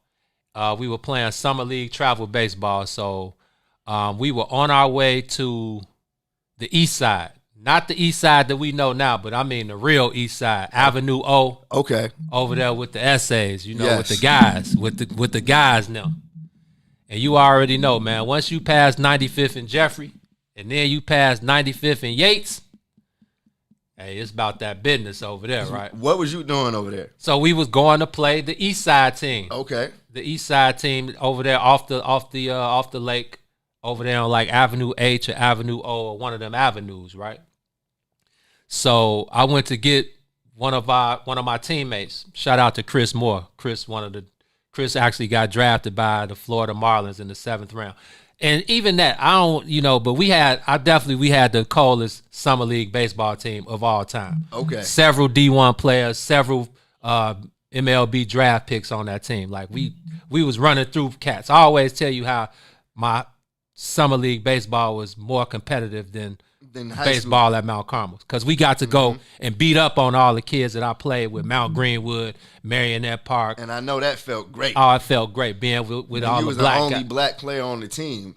Let me link up with my guys and run through. All my guys from Harlan, Simeon, CVS, Charles Ship, Mike Davis, Karan Walker. All the bigs, usual suspects. Shout out to them. All the guys. But look, so I went to pick up Chris Moore. We were on our way to the east side. We passed 95th and Yates. Now, Chris is in the I think he may have been in the back seat. I'm not sure if there was somebody in my passenger seat, but Chris So if he went to Harlem, he was big folks. He was GDN. Okay. So Chris was in my back seat. He was laid out. He had his hat backwards, but it was to the right. Okay. Fam, when I tell you that we got to like 95th and it might have been commercial, man, all I hear is psh. Boy, one of the Mexicans put a bat to my back window. Oh, nah. And smashed my back window out. Oh, nah. Boy, I did 70. Got little. I got little. Okay. Straight to the east side, straight to the park over there on Avenue O. Bro, when I tell you when we pulled up, man. When we pulled up to the park. Sorry, let me turn my phone on.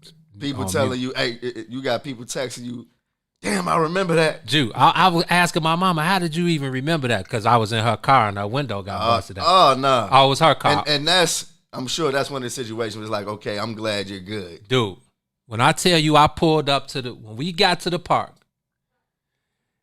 dude, at least 30 Mexican homies.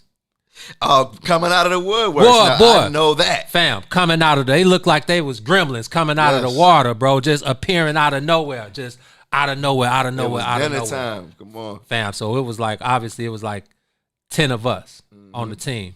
But Chris Moore's brother, shout out to Big Skip. When I tell you Skip hopped out of his whip and he stood in the middle. Dude, when I tell you that he was knocking out Mexican homies left and right, one punch, hitter quitters.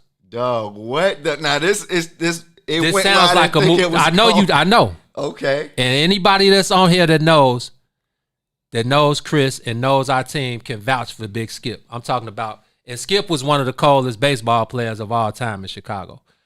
Man, this dude was big and swollen. I'm telling you, all the Mexican homies that ran up, punks jump up to get beat down.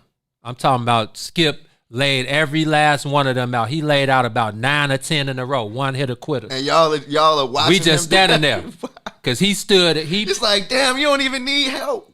Help. He stood in front of us. Mm-hmm. Okay. And like y'all not even getting to my little homies. I'm talking about pow, pow, pow, pow, pow. He knocked about 10 of them out. The rest of them fled. Everybody needs a homie like that. Big Skip, Joe. Mm-hmm. Laid them people out. And I'm telling you, the other 15 or 20 of them, they got so little, I don't know where they ran to. But once they saw their homies getting knocked out like that. What is this, super nigga? Like, what is? Come on. Super nigga, bro. Come on, bro. I could not believe it. I got so much love for Skip. I mean, obviously, he was giving us the gift of gab, but baseball and the techniques and all of that he learned. But when he showed us what a real big homie was, man took his shirt off and just got to the whole Molly. Oh man, no. It was unbelievable. It sounds like a movie script, right? Oh come on, no, this sounds like another day in the life of Gene, bro. This is if you understand and have talked to Gene, this is believable as ever, dog. Sonya's like okay. Yeah, and this was before the gunplay. This was the Mexican homies. Thank God. And you know how the Latin homies are. They'll go. They go. They that's fight. Why I say it took a turn. Oh, they fight. Okay. Yep. So like we'll throw hands. So imagine what happened if they didn't want no more. Like they saw their homies getting handled, and them guys was like, you know what? We gonna gracefully bow out of it. And y'all just got back to the whip and rolled off. Like no, we played the game. Y'all played the game. No situation after the game. I'm pretty sure the word got out really quick. Yeah. No, we played the game, probably slaughter ruled them people in 6 innings and went on about our business. Because that's what we did all summer. We just went around smoking blunts, showing up to the park 7 minutes before the game started. These days, it's like, okay, that's extra minor, you know? No, we was extra gully back then, bro. We would show up to the field 7-8 minutes before the first pitch. Everybody get out. We might stretch a little bit, might do a little toss real quick, and it's game time. And we 15-0 in cats. Lockport, out in New Trier, Barrington. And this is the baseball team. This is the baseball team. All black guys. We had one Mexican homie, Ozzy, the coldest shortstop I ever seen in my life. And all of us, me, Mike Davis, Karan Walker, Chris Moore, Charles Shipp. I'm sorry I can't remember all of y'all, but we was doing that. But the moral of the story is that's just another growing up in Chicago. You know what, that east side wasn't nothing to play with back then, man. You know the Mexican homies is waiting to call you DK Holmes, thinking all the brothers is ready GD. to send it up. Period. True enough. Everybody has that story. Chris was GD though. Man was in my backseat. Had His the hat right broke one. off to the right. Had the right one. Man, Skip handled that business for us. Shout out to Skip. Much love to Skip for saving his boys that day. I need a reenactment of that. We may have to do Gene reenactments with you. Exactly. Let's go. Let's get him, Holmes. It was like I'm just picturing homie ripping his shirt off like, let's go. Fam stood in front of the whole team and was knocking them guys out one. But when I tell you, when we pulled up, and I don't know where they came from, they just started appearing out of nowhere. And they was trying to run up on us, and Skip like stood in front of, like he basically like, ugh. How did moms react to the broken window? Like you said, she was just happy we was straight. But they knew Skip. Skip was our big homie. Like Skip wasn't gonna let nothing happen to us. He's like, I'm glad Skip is around. Skip was there at all times with us. Because he knew because his brother was gonna be a future top MLB draft pick. So he had to make sure. That's a whole nother aspect. It's like we gotta make sure he's good. You know? Charles Shipp got drafted by the Yankees. Now it's all making sense because it's like, no, not on my watch, fam. Chris was drafted by the Marlins. Karan, you know Karan. Karan was drafted by who was Karan drafted by, man? The Kansas City Royals. Yes, sir. Charles Shipp was drafted by the New York Yankees. Mike Davis, I can't forget what team Mike was drafted by. You know, I played D1. Ozzie played D1. It was a talented bunch of guys. Whip, man. Boy, We was going, dude, I'm telling you. Come on. Jackie Robinson West, Southside Little League, Southeast Little League, all combined. It was nuts.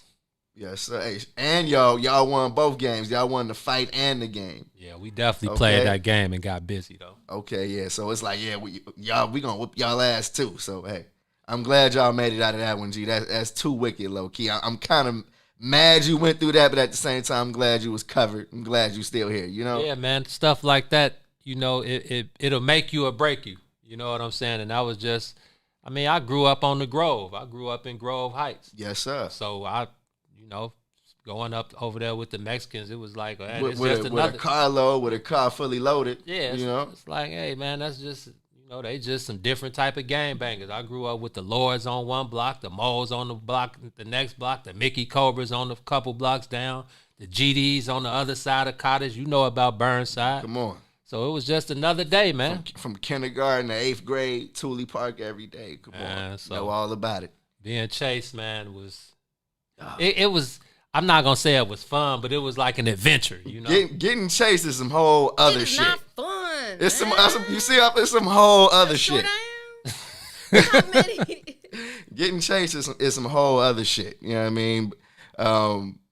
Especially when you got other plans, you know what I mean? Of course, y'all wasn't trying to, y'all was trying to get to a game. Y'all wasn't trying to get out and get it cracking, you know what I mean? Correct. It's always one of those situations. Like, damn, are we actually going to have to get it cracking right now? Fuck. Man, shout out to Skip is all I can say, bro. Absolutely. Ain't no telling what would have happened if Skip wasn't there. Shout out to Skip for sure. Shout out to Charles Shipp.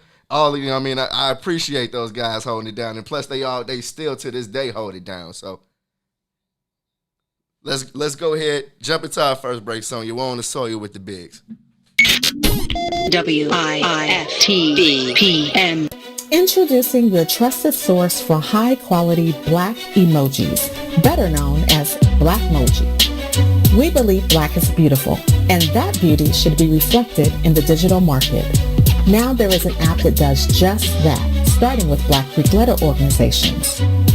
Blackmoji D9 offers more than an emoji app. It is a cultural experience of black excellence.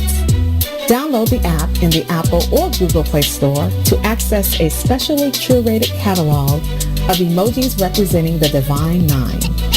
Use the emojis to celebrate Black Greek events, acknowledge current events, support social causes, and learn about esteemed Black Greek members who blaze the trail of Black history.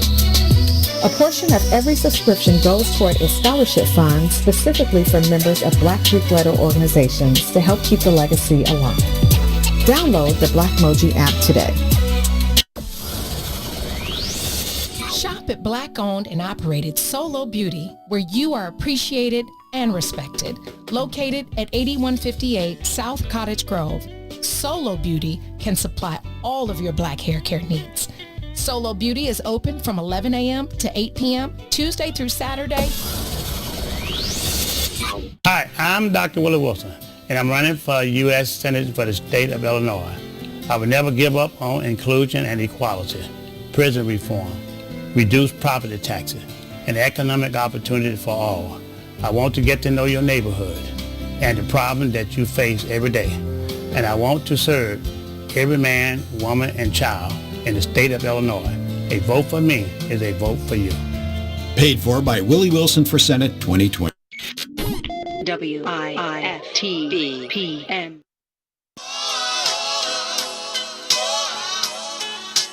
This is a traffic jam. Traffic jam.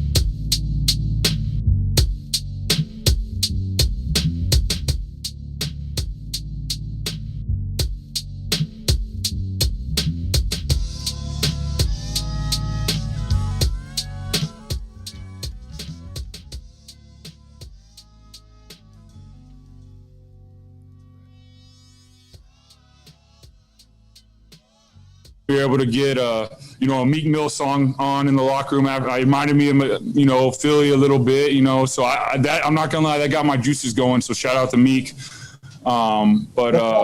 Yeah. Was it Dreams and Nightmares? Yeah. So it brought back a memory for me that was exciting. And then I might have got up and danced a little bit. I'm more like country, maybe some Christian rap, but I'll tell you what, if Meek comes on with that song, I get rolling. We were able to get a Meek Mill song on in the.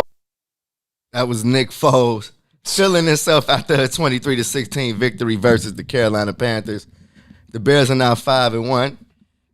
This Ma said he had. Come on. He said he a Christian guy. But Christian rap. What he's throwing on the Molly music after the game. He said Christian rap. He said Christian rap.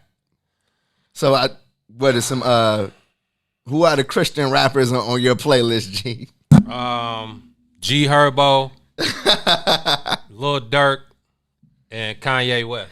Oh, hey, Chance, straight up. Man, throw him in the mix. Did you see Chance and Justin Bieber on Saturday Night Live?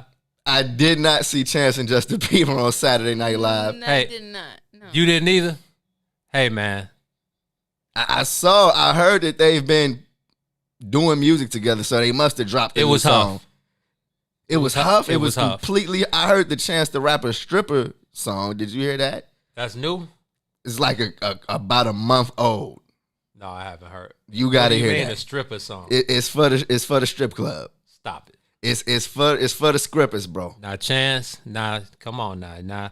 My whole thing with these artists is like, man, why y'all got to run to the altar, man? Because you got to give thanks, man. Got to give thanks even if it's through the music, right?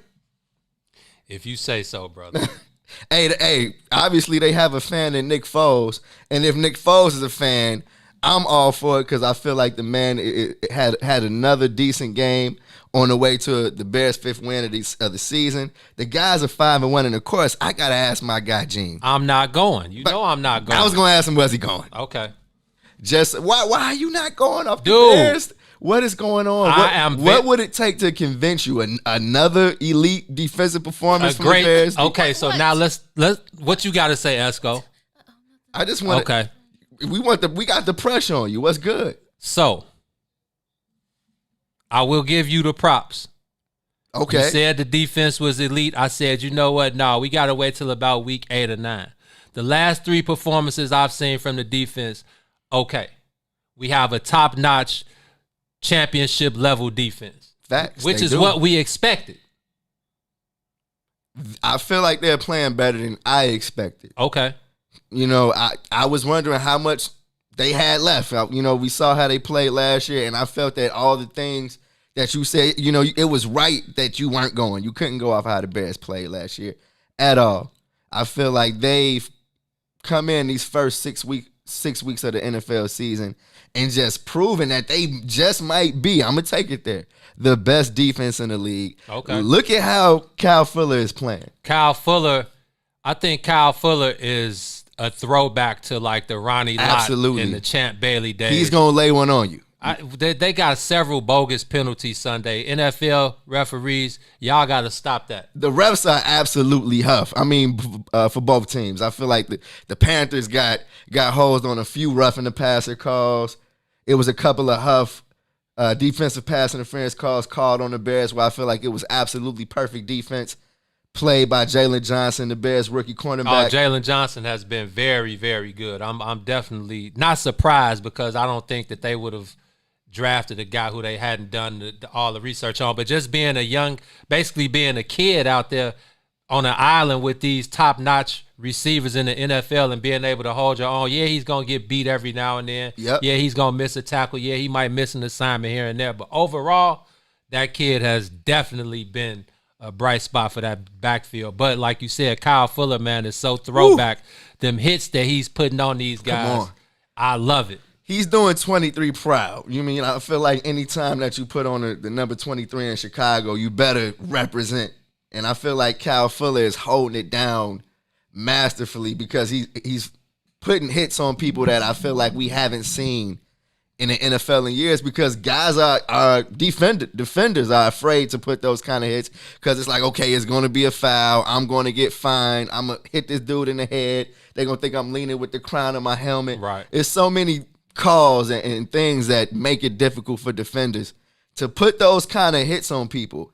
And you see Kyle Fuller just lowering his shoulder, just textbook hits, impacting the game. Because now I know you don't even want to throw his way. At all. And the receiver, you already know what time it is. The alligator receivers are alligator arms. Boy, you thinking twice about that. But a lot of that, I guess it's just the way the Bears defense makes opposing quarterbacks look because I looked at Teddy Bridgewater's stats and some of his highlights from the previous weeks, and he looked like a total different guy. But when you have less than 3 seconds to make a decision in that pocket and you get hit a couple times, then that's definitely going to affect your decision making. And he just didn't look like the Teddy Bridgewater from the New Orleans Saints who was a coveted free agent. They gave him man happy feet. You saw him scramble a lot. And if you paid attention to Teddy Bridgewater, you know that's not his thing. If you get Teddy Bridgewater thinking that he got to get in the open field and make a play himself, that means you're in his head. And they got to him often on the first drive of the game, sack, interception inside of their own 10. You know what I mean? And that's the pressure that you want the defense to bring every single game. I feel like we're seeing these guys gradually get better every week. Khalil Mack, Akeem Hicks. Okay, stop. Let's at number 52 at Khalil Mack. But this is the bear guy. This is what I've been asking. This is what I've been telling you though. This is what I expect from Khalil Mack. We should expect this from Khalil Mack. That's all I was saying. My only thing was, hey, he been eating for a while now. I feel like for 6 games, Khalil Mack has been the heart and soul of the Bears defense. I agree with that, but now let's not trip on Akeem Hicks. Oh no, can't. And what's our homie from Dallas? Robert Quinn. They looking nasty together. And what's the other homie on the line? On the inside, yeah. It's a few guys that they flip in there. I can't think. It's one of the guys that's been there for a minute now, but they all aid and assist each other. And I think I just want to see the results. I need to see the numbers. Okay. Like we said, there are a lot of things that affect the game that don't show up numbers wise.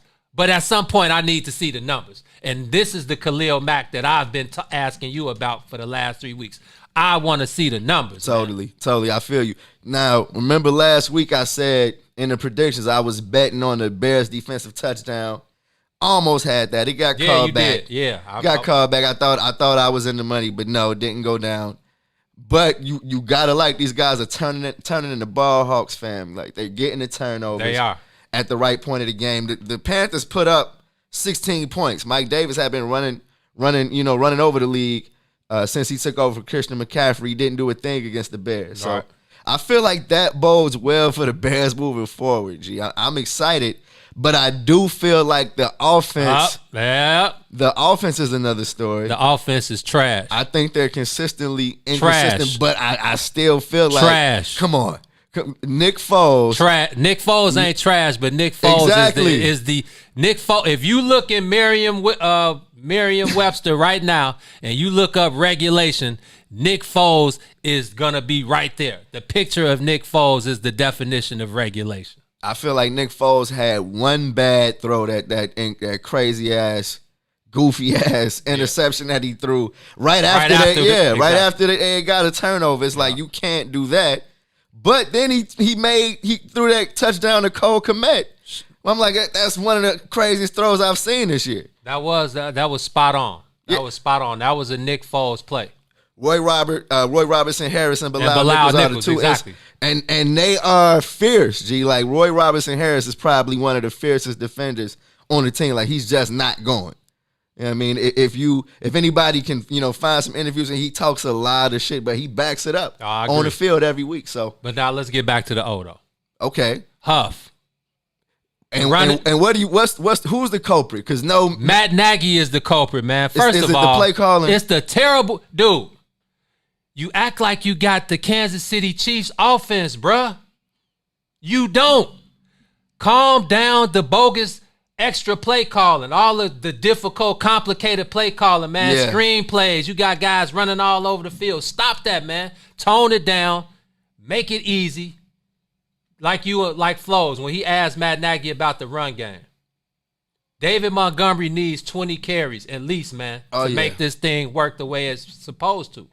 David Montgomery is the second best player on the Bears offense. They got to get him more involved. I got to see him more in the passing game. Come on, T. They need to use him, in the running game, but also go ahead and spread him out.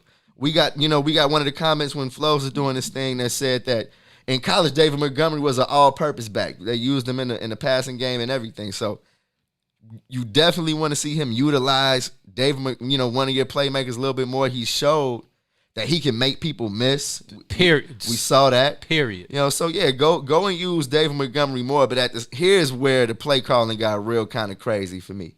At the end of the game, oh my God, when the Bears could have locked it up, he's out there throwing the ball, stopping the clock instead of running it and keeping the clock going. On what, 3rd and 3? Yeah, second down, third down, he's throwing the ball, and it's like, fam. You think you got Pat Mahomes and Tyreek Hill? Yeah, it's like, why even do that to your defense? You know what I mean? I feel like the defense they had a cheap touchdown on that pass interference that they called on Jalen Johnson, even though it's great defense. Right.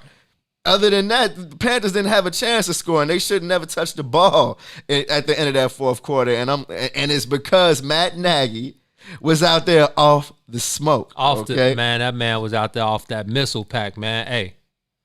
And that can't happen. When your team already wins ugly. That was the phrase that everybody's using. The Bears win ugly. We can't do this in spite of these play calls every week. Fam, and don't think you're not fool. Dog, these teams have one whole week to prepare for you. Don't think that you're fooling. Don't think that you're fooling the defense on nobody's going off of those. Stop it. Come on. And it's obvious it's obvious that nobody goes off of that because it's almost never a successful play, never anything more than 2 or 3 yards. The Bears have the worst screenplay offense in all of football. I haven't seen them complete one screenplay for positive yardage. Yeah, I feel like those are the things that have to be addressed, as this team continues to, to go throughout the season. But you can't be mad at 5-1. I definitely want to know how. Like, is 5-1? Is it a such thing as a full 5-1 team, as a pretender? Because I feel like at the same time, who are the dominant teams in the NFC? Like, who are the dominant teams this year? We just saw Green Bay get smacked up by the Bucks. I don't think that was real. I think that was just. I mean, it's football. Any given Sunday, you're not gonna have your best every week. But that was a tell. That was a tell. Not a tell-all sign, but it said a little something, because it's like, well, if the Buccaneers offense looked like trash against the Bears, but then they went out there, but they did have a couple defensive plays that they ran a couple back. They ran two interceptions back. Aaron Rodgers' first 2 interceptions of the season. Yeah, absolutely, and you really never see that. But like you said, I think you do have to look at that and understand, hey, the Bears are in the mix because, yes, they have an elite defense with an average offense, but you look at the Seahawks, and they got a great offense with a terrible defense. Hey, 5-1, like we said, regardless of if you want to call it Huff, whatever you want to call it, 5-1 says all it says. Y'all better enjoy that. They're definitely in the mix right now. They're definitely looking like a playoff team. And like Herb said, let's go. All you got to do is get in there, and then anything can happen. Come on, don't let us have to, end up playing one of them garbage NFC East teams, and then we moving forward in the playoffs. Hey man, let's pay a couple bills. Let's come back and let's finish up this offensive, the offensive side of the ball talk, because I'm not done.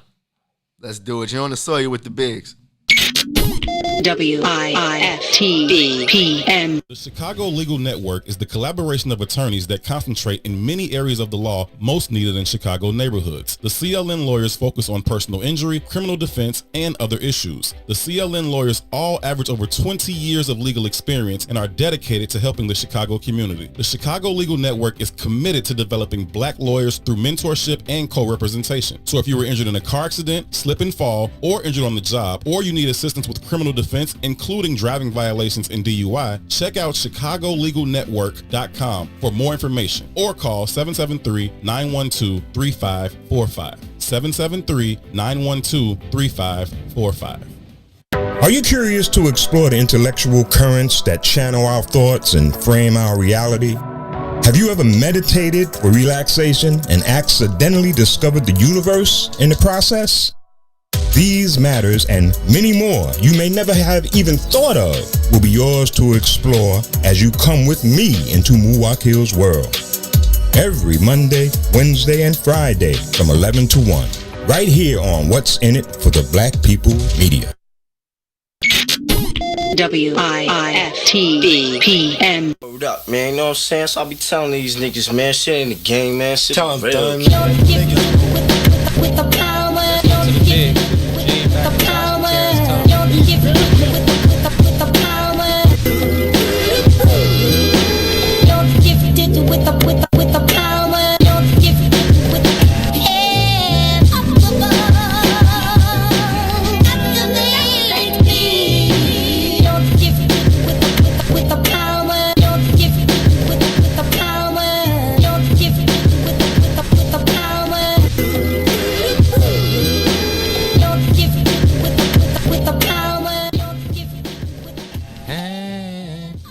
Hey, Gene with the pipes, I see you. Hey, somebody get this man a singing deal. Hey man, that's something I rarely hear is Gene sing. So y'all just got I feel like y'all got an exclusive behind the scenes on my man Gene. Hey man, the backdrop is so beautiful, man. SC chopped that sample up, something so real. Absolutely. Hey, shout out to everybody on the soil rocking with the Bigs right now. I'm one half of the co-founders of the Bigs, your man T-Tom. You already know what it is over here. It's your boy Eugene McIntosh, a.k.a. The God. And yeah, man, you're on the soil rocking with the Bigs. Shout out to everybody that's tuned in on Facebook, everybody out there watching on YouTube. Shout out to the What's in It for the Black People Media family. Man, go ahead and hit that like button, hit that share button. Continue to join the conversation. And man, send the brother some gold stars down there, man. You know, I know the ballers out there. I see Cuzzo too. I see Herb. I see my boy Damon Patton. I see everybody out there, man. So go on, drop some stars for the brothers, and absolutely keep this show moving. Absolutely, please do that. Shout out to the prayers. I see you Kenneth Steele, Damon, Patton. We thank y'all for tuning in and joining the conversation. On the other side of this break, we talked about the Bears offense, and I'm interested in seeing, what you think about if these guys can turn it around in time to make a run in the playoffs. Do you think that this is that classic team where they have good to great defense, average offense, and do you think that's good enough to win it this year? And in the case that they make it to a Super Bowl. So you were in Baltimore with Trent Dilfer and them guys, right? Or was that before you? That was before me, but Joe Flacco and the guys. So it was like this Baltimore, the Ravens, both championships were basically the same. They had no, it wasn't the same. Who had Jamal Lewis? That was Trent Dilfer. And that was the first time? Yeah, it was Ray Rice and Joe Flacco and those guys and Torrey Smith. Oh, that was a pretty good offense, though, right? It was. That's exactly. And Joe Flacco was absolutely on fire for both his playoff runs with the Ravens. There you go. He was absolutely on fire. I don't think he threw a pick. High level quarterback play. When that's the thing, man. When you're an Aaron Rodgers type, or when you're a Pat Mahomes type, or when you're a Brett Favre type, we can go on down the line. Drew Brees, all these guys who have become Hall of Famers. Yeah, guys like Peyton Manning had Reggie Wayne and Marvin Harrison. But you've got to elevate the play of those guys. You've got to turn your stars into superstars. You got to turn your regulation guys. Tom Brady, how could I forget? Tom Brady is and I'm not saying Nick Foles has to be Tom Brady because that's a far-fetched. But I'm saying you have to turn up your level of play. And Nick Foles, I can't front. Nick Foles has a championship under his belt. And he had a great playoff run. He did. He was on fire when that season he won the championship. But you also have to remember, Carson Wentz played that regular season. Nick Foles came in at the start of the playoffs. So yeah, he played toward the end of the season, and because Carson Wentz is pretty much like done for. They knew it was going to be Nick Foles for the run. But I still feel like you got to tip your cap to any quarterback that can rise to the occasion. Definitely. Because like you said, your quarterback has to be able to make plays. Definitely. And Bears fans know all too well that that's not going down. I want to read a comment to you from our boy Damon Patton. He says, the Bears aren't going to win a Super Bowl until they retire some of those 85 Bears numbers. And I feel like that's a decent conversation because I actually asked the Bears about that before. Okay. They said that they're like who? Well, I don't think the Bears have retired a number in like 20 years because they have the most retired numbers in the whole league, and I'm not sure if they have enough numbers to play with in order to, like they haven't retired 54, they haven't retired Urlacher 55. All right, I ain't retired. 33. Who was that? Peanut. So we talking about Lance Briggs, Brian Urlacher, and Peanut. Hall of Famers. But even before that, I was like, is Mike Dick's number retired or did they just? Yeah, I mean all these is recent. The Bears haven't retired. Olin Kreutz. Yeah, I mean all kind of players I feel like from recent memory that are worthy. They can't get their numbers retired because like Fam said, they haven't retired anybody from 85 the year they won the Super Bowl. Oh, that wasn't Damon Patton that said that. That was Patah. Patah, my bad. The Bears might have a good season, but I guarantee you they won't win the Super. I mean, that's interesting, man. I never even thought about that, but that's interesting. I'm not sure. I'm not into like super. Well, can't say I'm not into super. You're a Cubs fan, right? So to some extent, you have believed in superstition. Mock. He just let the AR. Cat. He just let the AR off, y'all. So I know you believe in superstition a little bit. Well, I'm just saying, as far as like retiring numbers, I'm not sure how much that has to do with the actual play of those guys. But I just think that, like Damon said, the offensive line is trash, and that's the reason why David Montgomery can't get off. Those guys can't move a thing. They're absolutely trash. I think the fact that, they lost Tariq Cohen. They needed another back, man. And they signed Lamar Miller, and I feel like that's one of the questions going into the next game. It's like, how can they implement him to kind of take some of the pressure off Lamar Miller? Hire an offensive coordinator. Well, that's a whole nother you dig because can you imagine Matt Nagy actually giving up play calling duty? Like, do you think he's going to do that? in between weeks. Yeah, they play on Monday. The Bears got a Monday night game on their menu next week versus the Rams. But, I think Matt Nagy is going to be calling plays for the rest of the season. What's up with Anthony Miller, man? Why is he so huff? I wish I knew, man. They got Darnell Mooney who needs more reps. Who took his reps, even though he's a rookie. But like you said, it almost feels like rightfully so.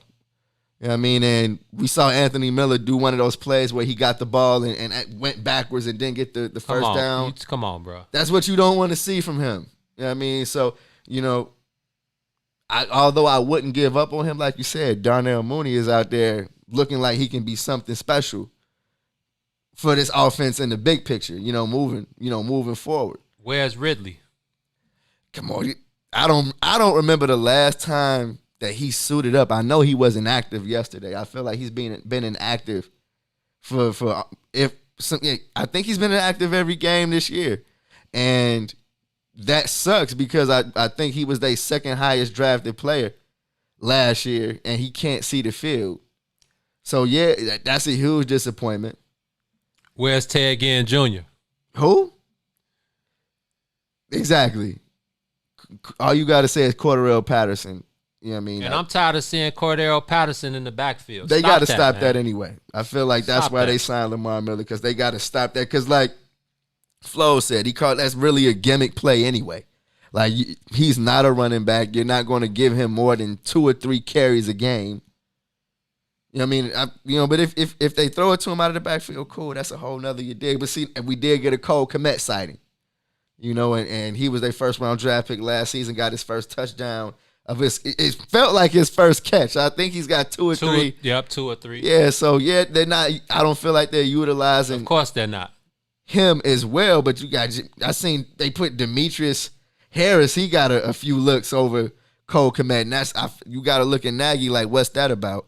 But so yeah, it's definitely some things on offense that they got to put together. But if Nick Foles continues to be a leader for the offense, and only they'll leader, be fine. He's the leader because he's the quarterback.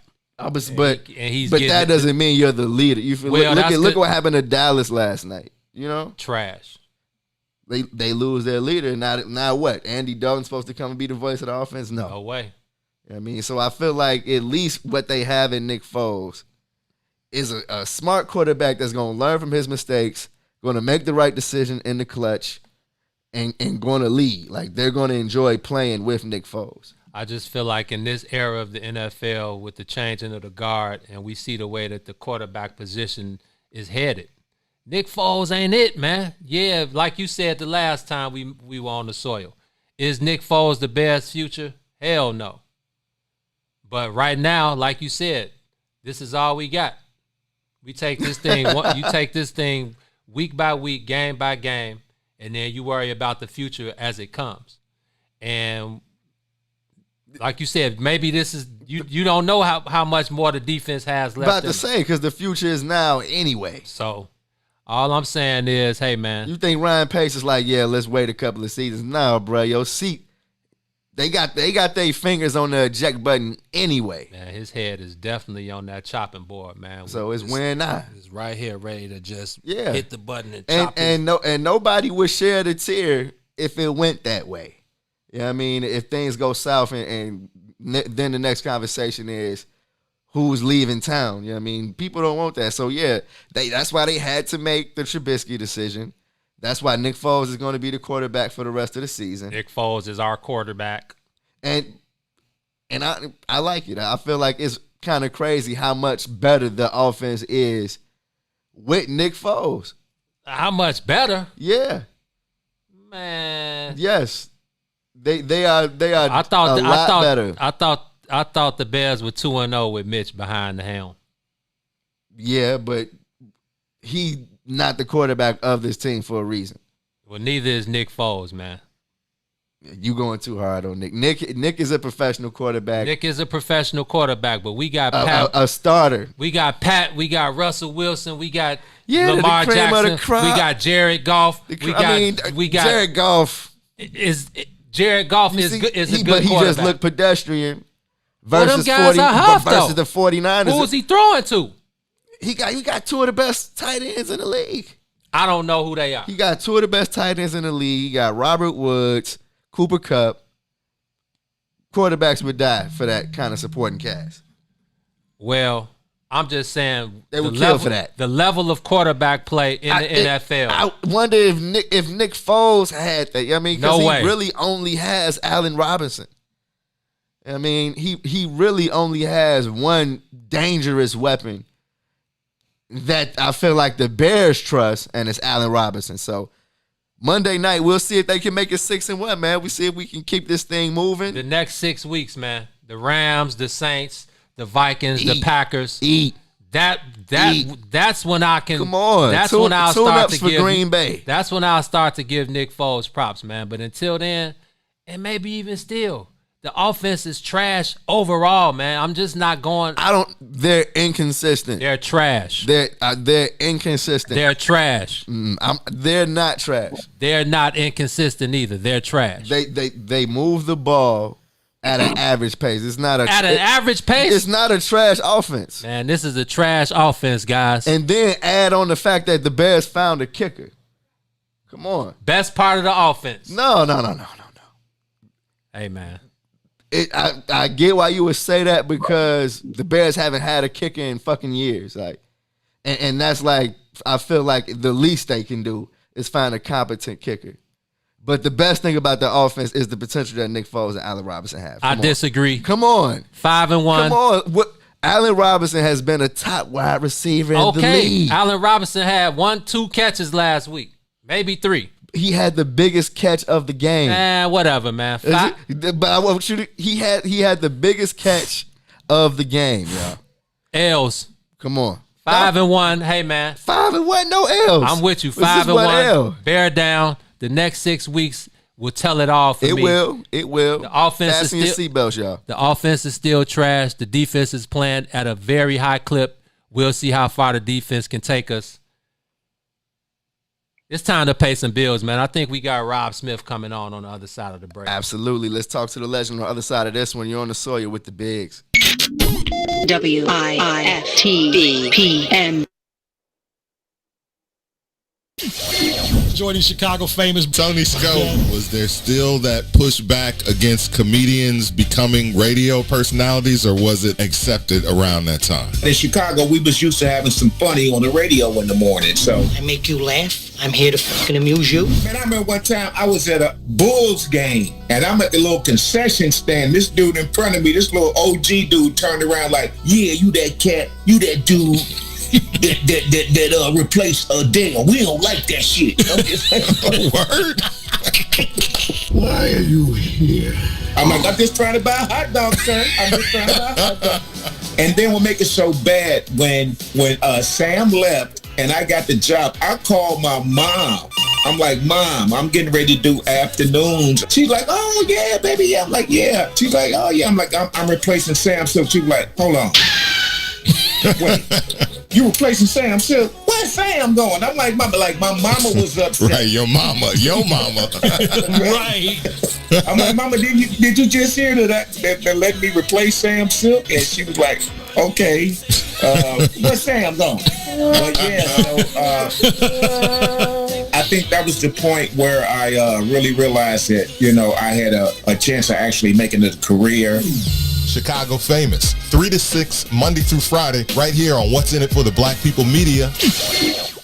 Introducing your trusted source for high-quality black emojis, better known as Blackmoji.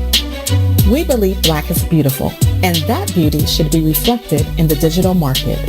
Now there is an app that does just that, starting with Black Greek letter organizations. Blackmoji D9 offers more than an emoji app. It is a cultural experience of black excellence. Download the app in the Apple or Google Play Store to access a specially curated catalog of emojis representing the Divine Nine. Use the emojis to celebrate Black Greek events, acknowledge current events, support social causes, and learn about esteemed Black Greek members who blaze the trail of Black history. A portion of every subscription goes toward a scholarship fund specifically for members of Black Greek letter organizations to help keep the legacy alive. Download the Blackmoji app today. WIFTBPM.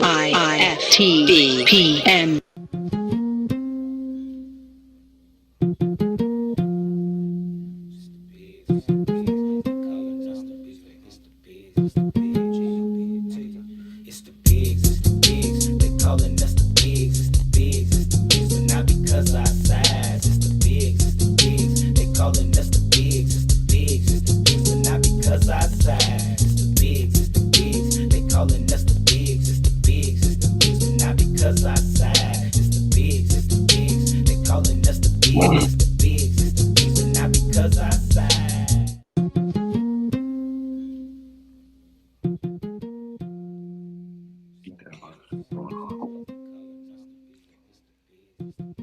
You are back rocking with the bigs on the soil on this beautiful Tuesday afternoon. I am Eugene McIntosh, one half of the Underground Kings of Chicago sports, and not just Chicago sports, but sports in general, man. We are not only the co-hosts of On the Soil, but we are co-founders of a major sports media outlet, Untapped Territory, and me and T are setting the standard for what's to come for the future. So shout out to my player partner over here holding it down always. Absolutely, man. Without further ado, we want to bring on a man that his name ring bells in the city. He's one of the legendary coaches that the Chicago basketball scene has, and he's been holding it down at Simeon for a long time now. We have him on to talk about what's going on with winter sports in the public league this year. The one and only Rob Smith joins us on the soil.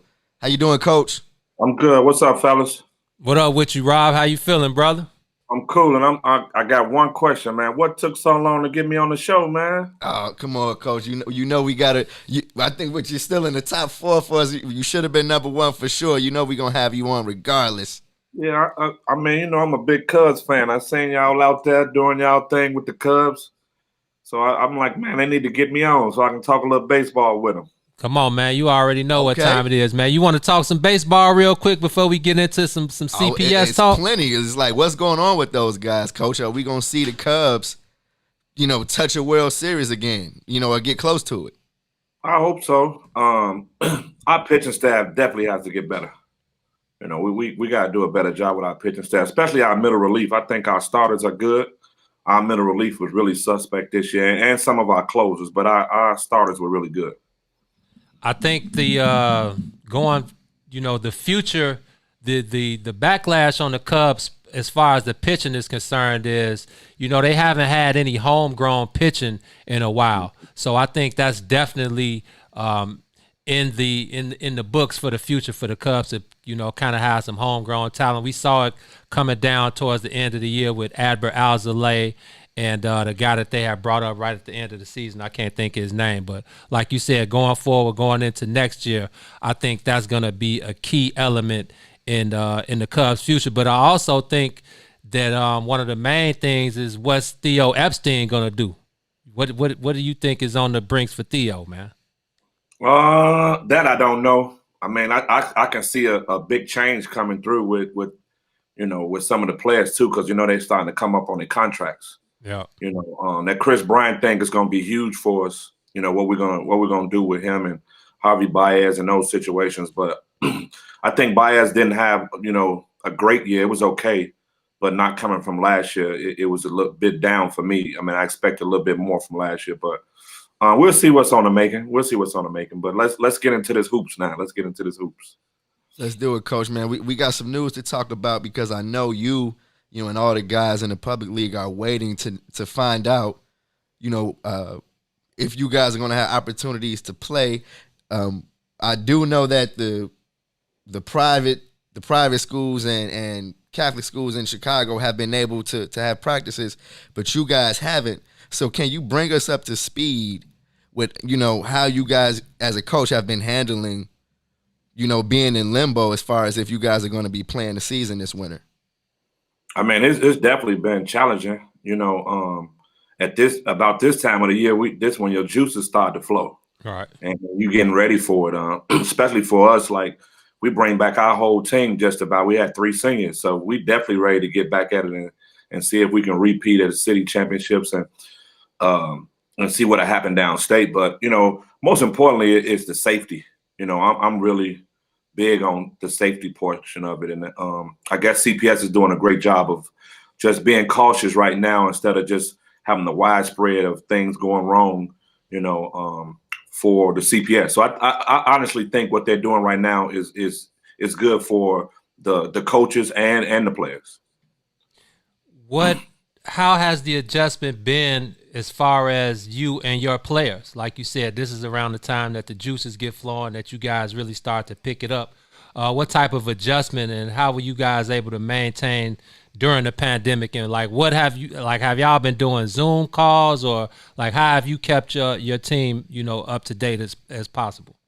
Well, we've been doing a couple Zoom calls, and we did some other stuff, Google Classroom, whatever. It's all the same stuff, just giving them some ideas on what they should be doing, because they're still training, they're just not training with us. So they're still training and just giving them ideas on what they should be working on, what we saw as weaknesses before, the season ended last year, before we had the pandemic. So guys have been in the gym, and I've seen that. So that's a good thing.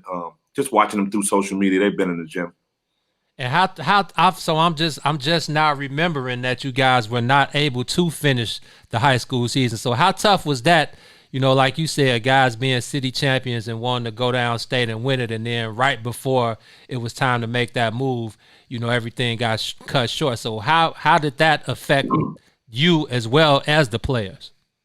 Well, for us, it was kind of tough. I mean, we had just lost the night before. We played Whitney Young in the semi-sectionals, and we lost to them. And then the next morning, or a couple of days after that, they canceled everything. So I know those guys were a little, upset because they had ended up losing. I mean, they had ended up winning in advance and had a chance to get downstate. Right. And then they canceled everything. But my biggest thing was for all those seniors. That was the thing that hurt the most, was those seniors who didn't get a chance, who didn't have scholarships. You had a DJ Stewart who was already, going to school, and you had other guys who were already committed to schools, but you did have a lot that wasn't. And that kind of hurt me that those guys didn't get the opportunity to do that. You had a OR team that was on the floor practicing, and they was told that they had to get off the floor because everything was canceled. And they had a lot of seniors too who had a chance to win the state championship. So that part of it, was heartening for those young men and young women, because the young ladies for 3A and 4A, they had to stop as well. So that was heartening. Coach, what happens in that situation as far as senior goes, as far as being a senior goes, and what is the road that they have to take as far as getting to the next level in college? And because I know the biggest thing for you is making sure that your guys are going to college and having an opportunity at higher learning. Yeah, right now it's been tough. We have 4 seniors that have not committed yet. So they're still looking for opportunities, and by us not being able to have an open gym where the college coaches can come in and see them, they're limits right now. So it's been a little hard. Coaches are really skeptical about who they're just going to take without seeing them play. Right. And that's kind of hard for those seniors in every sport, not just basketball. That's just sports period right now. So a lot of guys are putting together highlight tapes that a little bit of the AAU that they did play. Some guys are playing in fall leagues, so they're putting some of that stuff together so they can, send them out to coaches. And I understand the college coaches too. They have to make sure that they're taking the right kid, especially at this time when it's, we in this pandemic. So it's a catch-22. I know over here we're working every day trying to get these last 4 done. Bynum is done. He's going to DePaul, and Isaiah Barnes is going to Michigan. Yeah. So those guys are fine. But just the other 4 is who I'm really focusing on right now to make sure that they can get into school. So you mentioned fall leagues. So how does that work? Because if they're not able to practice with you guys, which I feel like will probably be the safest option, and we know, let's just keep it real, man. We know these kids are hooping wherever they can. It's gyms all across the city where if it's supposed to be illegal or whatever word adjective you want to use, these kids, they want to hoop, they're going to hoop. You're not going to stop them from hooping. But where are the fall leagues? Because I would love to. They kind of all throughout the place. You know, they just kind of get together themselves. So some of them are playing with guys that don't even go to their schools. They're just getting a run, basically. It's some of them getting a run in. They may have 4 or 5 guys that says play for one school, but then other guys are not. So it's just a mixture. They just, like you said, they're gonna play, you know, and they want to play. So they're just finding places to play. And they're just not playing with their school teams, basically. Coach, I feel like Chicago, you know, we've had this conversation before about recruiting and who's willing to come and actually, you know, come to the areas and get your players into better situations. How is this pandemic affecting that? And do you think we're going to see, you know, less kids come out of Chicago, even with, you know, the rich history that we have, you know, when it comes to basketball here?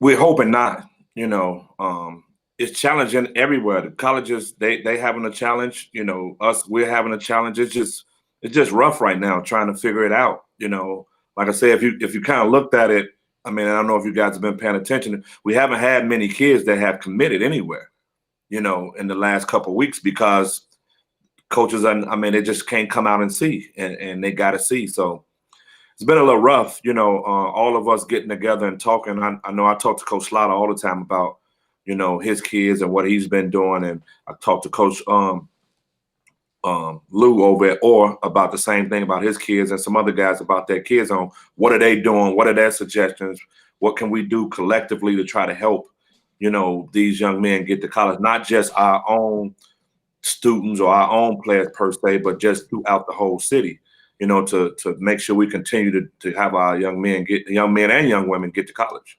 Absolutely. You know, speaking of Coach Slaughter, we know you guys have put on the Chicago Elite Classic, which has become a huge event, huge showcase over the last few years.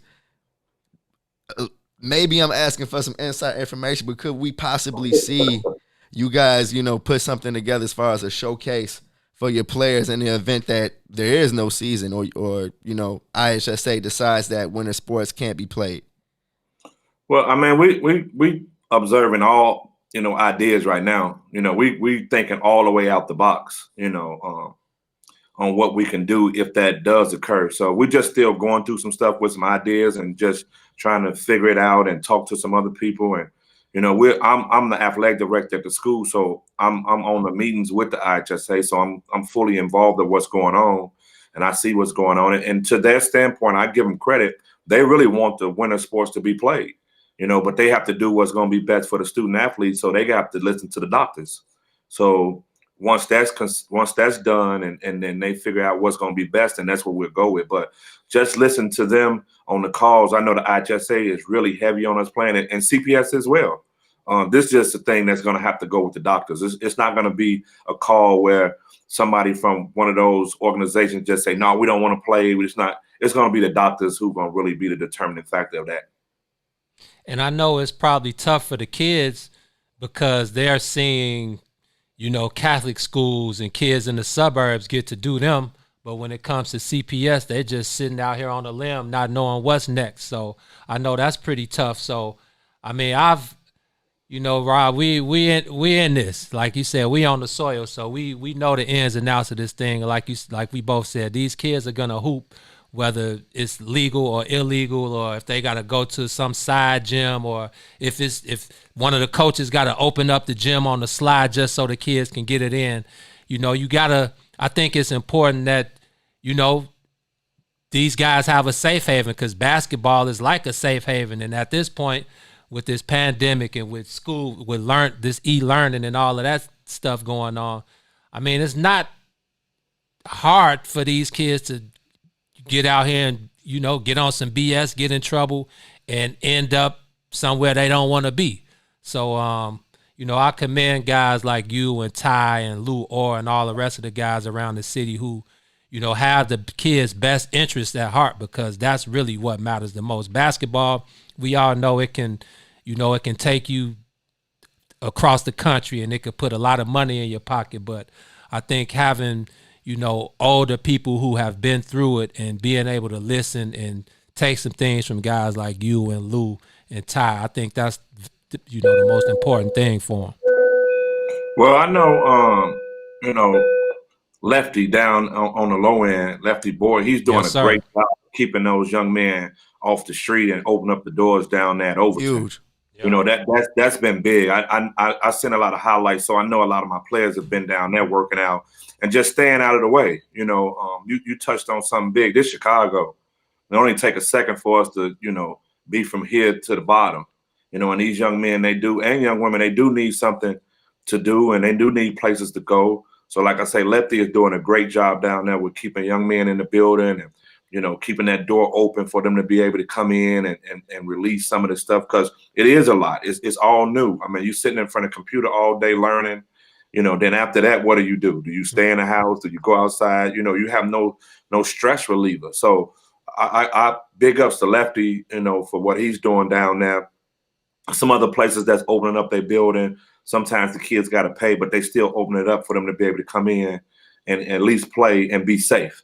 And that's the most important thing is that they're being safe and they're able to go someplace and do some stuff that they love to do.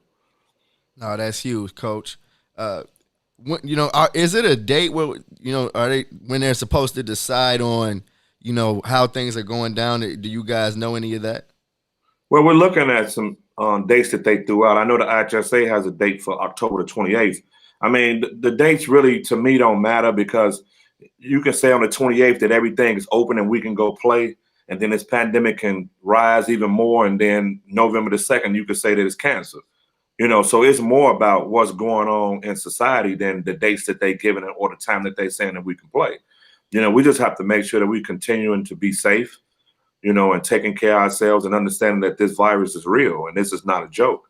You know, we just got to understand it. I think sometimes the younger kids and some other people feel like it's not that serious, but it's that serious. You know, it just haven't hit you, you know, but it's a serious thing. And I think we need to make sure we understand that. Now, you talked about your 4 seniors. You talked about Isaiah Barnes, your new guy that's going to Michigan with Jawan and Ahmad Bynum. So last year when there was a strike and, you know, the kids were out of school for a minute, Black Cat was coming down to the gym that I play ball at, Lakeshore Athletic Club, or Lakeshore Sport and Fitness is downtown. And Will and a couple of Black Cat's uncles, they were bringing him down to the gym with us, you know, just to get some work in and play with some older guys and, you know, just get some runs in. And, you know, I follow Black Cat. You know, we all know Will, so I follow Black Cat since he was a shorty. And I like what you've done with him, like basically bringing him up kind of slow, letting him find himself. And then last year you basically gave him the keys and let him go.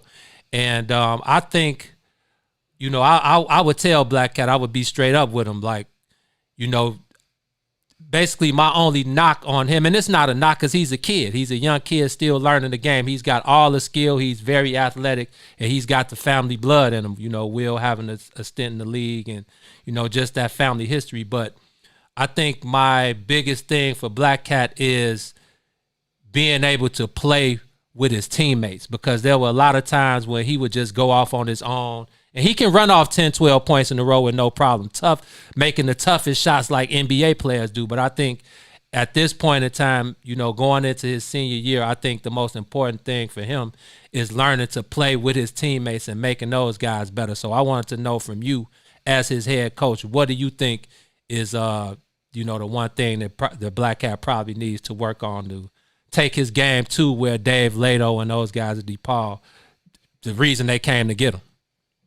Well, it's funny you said that, because I mean, like I said, I've been watching film on them guys. I haven't really seen them, but I watched some film on him as open gym. And what really, really intrigued me that I hadn't seen was his passing ability. Okay. You know, he had went off to play some point guard with some guys, and it was just more open gym. And the way he was, you know, controlling the floor and making the right passes and making the right reads was great. Hopefully he carried that over to the high school season, you know, but tremendous player.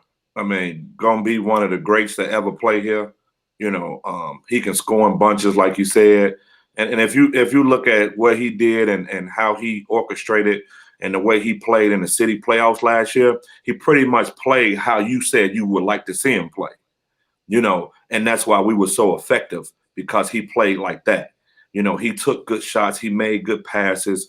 And there was some conversations that we had along going through. I mean, when you're a scorer, you're a scorer. You know, you're going to take some bad shots, and I understand that. But you got to make sure that you get your teammates involved. True. And then when it's time for you to take over the game, then you go take over the game. And he did a great job in the city playoffs for us. I mean, it's not saying we wouldn't have won, you know, if he played the other way, but I think he played the right way, you know, during the city playoffs. I think he played the right way during the city playoffs. And hopefully that carried over, that winning and him playing that way. Hopefully that carried over for him with us this year and when he gets to college to understand that this is how I have to play for us, for my team and me to be successful. Yeah, Coach, I feel like last year we saw your team make a turnaround kind of mid-season that we don't see a lot of high school teams in the city make. You know what I mean? Feel like you guys started off struggling, but then you guys turned it up to a level where it just seemed like you guys were clicking on all cylinders. And from a coach's standpoint, what I would love to hear is, what are some of the changes that you've had to make as a coach as the game has changed? We see, well, at least from my standpoint, I thought you guys played a little bit faster than I've seen you guys play over the years. So, you know, can you touch on that for me? Well, the biggest thing was, I mean, you hit it on the head. The turnaround was, I mean, it's crazy because Sincere, who was our starting 5-man last year, he got injured. Well, he got sick, and I honestly think at that time he had COVID, you know, because of the symptoms that he had and what it was, you know, at that time. And then we moved in Avion Morris into the starting lineup. So now we're playing with 4 guards. We're basically playing with 5 guards because Jeremiah's a guard too. Right. But he can guard multiple positions. So it made us faster. It made us be able to get the ball off the backboard and everybody can push it and go. It made us be able to shoot the ball better from the perimeter. And then Avion was I don't know if it's a better defender in the state of Illinois than him. You know, he feisty. He guarded Adam Miller in the city championship. He guarded Ramin in the semifinals. Neither one of them got their average. I mean, he's 5'9". You know, Ramin 6'4", 6'5", Adam 6'3". And he turned up our defense. And what that created us getting easy baskets on offense. Yeah. So he was the biggest turnaround for us because we was able to get out in transition, and then guys were able to show their talent. They was able to use their talent versus us playing in a half-court set. We became to be a more up and down, fast-paced team, you know, which was the makeup of that team. You know, I mean, we probably thought we should have played a certain way, but after it started going on, we saw the makeup was for us to play faster, you know, and to get up and down. And it kind of went out of what my coaching philosophy was or what it is or how it goes. But like you say, we had to make the change for us to be successful. And that kind of helped us out being successful. Yeah, it was like night and day. And another point before I go, it also helped J-Rock out because it took him off the ball and made him a scorer. Yeah. And he was able to score the basketball where he was more of a facilitator to everybody before that. And then when he came and went over to the 2, he understood. He thought, okay, now I could score. And you start to see his game evolve more as him being a scorer, making jump shots, getting to the rim, finishing. And that kind of helped us out as well. So Avion kind of helped our whole team out, our dynamic of last year's team. No, it was like night and day, man. It was, and that's credit to the players. I know you're gonna give credit to the players, but you got to know that that's a credit to you and Corey and Tim Flowers and the rest of the coaching staff, because you guys implement the system and implement the plays, and it's up to those guys to believe in what you guys are putting into them and go out there and execute it on the floor. So that's a big shout out to you guys. But man, I got one more question for you. My last question for you. I'm interested in your thoughts about this transfer portal, because I mean, we all know, you know, I played with Antoine Walker. I was back in the Sonny Vaccaro days when it was Adidas Shout out camp, to Sonny V. you know, Nike camp and all of that. So we know how high school basketball is big business, however you want to look at it. But now, you know, you got kids with the AAU circuit and, you know, so many different motives out here. the transfer portal has become huge, especially the last couple of years in Chicago and in the suburbs. You got guys from Bloom and Thornton and Thornridge. And now we see, with Nick going to Western Illinois, we see guys transferring from Morgan Park to Kenwood. With Mike, I think, didn't one of your guys leave Simeon and go to Kenwood? Yeah. Yeah, so how does that, how do you where are you with that? Like, how does that affect the bottom line of high school basketball from your standpoint? Well, it's been going on since the end of time. You know what I'm saying? It ain't just started. It's been going on for a while. You remember Nick Anderson came from Prosser to Simeon. All day. Marcus Liberty left from Crane to go to King. Oh, I didn't know that. Yeah, Marcus Liberty started off at Crane his freshman year and transferred to King. Okay. It's been going on for forever, and for me, I'm fine with things like that because sometimes it doesn't work out for you. And I don't want anybody on my team or in my program who don't want to be there. Yep. If you want to go, I'm fine with you going. I'm not going to chase you. I'm not going to call you. I'm not going to deter you. I'm not going to do any of those things. I'm going to let you go because it's going to be a fight if I'm trying to keep you here and you really don't want to be here. I don't complain about it. People complain in other places. If you look at it in the last 2 years, I've had probably two of the highest or the two of the most best prospects to transfer. AJ Casey left and went to Tinley Park, and then you got the other kid that just went to Kenwood. But that doesn't define us because we Simeon. When you leave, let them know, coach.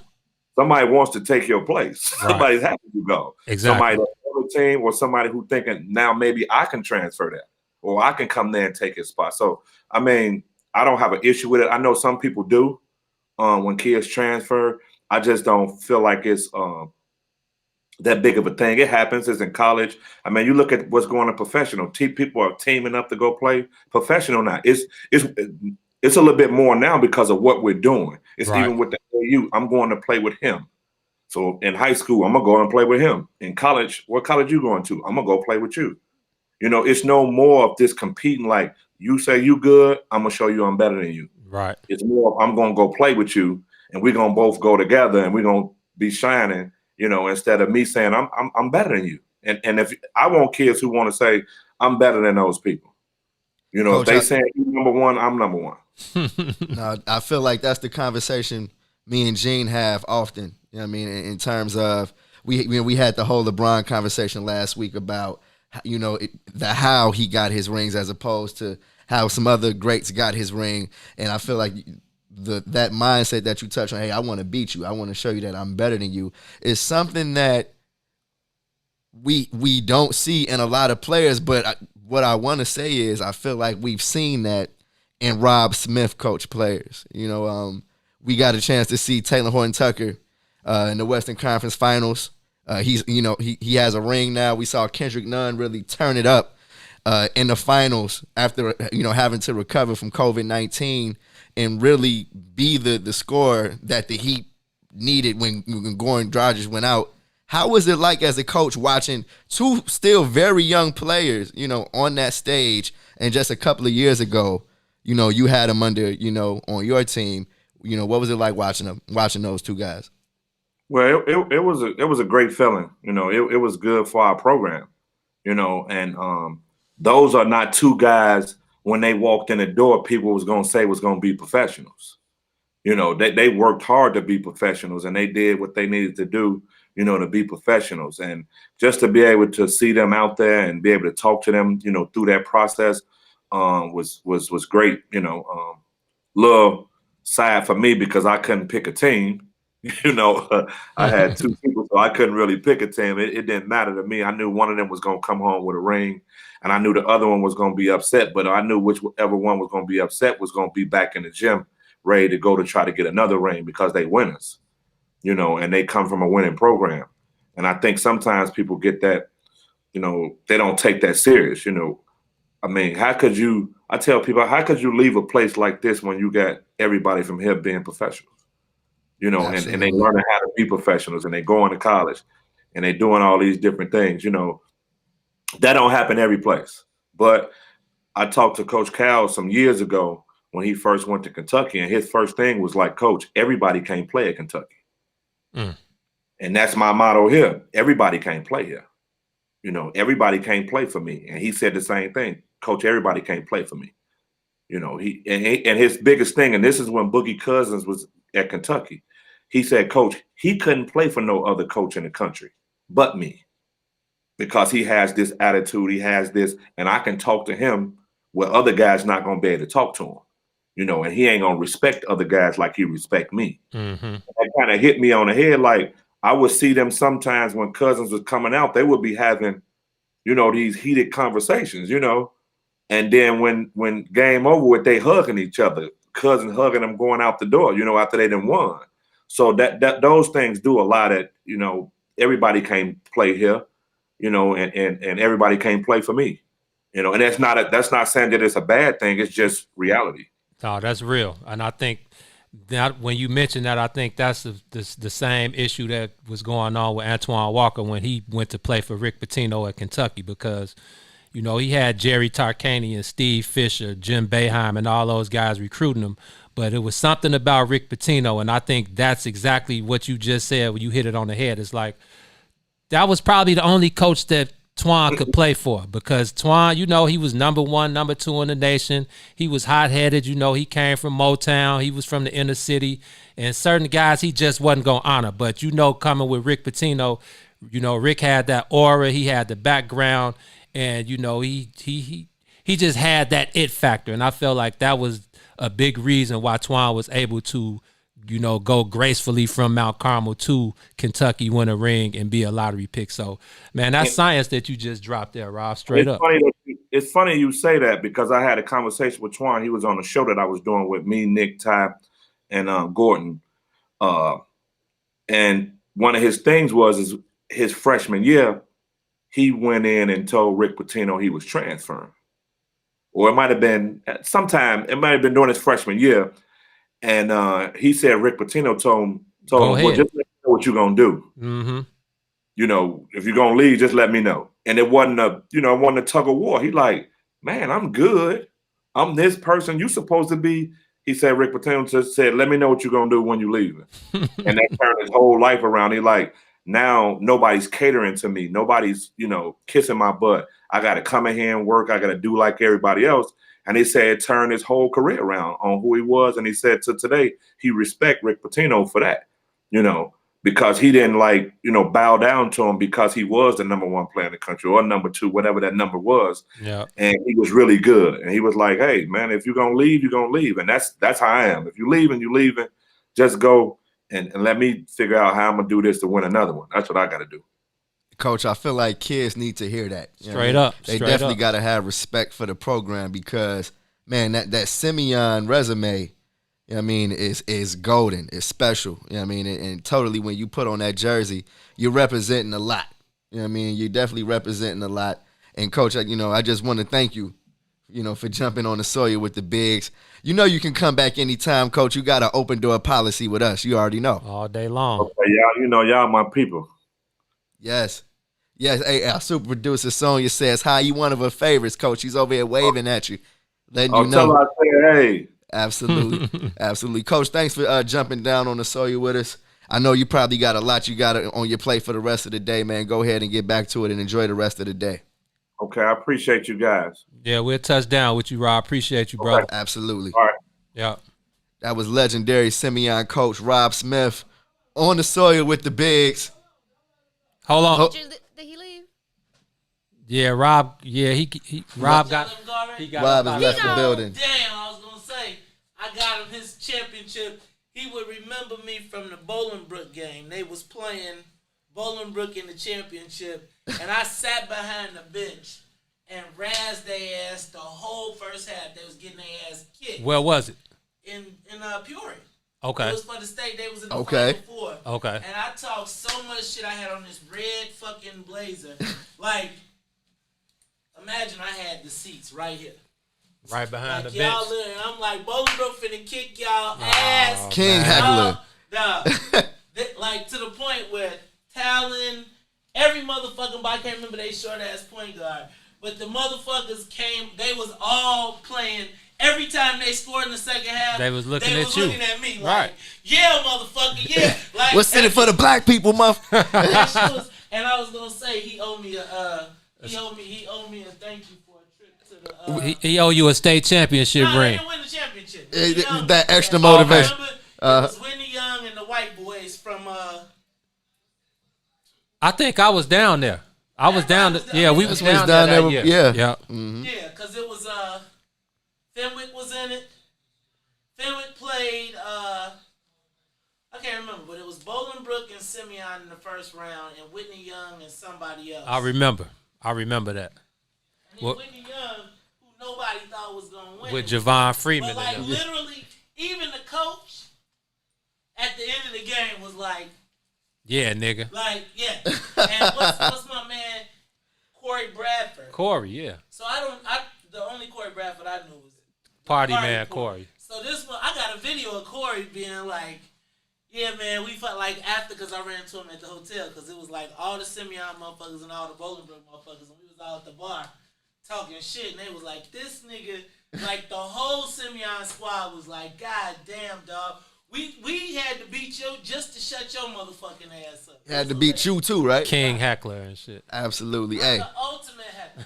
we definitely gonna have to bring Rod back to solidify that, because I'm sure he remembers the haters from the sideline. We're gonna have to see if Mays was on his hit list.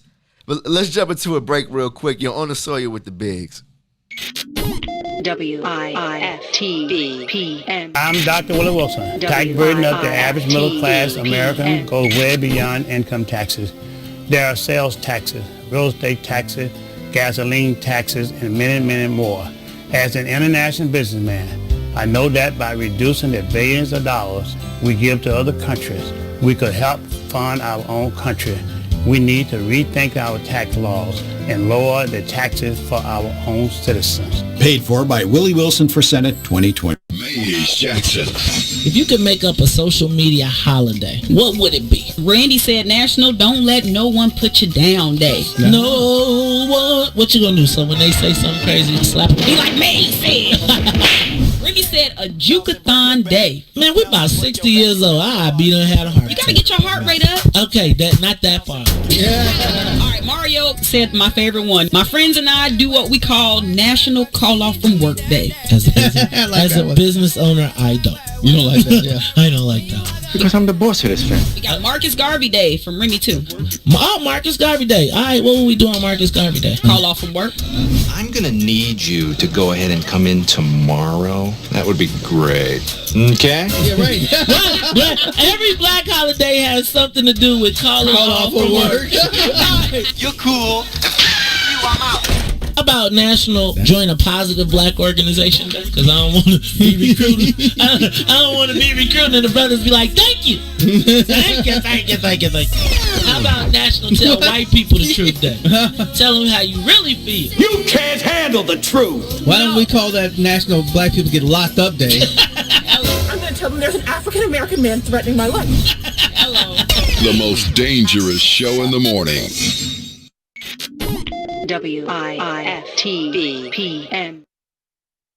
Chicago famous. With Mike Love and Diz.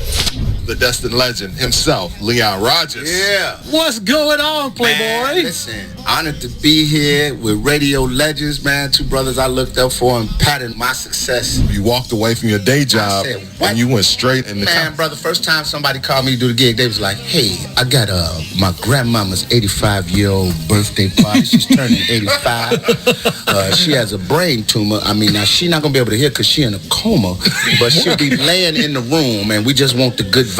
Well, what is it? $75. We need you to do an hour. I'm there because of the passion I wanted to do the comedy. So I quit. But when you quit that job, and the job I had was decent. My father, every young black man should have a dad or a father figure in his life. Yes. When I say he went off on me. My son works. When I told him I quit to do comedy, my mom, mamas is always like, well, that's good, baby. You spread your wings.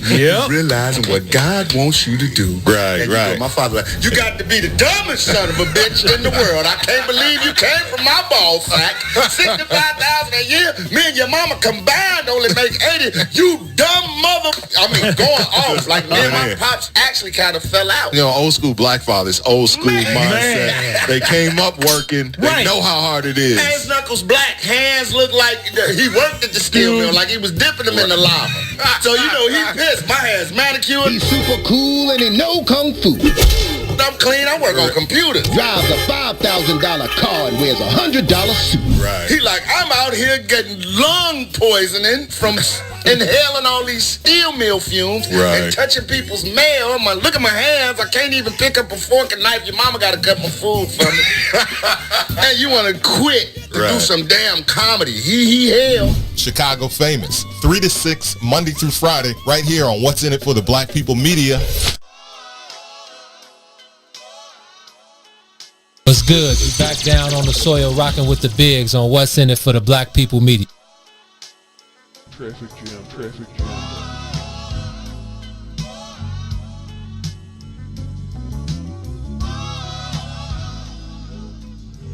Traffic jam, traffic jam, traffic jam.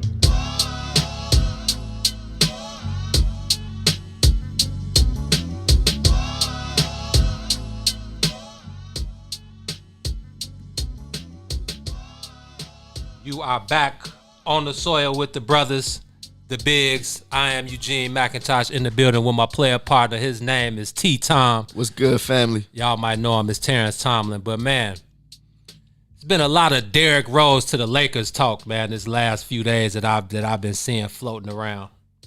And honestly, because it's always going to be a small, maybe a big part of me that always wants him to come back to Chicago. But if he can get a ring on the Lakers, I'm cool with that. All right, man, hold on. Now, before we get into that, we're gonna take it back to Throwback Tuesdays, man. We're gonna play gonna give you guys a glimpse into one of our famous D Rose videos, something that you probably won't see from D Rose when he's building and blending with other members of the media. Period. So yeah, let's go. Let's take him back to the let's take him back to the chamber real quick. Let's do it. You're rocking with the bigs. You already know. Chicago sports. Fires out of the deep left center. Right back at it, man. It's the Bigs TV. You know what time it is, man. What's good? Got down on the United Center soil this time. We got our special guest, the hometown favorite, my man, the great Houdini D Rose. Yeah. How you feeling, Joe? I'm good, man. Just trying to get my body right and understand that I have a huge opportunity ahead of me, and I'm just trying to grab on to it. No doubt, man. How did so let's start off with the Poop documentary, man. I noticed that we attended the VIP screening with your brother and everybody put it together. So yeah, that was cool in itself. But I noticed that you were emotional too. If anybody that knows you, you know how much Chicago and your family and everybody means to you. Yeah. You notice how emotional you were through the show. What did you think about it after you got to see it in its entirety? I mean, of course, I was nervous about all of it, but I just wanted to give my fans and everybody, solely for like my fans, a chance to see what a person that they didn't know nothing about, but they felt something that they could relate to, and it was that struggle. Like I struggled my whole life, and I wanted people to see that. Like I'm an emotional guy. I feel everything like everyone else, and I think my fans, they going through tough times. They need to understand that everything's not perfect because you're financially good. Like you have your ups and downs, but you figure things out with your mentors and your friends that you got around you. That's what I needed at the time, and I wanted y'all to see that. That's real. That's real. I think a lot of people, a lot of fans, they see you guys, like you said, you make a lot of bread, you get a lot of TV time, you become some type of celebrity, and they think y'all are like robots. But y'all regular people, as soon as you get through entertaining, you do the same thing that a regular person does. Oh, that's real shit. Especially, I mean, when you on the court, that's your safe haven, so you out there hooping. But right when that clock ends, like you got, like it clicks right back into reality. So if you're arguing with someone, this or that, like we're just like everyone else. We're human, and that's one of the reasons why I just try to stay myself and just know that I'm not by myself. I got the universe working for me, and I got family. Speaking of family, you got the beautiful wife, you got the two little kids. Yeah. How have they changed your outlook on life? I mean, that's the reason why I'm playing right now. You know what I'm saying? Like, I still love the game. I cherish every moment, but I'm doing this solely for my kids. You feel me? Like, when I get older and I'm talking my shit, I don't want them to come in and making excuses and whatever craft they decide, the occupation they decide to go into. I don't want to hear no complaints. Get through it, and I'm gonna teach them tough love because that's how I was brought up. And I love that my mom like raised me that way, and I'm gonna do the same with my kids. I always try to tell people, they talk about playing basketball, and I'm like, man, playing basketball is nothing if y'all knew what we really had to go through coming up in the hood, the obstacles we had to go through. I'm like, basketball, like you said, it's a safe haven. Having to go through folks, them, or whoever you had to go through, that makes all this basketball life much easier for you. Yeah, I mean, it's you can't control the circumstances that you were brought up in. Like, I wish I was a silver spoon. I wish I was raised different, but I had a tough childhood growing up, and that's one of the reasons I say to myself, or I'm kind of quiet, because growing up, it was just tough, you know what I mean? So it's hard trusting people. So I'm intuitive, so I get a feel for certain people, certain individuals, and I keep a small circle. So the ones that I'll be around, I've been around them same guys since I was in 6th grade. So, and they got me, and I got here so far. So I'm not trying to change anything or change myself. Of course, I'm trying to grow and improve spiritually and individually, but I still got the same circle. Now let's talk about this load management thing. When you were basically the first person to kick that off. Yeah. And now it's become the popular thing. What up, Blake? Home, Blake. It's the popular thing now. Yeah. What you got to say? I know you know. I mean, everybody can take it for what it is, but my thing was I was staying true to myself. That's all it was. I was listening to my body, and at the time, people didn't understand that. They wanted me to score 30. I still was playing all right, but they wanted me to play a certain way. That's all it was. We know you're a team first guy, but you got any personal goals this season, man? Personal goals? I just got one thing on my resume right now, and that's to win a championship. That's it, bro. All the individual shit, I already did that. So I'm just trying to get these young guys to be a leader so that can help me transition into being a businessman and just win a championship. Last question. I'll probably have more for you later on when I can catch back up with you. But after it's all said and done, man, is number one going up in the UC Raptors? Man, it's not up to me to decide. That's up to Jerry and them, but I think they felt what I meant to the city and to the team. Like, it's just that when you have these certain demands with just being in this business, that if you don't reach them demands or the organization have certain expectations, that they move on. And it's not up to me to decide. It's up to the Bulls, but who wouldn't want their jersey up to next to Mike? It's going up there, bro. I wish, bro. I wish. Love, man. It's the bigs. They calling us the bigs. Man, like, seemed like yesterday. Definitely just seemed like yesterday. But the thing I always think of when hearing that is just, man, you don't hear him open it up and keep it as real as he keeps it, with the bigs. And to hear him touch on a lot of the things I feel like are still going on in his career, him going to Detroit, a situation where I feel like a lot of hoopers would hate. He goes there and embrace it. He had his 50, he put a 50 with the Timberwolves, but came and played very well with, averaging over, I feel like 21 points a game with the Pistons, most of last year. I think he finished with like 19, 5, and 3 or something like that. Come on, man. Those are starting point guard numbers. And honestly, I want to know from you, what's next for Derrick Rose? We heard him touch on what he wants out of his career. Still want that ring, you know what I mean? Yeah, that was the perfect lead in to the perfect segue. It's like that's the only thing really left on his resume. Youngest MVP ever. All of the individual accolades that you could possibly want, D Rose Rookie has of the year, accumulated. All-Star. Yeah, all through his basketball career, dating back to high school. He shout out to Beasley because D Rose is a Beasley. Back to his Beasley days. So again, the championship is the only thing left for him, and at this point, I guess the move to the Lakers. I mean, because we heard the move to the Lakers a couple years ago. This isn't new news. I feel like that has definitely always been kind of, behind the scenes. It's like, okay, can he find a way to get to the Lakers? We saw, because then he played with LeBron. He played with Cleveland. LeBron in Cleveland, but that wasn't the right circumstance. I don't think that either one of those guys were in the best position for both of those guys to succeed, because we know the thing about LeBron is when you play with LeBron, you have to kind of suppress your play to get the best out of him. And I know the Lakers need scoring. You know what I mean? And watching the finals, they totally need somebody that can score one-on-one. But what you just said, though, you know what I mean? We see a lot of players get the ball and go into the LeBron black hole. Would that still be the case with D Rose at this point in his career in LA?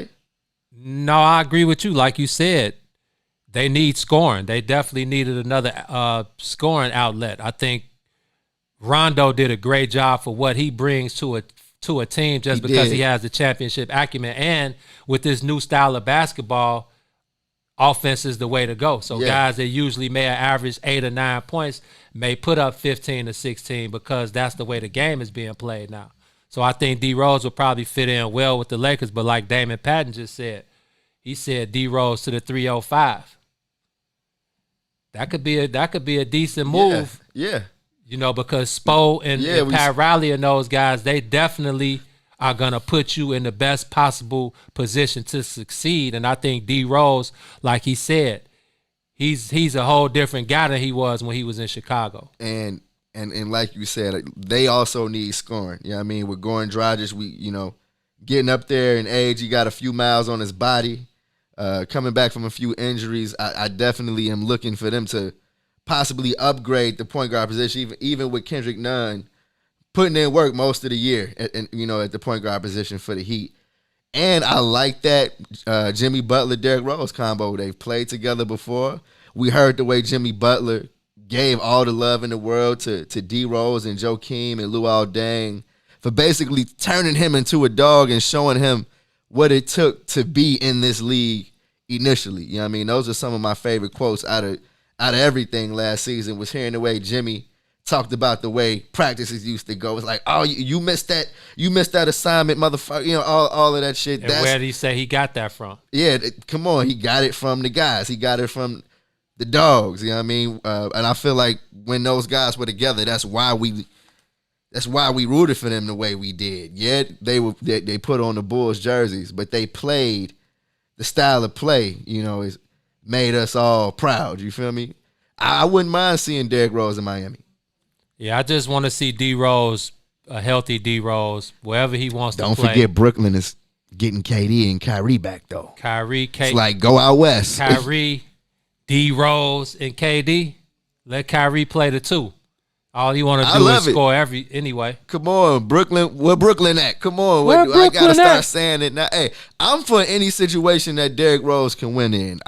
I watched those Piston games, and I don't want to watch any more Pistons games. No, that was... Come on, D-Rose. That D-Rose to the Detroit Pistons thing was strictly 100% his old agent, Arn Tellem, going out there to build with Detroit. D-Rose, one of the most loyal in the game for sure. That's all that was. So now he did that. Now it's time to get the last 2, 3, 4, 5 years of good D Rose legs. I think he got around 4 years. I can see 3, 4, 5 years. I think that's a good range. Just taking good care of himself mentally, physically, spiritually. Like he said, he's grown. He's intuitive. At the utmost for him right now, for sure. Yeah, I think he's in a very good place right now, and I think that could, more than anything, I think that could extend his NBA life a few more years. So I'm interested to see where D Rose is going, man. I'm about to hit you with it. The Bulls need a point guard, man. I'm out. The Bulls need a point guard. Is Kobe White the answer, y'all? Come on.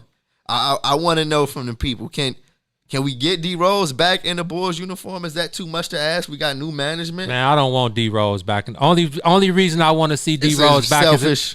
I'm very selfish. Only time I want to see D Rose back in Chicago in the Bulls uniform is when his jersey is being raised to the rafters with Mike Scotty. And it better be. Like, do we got to show him the picture of me on the day D Rose got traded at the guard foreman press conference. I don't think they want them problems, man. They don't. Hey, they better do right by D Rose. Hey, they haven't had a player like D Rose since D Rose, and he was the first player to really put the team on his back and had a city the way he had it since Big Mike. So I feel like it's only right that number one has to go into the rafters. It's where it belongs. Top Bulls, just off the top. Top 3 Bulls have to be Jordan, Pippen, Rose. Come on. End of story. Do the right thing, Bulls. Jerry, you don't want that smoke from Chicago, especially from folks in them, because they will ride down on you. It ain't like anybody could wear number one for the Bulls anyway. You see what happens anytime somebody comes. Like Michael Carter Williams, disgrace number one. Absolutely not. Don't do it, y'all.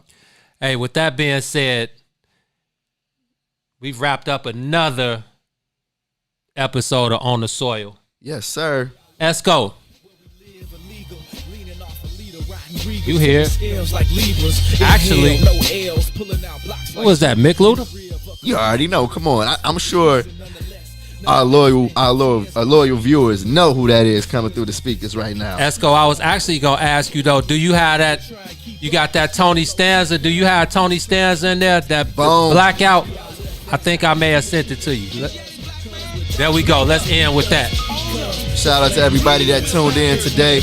We see y'all. Moms, Miss McIntosh, Brandon, I see you, bro. Thank y'all for tuning in. Tucson, Herb, always showing love in the comments. I see you, John. I ain't forget you. Holding it down as always. Thank you so much for tuning in. You On the Soil with the bigs. Play at the start, play my part better than a good kid. Play at the park, stay away from the knock. Unmarked and undercovers, cops, police, whoever after the brothers. Uplift black mothers, encourage the dance to stay. What you wanna do tomorrow starts from the day. Before you get paid, how much you gotta pay?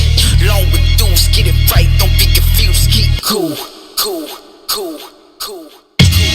Cool is something you need to keep. Keep the heat as well, but don't be hot in the streets. Streets is watching, police popping everybody off, cause the rats